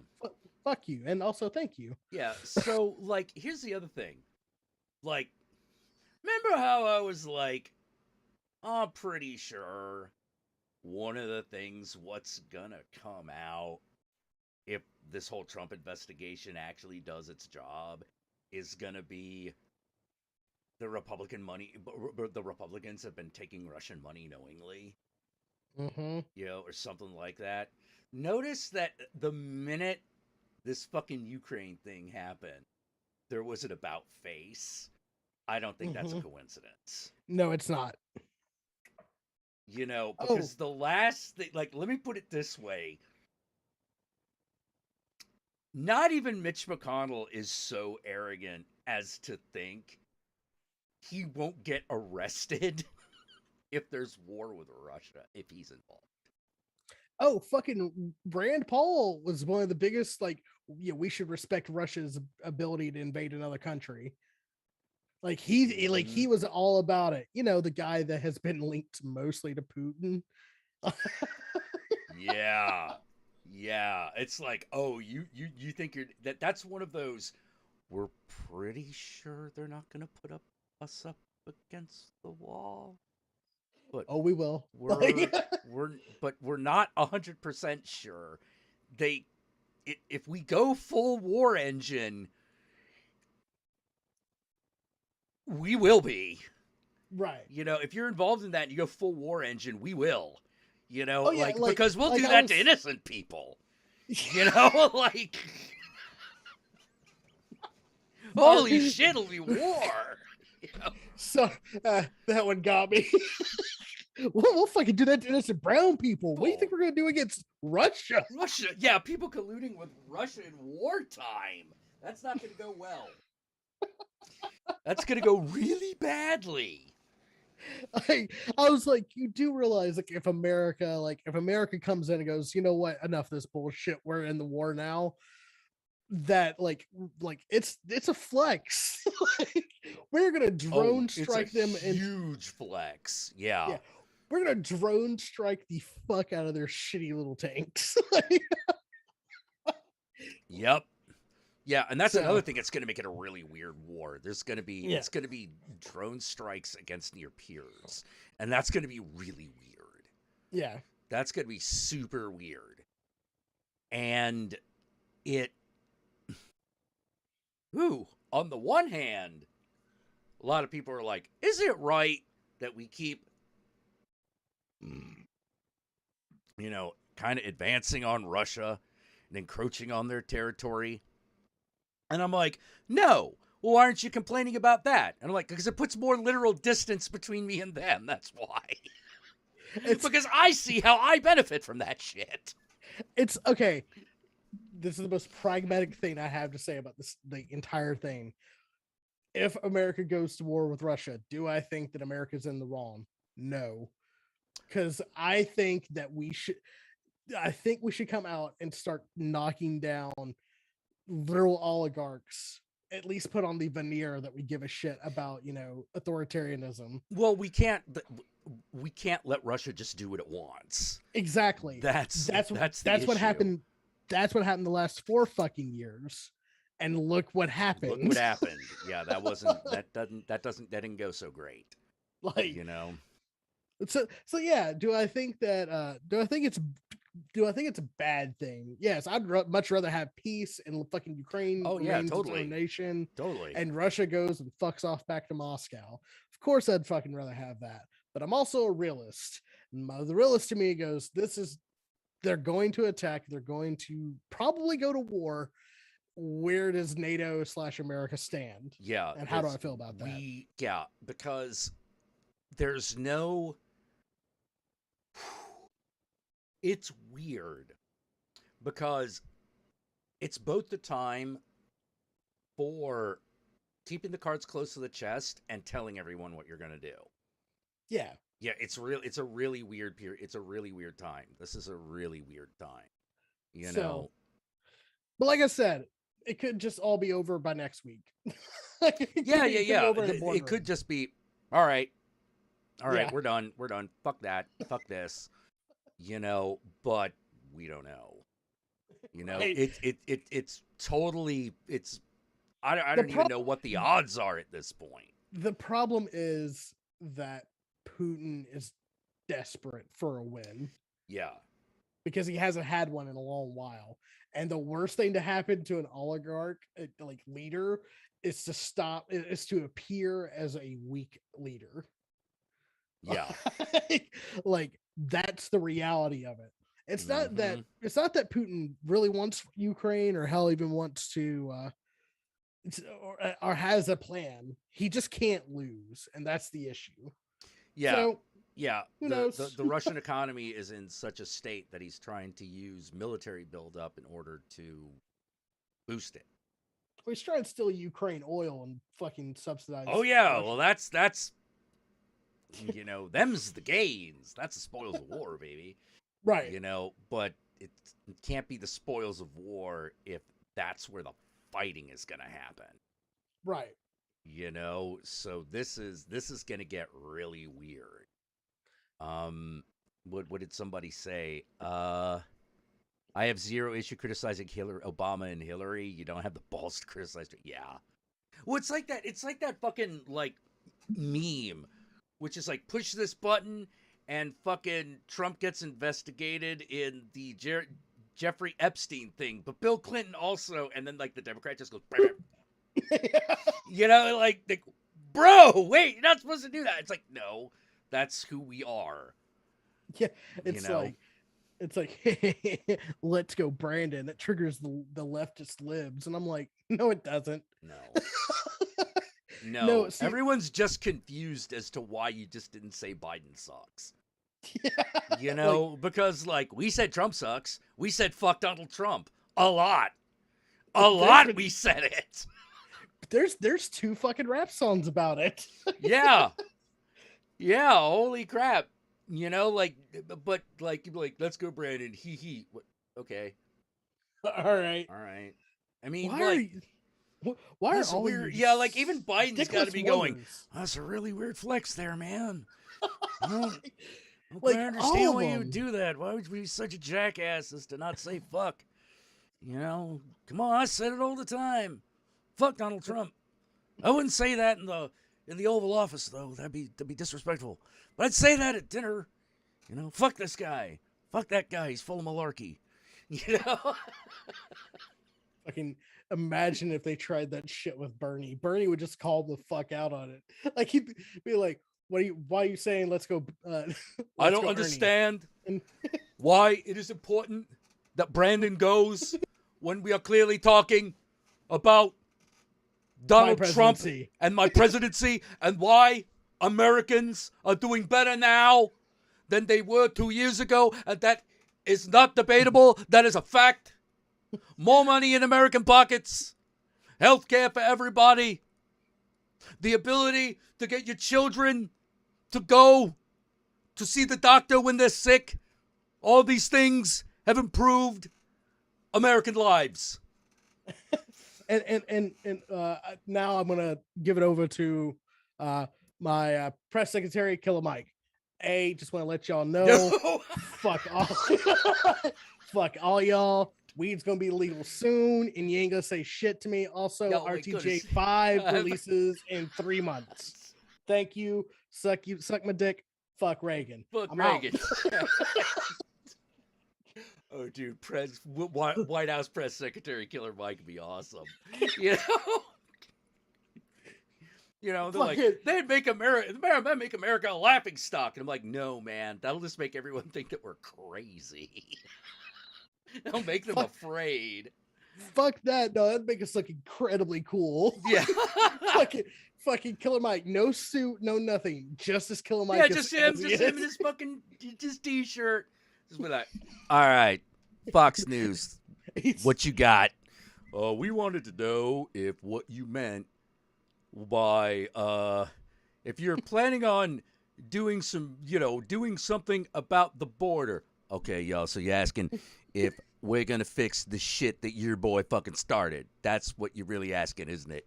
Yeah. No. Yeah. The answer is we get fucking to it. We kind of got a fucking country on fire. I don't know if you fucking noticed. What are you gonna do about joblessness? We're not gonna replace the jobs. We're just gonna start paying money to people to live in society. We're just gonna give people money. Yeah. But where's the money gonna come from? Oh, see, that's the best. We're gonna tax the rich. Because I'm sorry, if fucking Zuckerberg can blow $500 billion on the fucking metaverse, he can pay to fucking keep the entirety of America. Oh, like, yeah. on a $3,000 check every goddamn Oh, week. yeah, totally. Like, what would you rather have? $3,000 a month or the metaverse? Right. Like for $3,000 a month, I'm pretty sure the metaverse becomes reality. Look, here's my idea. Instead of Elon Musk making SpaceX, how about instead we tax the fuck out of Elon Musk and we build up NASA once again? That'd be nice. like, look, I know you like Elon SpaceX bros. happens, what do we get? Dickheads in space. Right. Fucking NASA happens, you start developing all kinds of shit. You get an internet, you get computers, you get fucking streaming television, you get sometimes you get a Facebook, but can't all be winners. Right. Like I'm sorry. I'm fucking sorry. Elon Musk doing SpaceX is not nearly as fucking cool as NASA going back and fucking colonizing Mars. Oh no, And- it would never be. And it's because Elon's attached to it. Like, this motherfucker could make everyone's life so much better if he would just pay 20% of his fucking worth Yeah. in taxes. Yeah. He won't do that's it. not gonna happen. That's not gonna happen. That would be great. I'm not saying eat the rich, but I am saying season them just in case. Am I at eat the rich? I am. Yeah, I'm kind of there. I'm kind of Yeah. there. They keep doing shit to remind me. Yeah, that- they keep doing shit that remind me that they need to be taken down. And that's the thing. Why should we the rich pay more taxes so we don't murder you? That's the deal. Well, if I have to pay taxes, then I'll just go somewhere else. Well, Good. Yeah. Good. Good. Let someone else have a shot at the fucking hobby and horse. go where, Elon? And go Where? You want to go back to South Africa where your Would you, family's yeah, do you from? want to go back and do business in South Africa? How about that? That How would you sounds like that apartheid Andy? Would you like that? that, yeah. What about you know, Australia where there are laws against shit that you're doing? You know? Guys Hell, they're killing probably monkeys. hell there are laws against it in South Africa now. That's why he's in America. Fucking, they're killing monkeys with their goddamn neural interface. That would blew my fucking mind. I was like, all right, Wait, I'm what? What are they doing? oh, oh, hold on. Let me Elon Musk Neuralink. Yes, for real. Yes, monkey brain chips research involving Neuralink, a company Elon Musk co-founded, drawing fire in California because they're killing monkeys.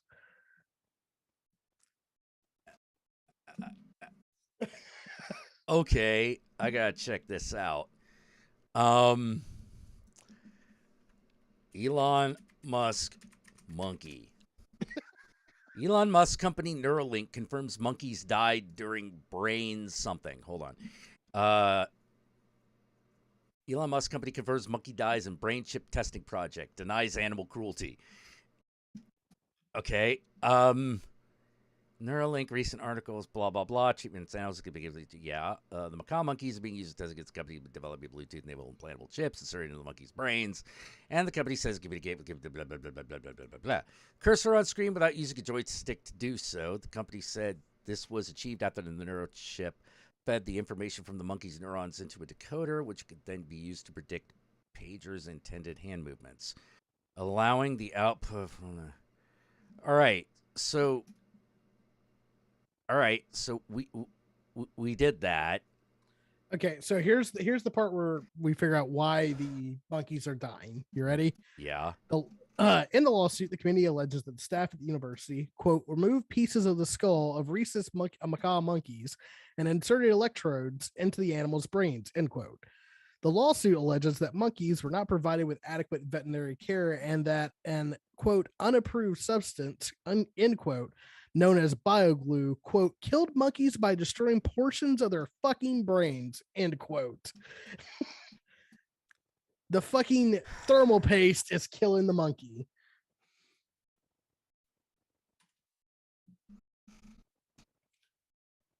Because we want neural links by Elon Musk. Okay. All right. folks, All right. I don't know. I don't know how to tell you this, but your favorite tech billionaire is an Why asshole.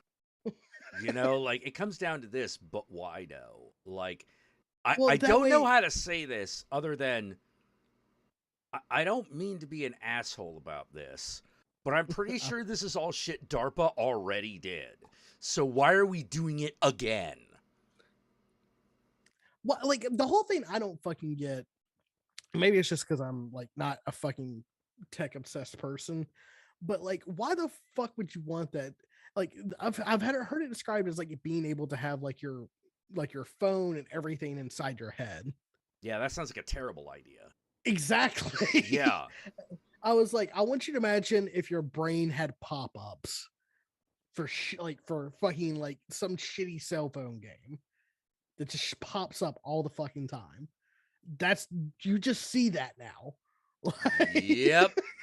Like you're like, oh, I want to go to McDonald's. You go to the McDonald's and a McDonald's commercial plays while you're in McDonald's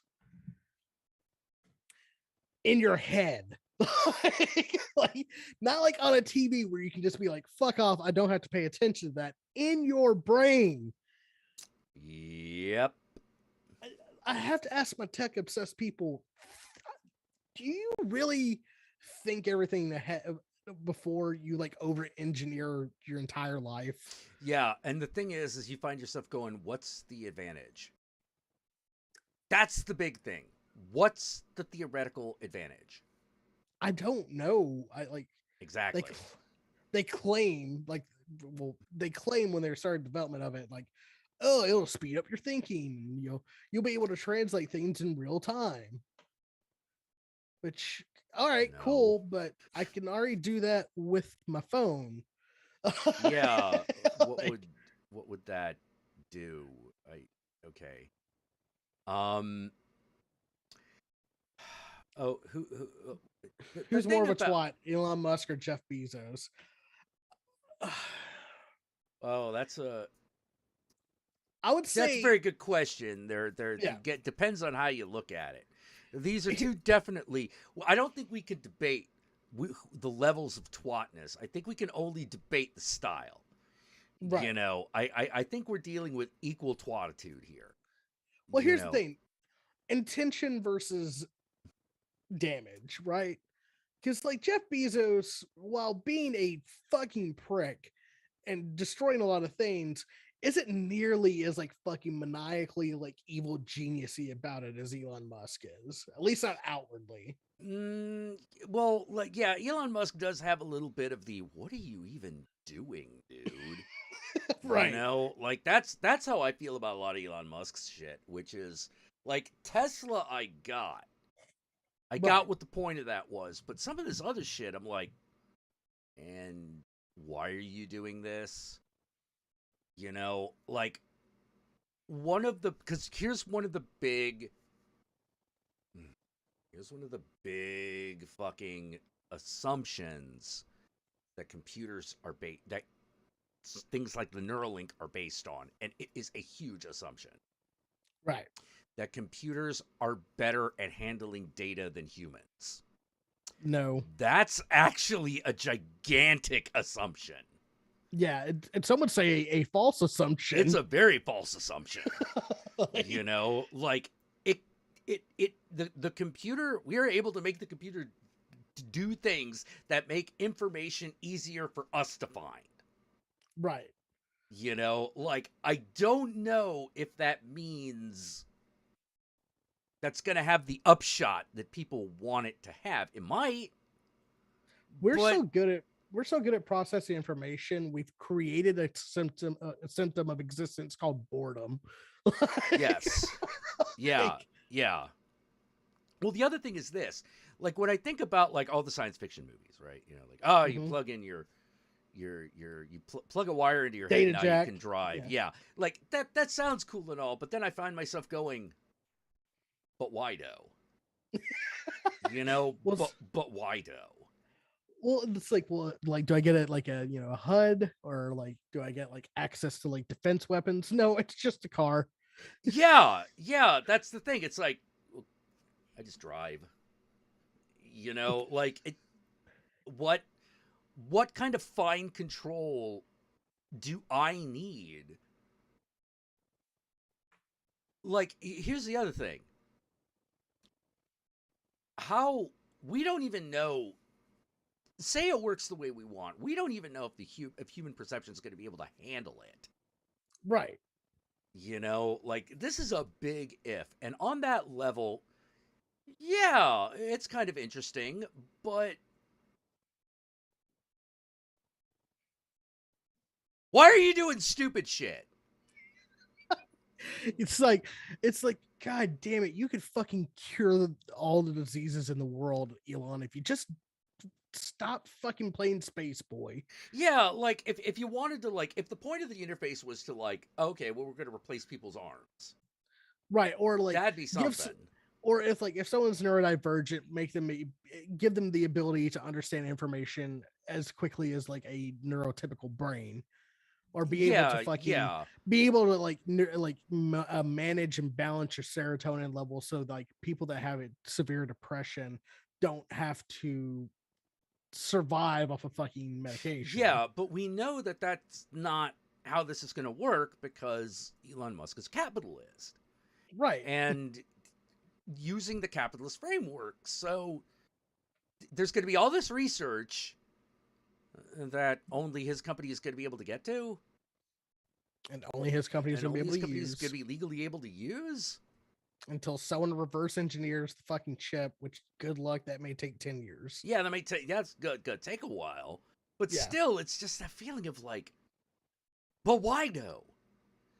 And You know? the answer is and I found this out because like I may or may not live with an Elon fanboy. Uh-oh. He's a fucking space nerd. That's the only thing. He's like, I hate him in every aspect. I just get really excited about the space stuff. Whatever. It's a losing battle. I'm tired of fighting. Right. You dream. But, Once you get there, let me know. Yeah. But I like because he like has like smart devices and shit all over the house, and I'm like, you do know we have light switches, right? Yeah. Like I know. That's the thing that kills me. Like here's the other thing. This is why I don't have an Alexa. Never have I seen someone have so little control over their apartment than if they have an Alexa. Because that shit never works. And he's such a fucking Trek nerd. He like made it answer to computer. So this is a common occurrence in my house. Dude. Computer, bloom, turn on family room. Bloom. Fucking God. Computer. Yeah, exactly. Bloom, turn on family room. Did you say hallway? I said family room. Yeah, meanwhile, like the rest of us are just walking over the light switch. Blip. It seems to work pretty well. I mean, I'm not in Star Trek land or nothing, but like my lights are on. And that's the thing. Oh, well, the technology will improve. Will it though? Because like this has been the problem with voice activation for fucking ever. We've never gotten past it. It's always been one of those, we think that sounded like this, but I'm a computer, right, so I don't actually interpret data. Well, and the thing is, it does not pick up, I don't know what it is, but it does not pick up feminine voices. Like, they will not listen to Jessie at all. So yeah, that sounds like an oversight. It better be an oversight. If that's fucking deliberate, that is beyond fucked. Yeah. Like, but it's funny. Like, so one night, like we're sitting in our dining room where we play D&D, and he's trying to set up the lights and shit, and they're all acting up, and he's like, "Oh, the network's being weird." And I went, "Let me try something." All the lights turned on, and I went, "Yeah, yay!" He's like, "But they can't make them look like pretty colors." And I'm like, shut up. God damn it. It's really too bad you don't have a thing like this. Like, oh, that's the thing. He does, but it's not good enough. I could just turn it. You don't even have to see me like fucking press the button. Okay, maybe you do. But if I set it up different, you wouldn't even need to see me press the button. Right. I mean, I have an app for my fucking room, but I also do video entertainment, so lighting is a thing I have to keep up with. Yeah. Like if I could do this through the phone, but it would essentially be the same thing. Right. It would just be on one device, so I wouldn't have to like take up a lot of desk space. That would be the advantage. Right. But like at the same fucking time, like I hate the fact that like in my house, the only lights I can like light switches I can flip are in my own house or in my room. Oh, everything is hooked up to the Alexa. He's got the stair lights because it's a townhome. He's got the stair lights on a motion sensor. Oh no. Exactly. No. So you'll be halfway up the stairs and the lights will just go off. Or you'll be walking up the stairs, the lights will be off, and then about the time you get to the very tip top, it turns on. No, that is worse.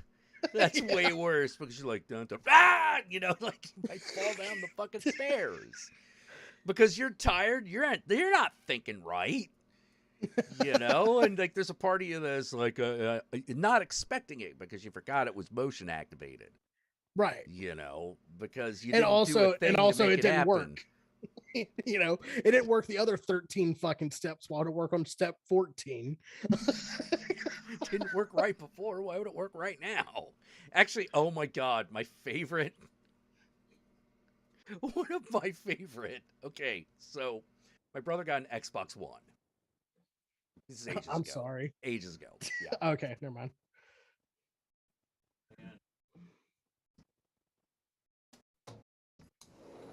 In his words, I hooked up the Xbox One. He called me up and he was like, "Bro, I just said I was playing a game with a friend and I accidentally said the phrase Xbox blank. X. Yeah, I said the phrase. Yeah, I just hope that the Xbox doesn't suddenly stop." Oh, no. Xbox turns off. He's like, "So I unhooked it, plugged in the PlayStation 4 again, and never looked back." Just Because fuck that. just I mean, you can fix those settings, but I have made profiles that say that their profile name is Xbox record that or some bullshit like that. So some dumb bastard be like, Xbox record that. That's a stupid name. Xbox, stop listening. Xbox, fuck off, you know? You know, like, no, voice activation ain't all it's cracked up to be, man. Well, it's one of those things where like it works great when it works, you know, like when you're like incredibly stoned and on the couch, you don't want to get up and flip the switch. It's fantastic, but every other fucking time, it either doesn't work or like half the lights come on, or the lights don't come on at all, because the Wi-Fi is down. Holy Yeah. shit! I mean, I did have nightmares of I know, but Trump like hooking up the button to Alexa. You know, like, You talking about the Diet Coke button? yeah, no, I'm talking about the nuclear button. Alexa, send the nukes. Yes, like Alexa, like that old joke about fuck like, off. yeah, apparently like Ronald Reagan has had the fucking nuclear button hooked up to a clapper, so you got to be real careful. Alexa, fuck off. Oh my god, Right, did thank she you. actually respond? Oh, she just stops. Alexa, stop. Goddamn bitch. And then I have to fucking feel bad because I'm yelling at a fucking feminine voice and being so aggressive. You're for no yelling, goddamn you're reason. aggressively yelling at a female computer voice. So now I feel bad. Yeah, it's just a complicated cascade of things not working right. That's how I feel about Alexa. It's a cascade of sad. You know, you're just going to feel bad about yourself. And Because you're yelling you know what's going to happen one day when you're really depressed. You're going to be like, "Alexa, do this thing." And then even if it works, you're going to be like, "Oh, God, I'm such a piece of crap. I have to have a fucking robot do it. Oh, God."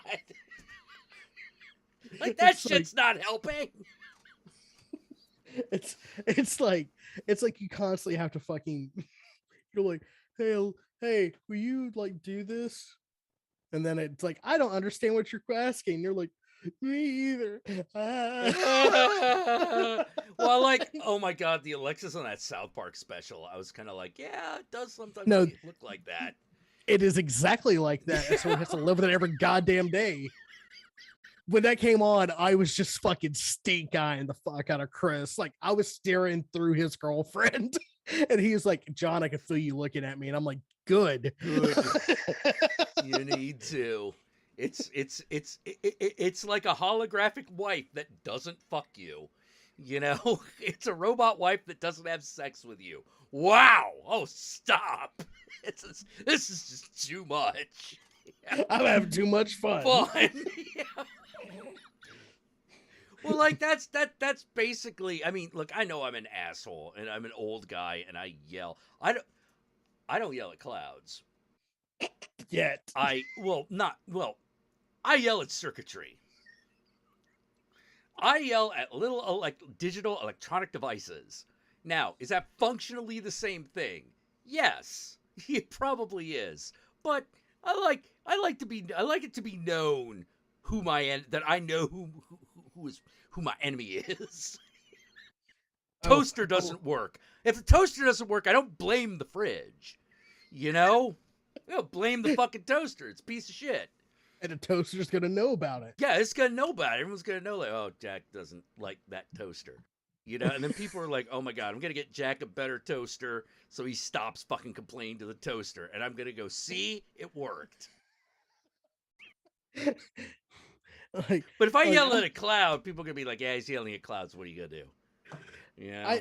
if I had a nickel for how many times I've had a screaming match with my fucking voice activated light switch. just like full on, like, you stupid fucking bitch, you don't goddamn fucking listen to me. Yeah, John doesn't hate women. John hates AI women. All right? I love women. I hate fake shit. You just hate Alexa. You know, like you kind of want to give Alexa a different voice, you know, so you could be like, look, I feel like a misogynist talking to you this way. Put on stupid man voice. It's like, like we have two of them downstairs, one for like, in the different rooms. So like, You have two of those fucking things.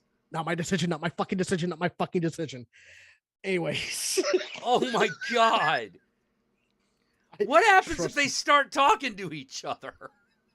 I got mad at one of them and the other one started fucking answering me. And I said, if this has nothing to do with you, shut up.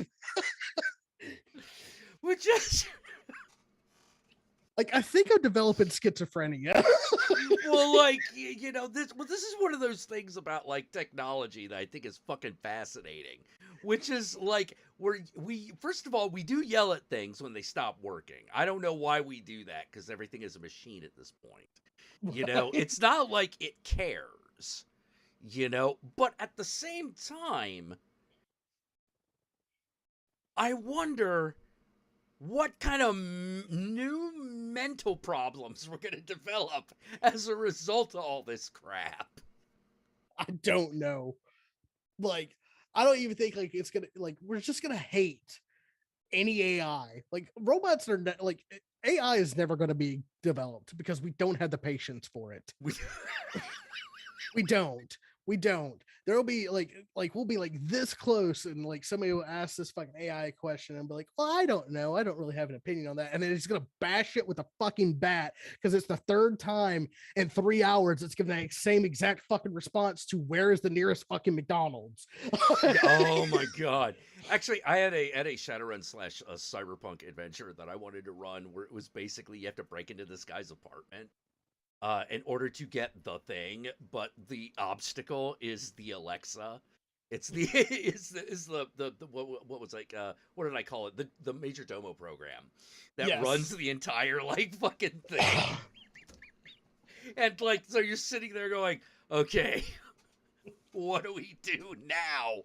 Because motherfucking shit is broken. So it doesn't do anything right.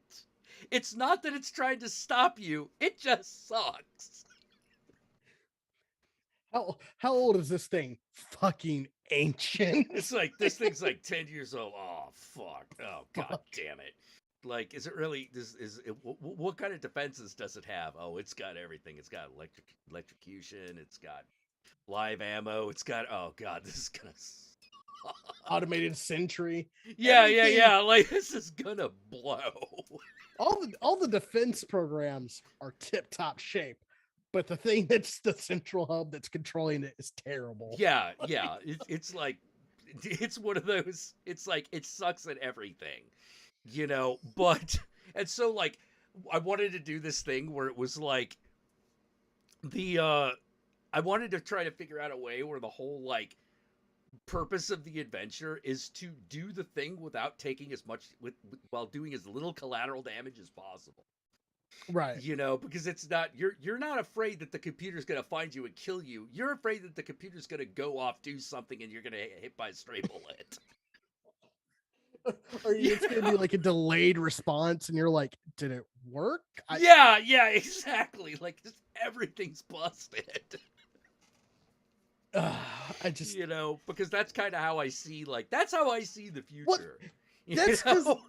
see, I think that's the thing. I think that's the reason why like some people like either obsessed with it or hate it. We grew up on like Cyberpunk, Shadowrun, like fucking, you know, Blade Runner, where this shit went wrong. And the people that love this stuff grew up watching like Star Trek and fucking, you know, Star Wars and shit like that. And they just have fond memories of robots. Meanwhile, me and you're like, no, these robots will eventually break. And then what are you gonna fucking do?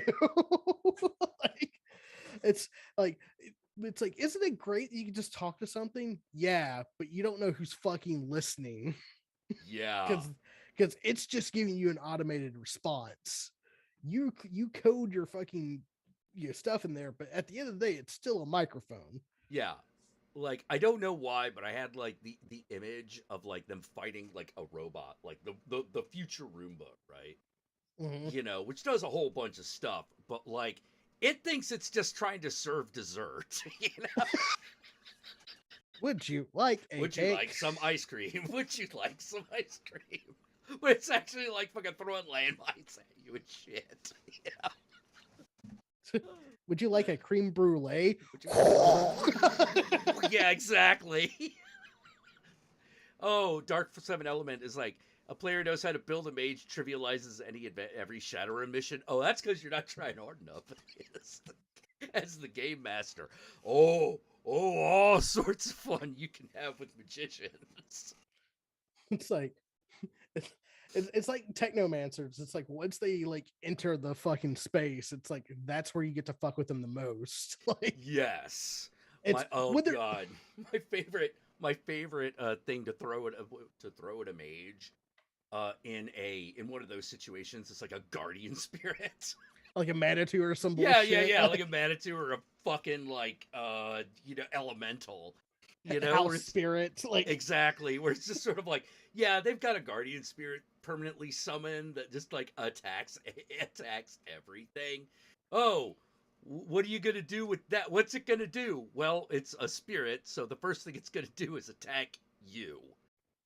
That's because it's like, oh hey, that's a mage. That's clearly the biggest threat. If I get rid of that guy, it's easy peasy lemon squeezy. So me- that's what it does.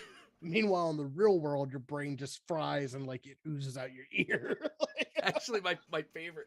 Oh my god, the other thing that I did. Oh god, he hated this. of course he did. But All he right. chose to play a mage. Yeah, he played. I was like, you played the mage, buddy. Which is okay. So he goes into the area, right? And like he goes Mhm. into the area, and he's like, okay, I'm gonna astrally project in. And I'm like, okay, great, roll initiative. And he's like, what? And I'm like, yeah, roll initiative. You know, do I get to make a no? No. So he rolls initiative.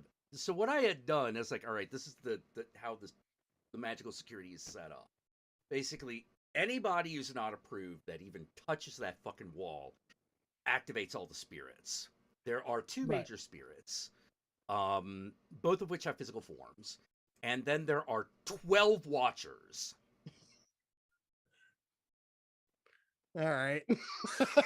The, So, he like, was do like, you want me to write up a new character what? now? Or That's where I was.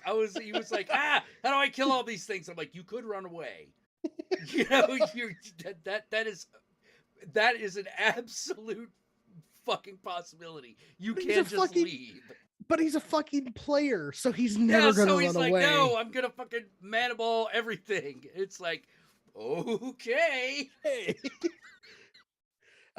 Oh god, I had that moment like the last D&D session. I was like, there's this like, you know, fucking swamp hag that's willing to work with you. Just ask if you want to make a deal. I shoot it with a fucking arrow. All right. Alrighty then. Like, and then of course, because I rolled like shit for her initiative, my players got together and the monk, or as I like to call that class, the fuck you, I hate you class, tripped her and kept her ass prone for like 2 rounds. Oh jeez. Yeah. Woo. I hate monks. Fuck monks. They're not nearly as bad as they were in 3 and 3.5, Oh, but they are still bad. Well, Like, the problem that they had in 3 is they just took forever. well, yeah, because they could do everything on every fucking turn. Yeah, you're sitting there, the monk takes its move, and you're like 10 minutes later, someone else gets to go. It's You like, know? okay, I'm Like, gonna flip over here. I'm gonna use my regular 2 attacks, and then I'm gonna use my flurry of blows. Then I hit like, oh, I got a crit on the flurry of blows, so I get to flurry of blows again.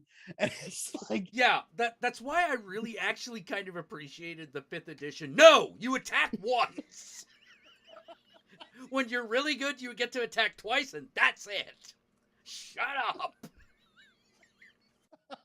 it's can I use my flurry of blows? Yeah, but it requires key points. You can't just do it all fucking Can't willy-nilly, just asshole. do it all the time, like God. And that's the thing. It's not that it's not that Flurry of Blows was too powerful, although it was very powerful. It's that Right. it took forever. It's like, why does it cost points now? So that you don't just constantly fucking do it because it takes forever. Right. Oh God. Because I found myself going. Actually, what I found myself going is, wouldn't it be better if just all these targets just made a saving throw? That would take less time. Like, holy shit. And then they did that in 4th edition, and that, like, And then everyone they hated fucked it. that up. Yeah, like, oh. Here's the things I love from 4th edition that I'm glad they kind of kept in 5th edition, which is the short rest. I think that's a great idea. Short rest was a great idea. Yeah. Dragonborn, they're kind of cool. Very good. That was a good thing to keep them forth. Yes. I think that might be it, because like everything else in it is bad. Like I loved the minion rule in 4th edition, because I was like, all right, yeah, because the way this game is built, it takes forever to have a turn, so Right. you might as well have a fighter just chopping people in half in one move. Yeah. All right, cool. That sounds fucking cool, right? But the problem is like everything else in 4th edition. I tried, man. Yep. I tried liking that game. I can't. Oh do no, it. it was really bad. It was really bad. It was so bad that like Pathfinder was number 1 for a while. I mean, I played the shit out of Pathfinder the first A edition. lot of people did. A lot of people Yeah. did. Because it was like, hey, remember 3rd? Wasn't that better? I mean, it wasn't perfect, but like, remember how it worked and shit? Well, you remember how you had choices in 3rd instead of just builds? Yeah. My problem with current Pathfinder is, dude, every choice is a nickel and dime moment. I fucking hate that. It's one of those games, and like, with hopefully with our game design, I hope we don't go in this path, but it's one of those games where like everything has a rule. Everything has a rule, but even that's not the problem. The problem with advancement is it's like you get +1 to this type of spell, but only +1 to that type of spell, and maybe 1 over here, and I'm just sort of like, I don't know what that means. Like, I get the idea that I'm supposed to be better in this direction, but like, I have no intuitive knowledge of what that fucking means, and it's like a 1, and it's like, stack your 1s, kids. No, this is fine for video games, but in a role-playing game, I need it to be, hey, you're a level. You reached a level. Have more hit points, and now you can fight with 2 swords. Yay! Okay. Do I get any? It's like I built a necromancer character for a future game, and when I was like, oh, okay, let's go the wizard thing, college necromancy. Oh, I just like necromancy spells are cheaper to fucking make. I can take them for cheaper instead of filling up my spell book with that shit. All right, cool. That's it. I don't have any +1s to fucking necromantic spells or anything like that.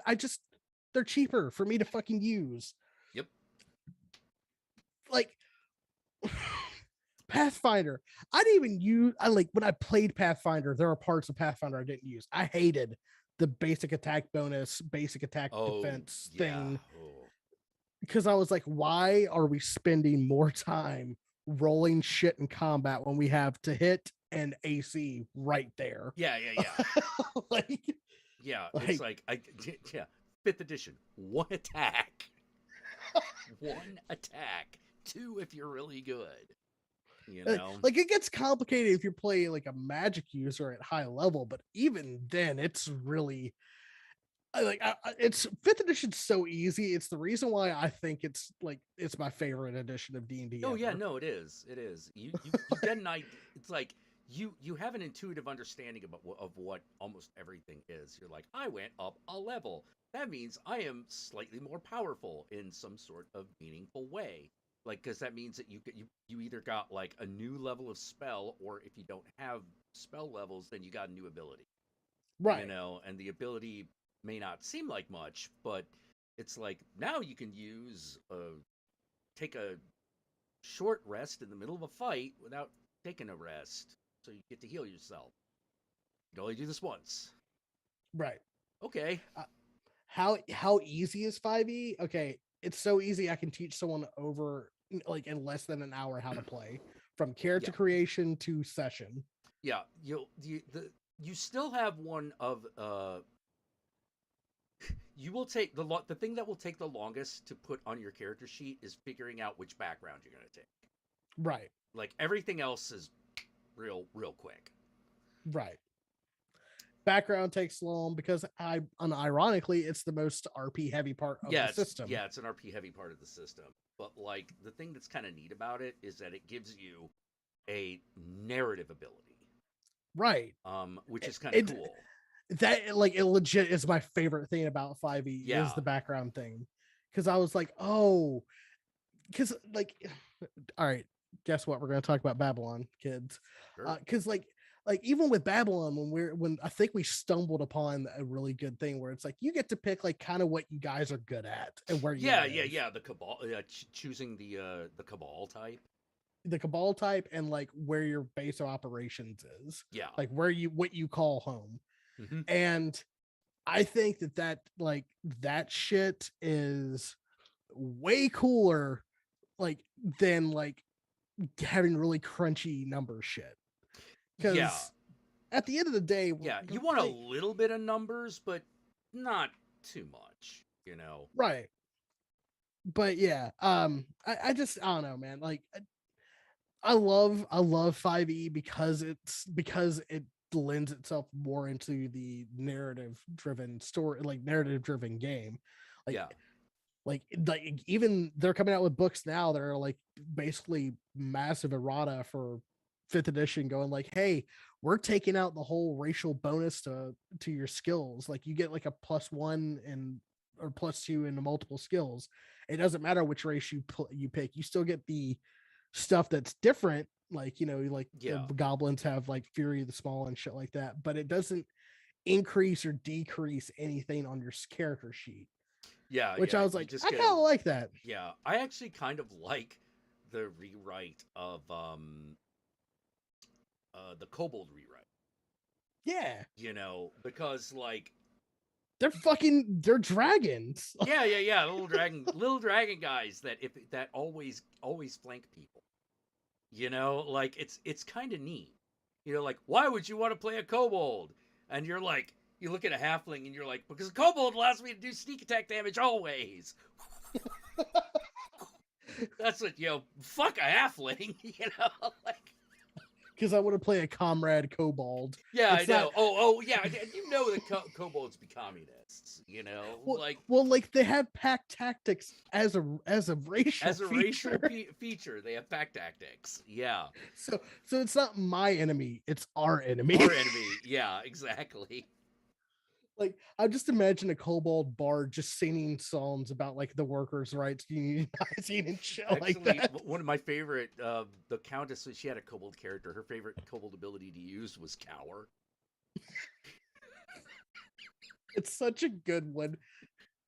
Yeah, it's like if you do nothing else, like you can make yourself and any any ally within 5 feet harder to hit just by cowering.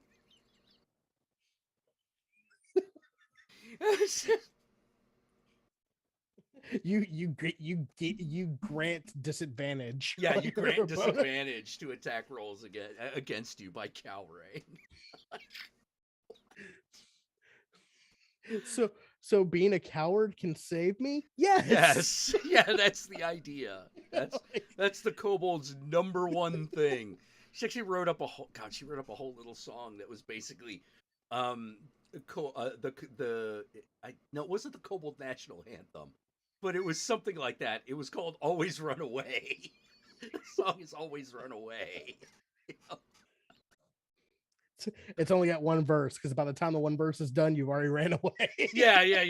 Like that. No, it was actually a full song, but she wrote it because we went up against an aboleth, Yep. and it was one of and we were like, why is the aboleth afraid of the kobold? Like, why is the aboleth afraid of the kobold? And that's when we realized it probably wasn't as powerful as we thought it was. So that's what we attacked. Right. And it turns out, yeah, it was very defeatable. It wasn't the easiest fight we ever had, but it was like, it was a challenge, but like no one died. Yeah. And it turns out that the thing that it was afraid of is the kobold's mobility, because she was a kobold rogue, and she was a thief. God. And so Right. what that meant was she could jump, attack, and get back out of the psychic range of its slime. Yeah. And we were like, oh, that's why it was worried about him, because like, we're trying to figure it out, because we're like, afraid of the kobold. Like, we're not even intimidated by it. Yeah. Like, I mean, we think he's great, but like, but he's a little shit. Like, I can kill him right now. Like, there was a lot of like, okay, so a couple say with Solstice. It's like, okay, Solstice, what do you say? Eat him. What do you think we should do, Solstice? Run away. All right. That's one vote for run away. What's everyone else got? Like, charge in and scream charging in? Yeah, okay, yeah, that's what we're gonna do. Solstice, idiots. Yeah, idiots. Hey, Solstice, why don't you go in first? Of course. Fucking course. I hate you, asshole. Yeah, it's like, I hate you guys. But like, yeah, no, of course, the real reason we had him do that is because he was a fucking rogue. It's like, yeah, well, let's have the barbarian look for traps. That'll go well. I mean, they do have a lot of hit points. If you don't have they a do have a rogue, lot of hit points, and they do have an advantage on all dexterity saves as long as they can see. right? But they're not very good at finding traps or disarming them. They're good at finding them. They're really bad at the disarming. Really bad at the disarming. They can live through them. That's the main advantage. But Your barbarian comes back. He's got like fucking 3 crossbow bolts in his chest, axe bedded into his like fucking clavicle. I loved. Were there traps? Yeah. There used to be this shirt. It was a dwarven fighter that had like an axe in his head, a fucking sword through his gut, and he's just got all this fucking shit on him. And he's like got his foot in like a green slime. It just says, "I found the trap." I think that was a Benwin fucking shirt. Benwin Yeah, bronze bottom. I think it was a Benwin bronze bottom shirt. Because he was nicknamed the Trap Roomba for a Okay, Scott. So roll. What'd you get? 12. All right. So you activate the trap. God damn it. Damn it. Fuck. Why do we not have a rogue? Yeah. We don't need one. It was You're yeah, here. they never had a rogue in that whole fucking game. They never had a rogue. They didn't need one. Yeah, they just let the dwarf like, yeah, why don't you just walk on in there, Benwin? It'll be great. It'll be awesome. The thing I actually loved about it is the shittiest character, not in terms of like bad as in quality, but the biggest dick bag was the cleric. Omen Drawn, the greedy cleric. Yeah, Omatron, like the fucking, he's such an asshole. Like But- Jim Dark Magic is like weird and dumb, but like the cleric was just a complete asshole. He was just like, all right, so I think that what we should really do is we'll throw Binwin in, and then if he doesn't die, we know we can advance. Why do I have to be first? Well, because you're a great warrior and you have the most hit points and you're short. And you signed this Don't worry, and contract. you signed this contract. Don't worry, I'll put bless on you. Oh wow, thank you. Well, my favorite moment out of that out of that play is, okay, so I'm gonna need you to grab a box and start putting like your favorite things in it, and I want you to be thinking about why you should stay employed here at Acquisitions Incorporated. And then get back to me. like God. like the guy who plays him, lovely person, but the character Yeah, is the character's such a complete dickbag. he's such a fucking like middle manager type. Oh my god. Like Ugh. what oh god. I've only seen like the first episode of like Vox Machina. Bro, you need to get on that. It is the best. It is the best representation I've seen of D&D and media. That's not Yeah, D&D. because it really looks like it just gets across the you and your stupid party. It's like- and it pretty much stays that way. Noble adventurers, go out there and, defeat the Lich. Will there be ale and whores? When you get back, yes. Can we get that on kind of a, Retainer. retainer system? Like, how about you give us half the whores now? And we'll get the other half when we get back. We get back. You No, know? it pretty much like I will say, even though I'm a huge fucking fan of Critical Role in of itself, I will say objectively, it's a really good and like it's a really good cartoon and a really good D&D cartoon. Like if you've never watched Critical Role and you watch this, you will enjoy it, even if you have no fucking a connection to any connection to any of the characters or Critical Role in of itself. Yeah. Oh god. What is? God damn it. Oh yeah, here we go. Like oh no, that's only part of it. I need to find the whole thing. What's the name of the barbarian? Is it Kronk? Grog. Yeah. This is animatic. Okay. Animatic. Come on, because it's got to be the whole thing. The whole thing about was it the druid? The druid's tits? I don't think so. Keyless on there nearly. The show is Legend of Vox Machina. It's on Prime if you have it. Oh no! I'm talking about from the actual show Critical Role. Yeah. Grog. Oh, you're talking. No. It's not the. It's Grog. God damn it! I know what you're talking about. Unfortunately, they didn't do it this season. Oh, I really want them to do this bit where there's like a running joke about between Grog and like she's either a druid or a ranger. She's a ranger. She's a ranger. Vax. Okay, and he has to go. Grog the barbarian has to like fight a monster in an arena, and the ranger gets really into it and is like, "All right," I jump up and I flash my go, "I love you, Grog." Yes. And then later on, this happens. Hi, what's up? Hey, so like, remember when you showed me your boobies during the fight with Kurt? Oh, you saw them. Like out of the peripheral. By the way, the people of role playing this. From the are stand, actually from the husband and stand. wife. From the I stand. lift up my shirt and I say, I love you, girl! Oh my god, it's her tits! It's her tits! Don't distract! Okay, yes. Yeah, I wanted to say thank you on a very delayed timeline by giving Yeah. you this potion of superior healing. Thank you so much, Grog. Yeah, so if they ever get jacked up again, heal them, because I fought better with boobies around. I'll remember that. Okay, cool. All right. Deal. Thank you so much. I mean, I trust the others, right? But, like, I know you on a more intimate level, Because you saw my titties. pretty much. Yeah. Yeah. Literally it. I just love that running joke.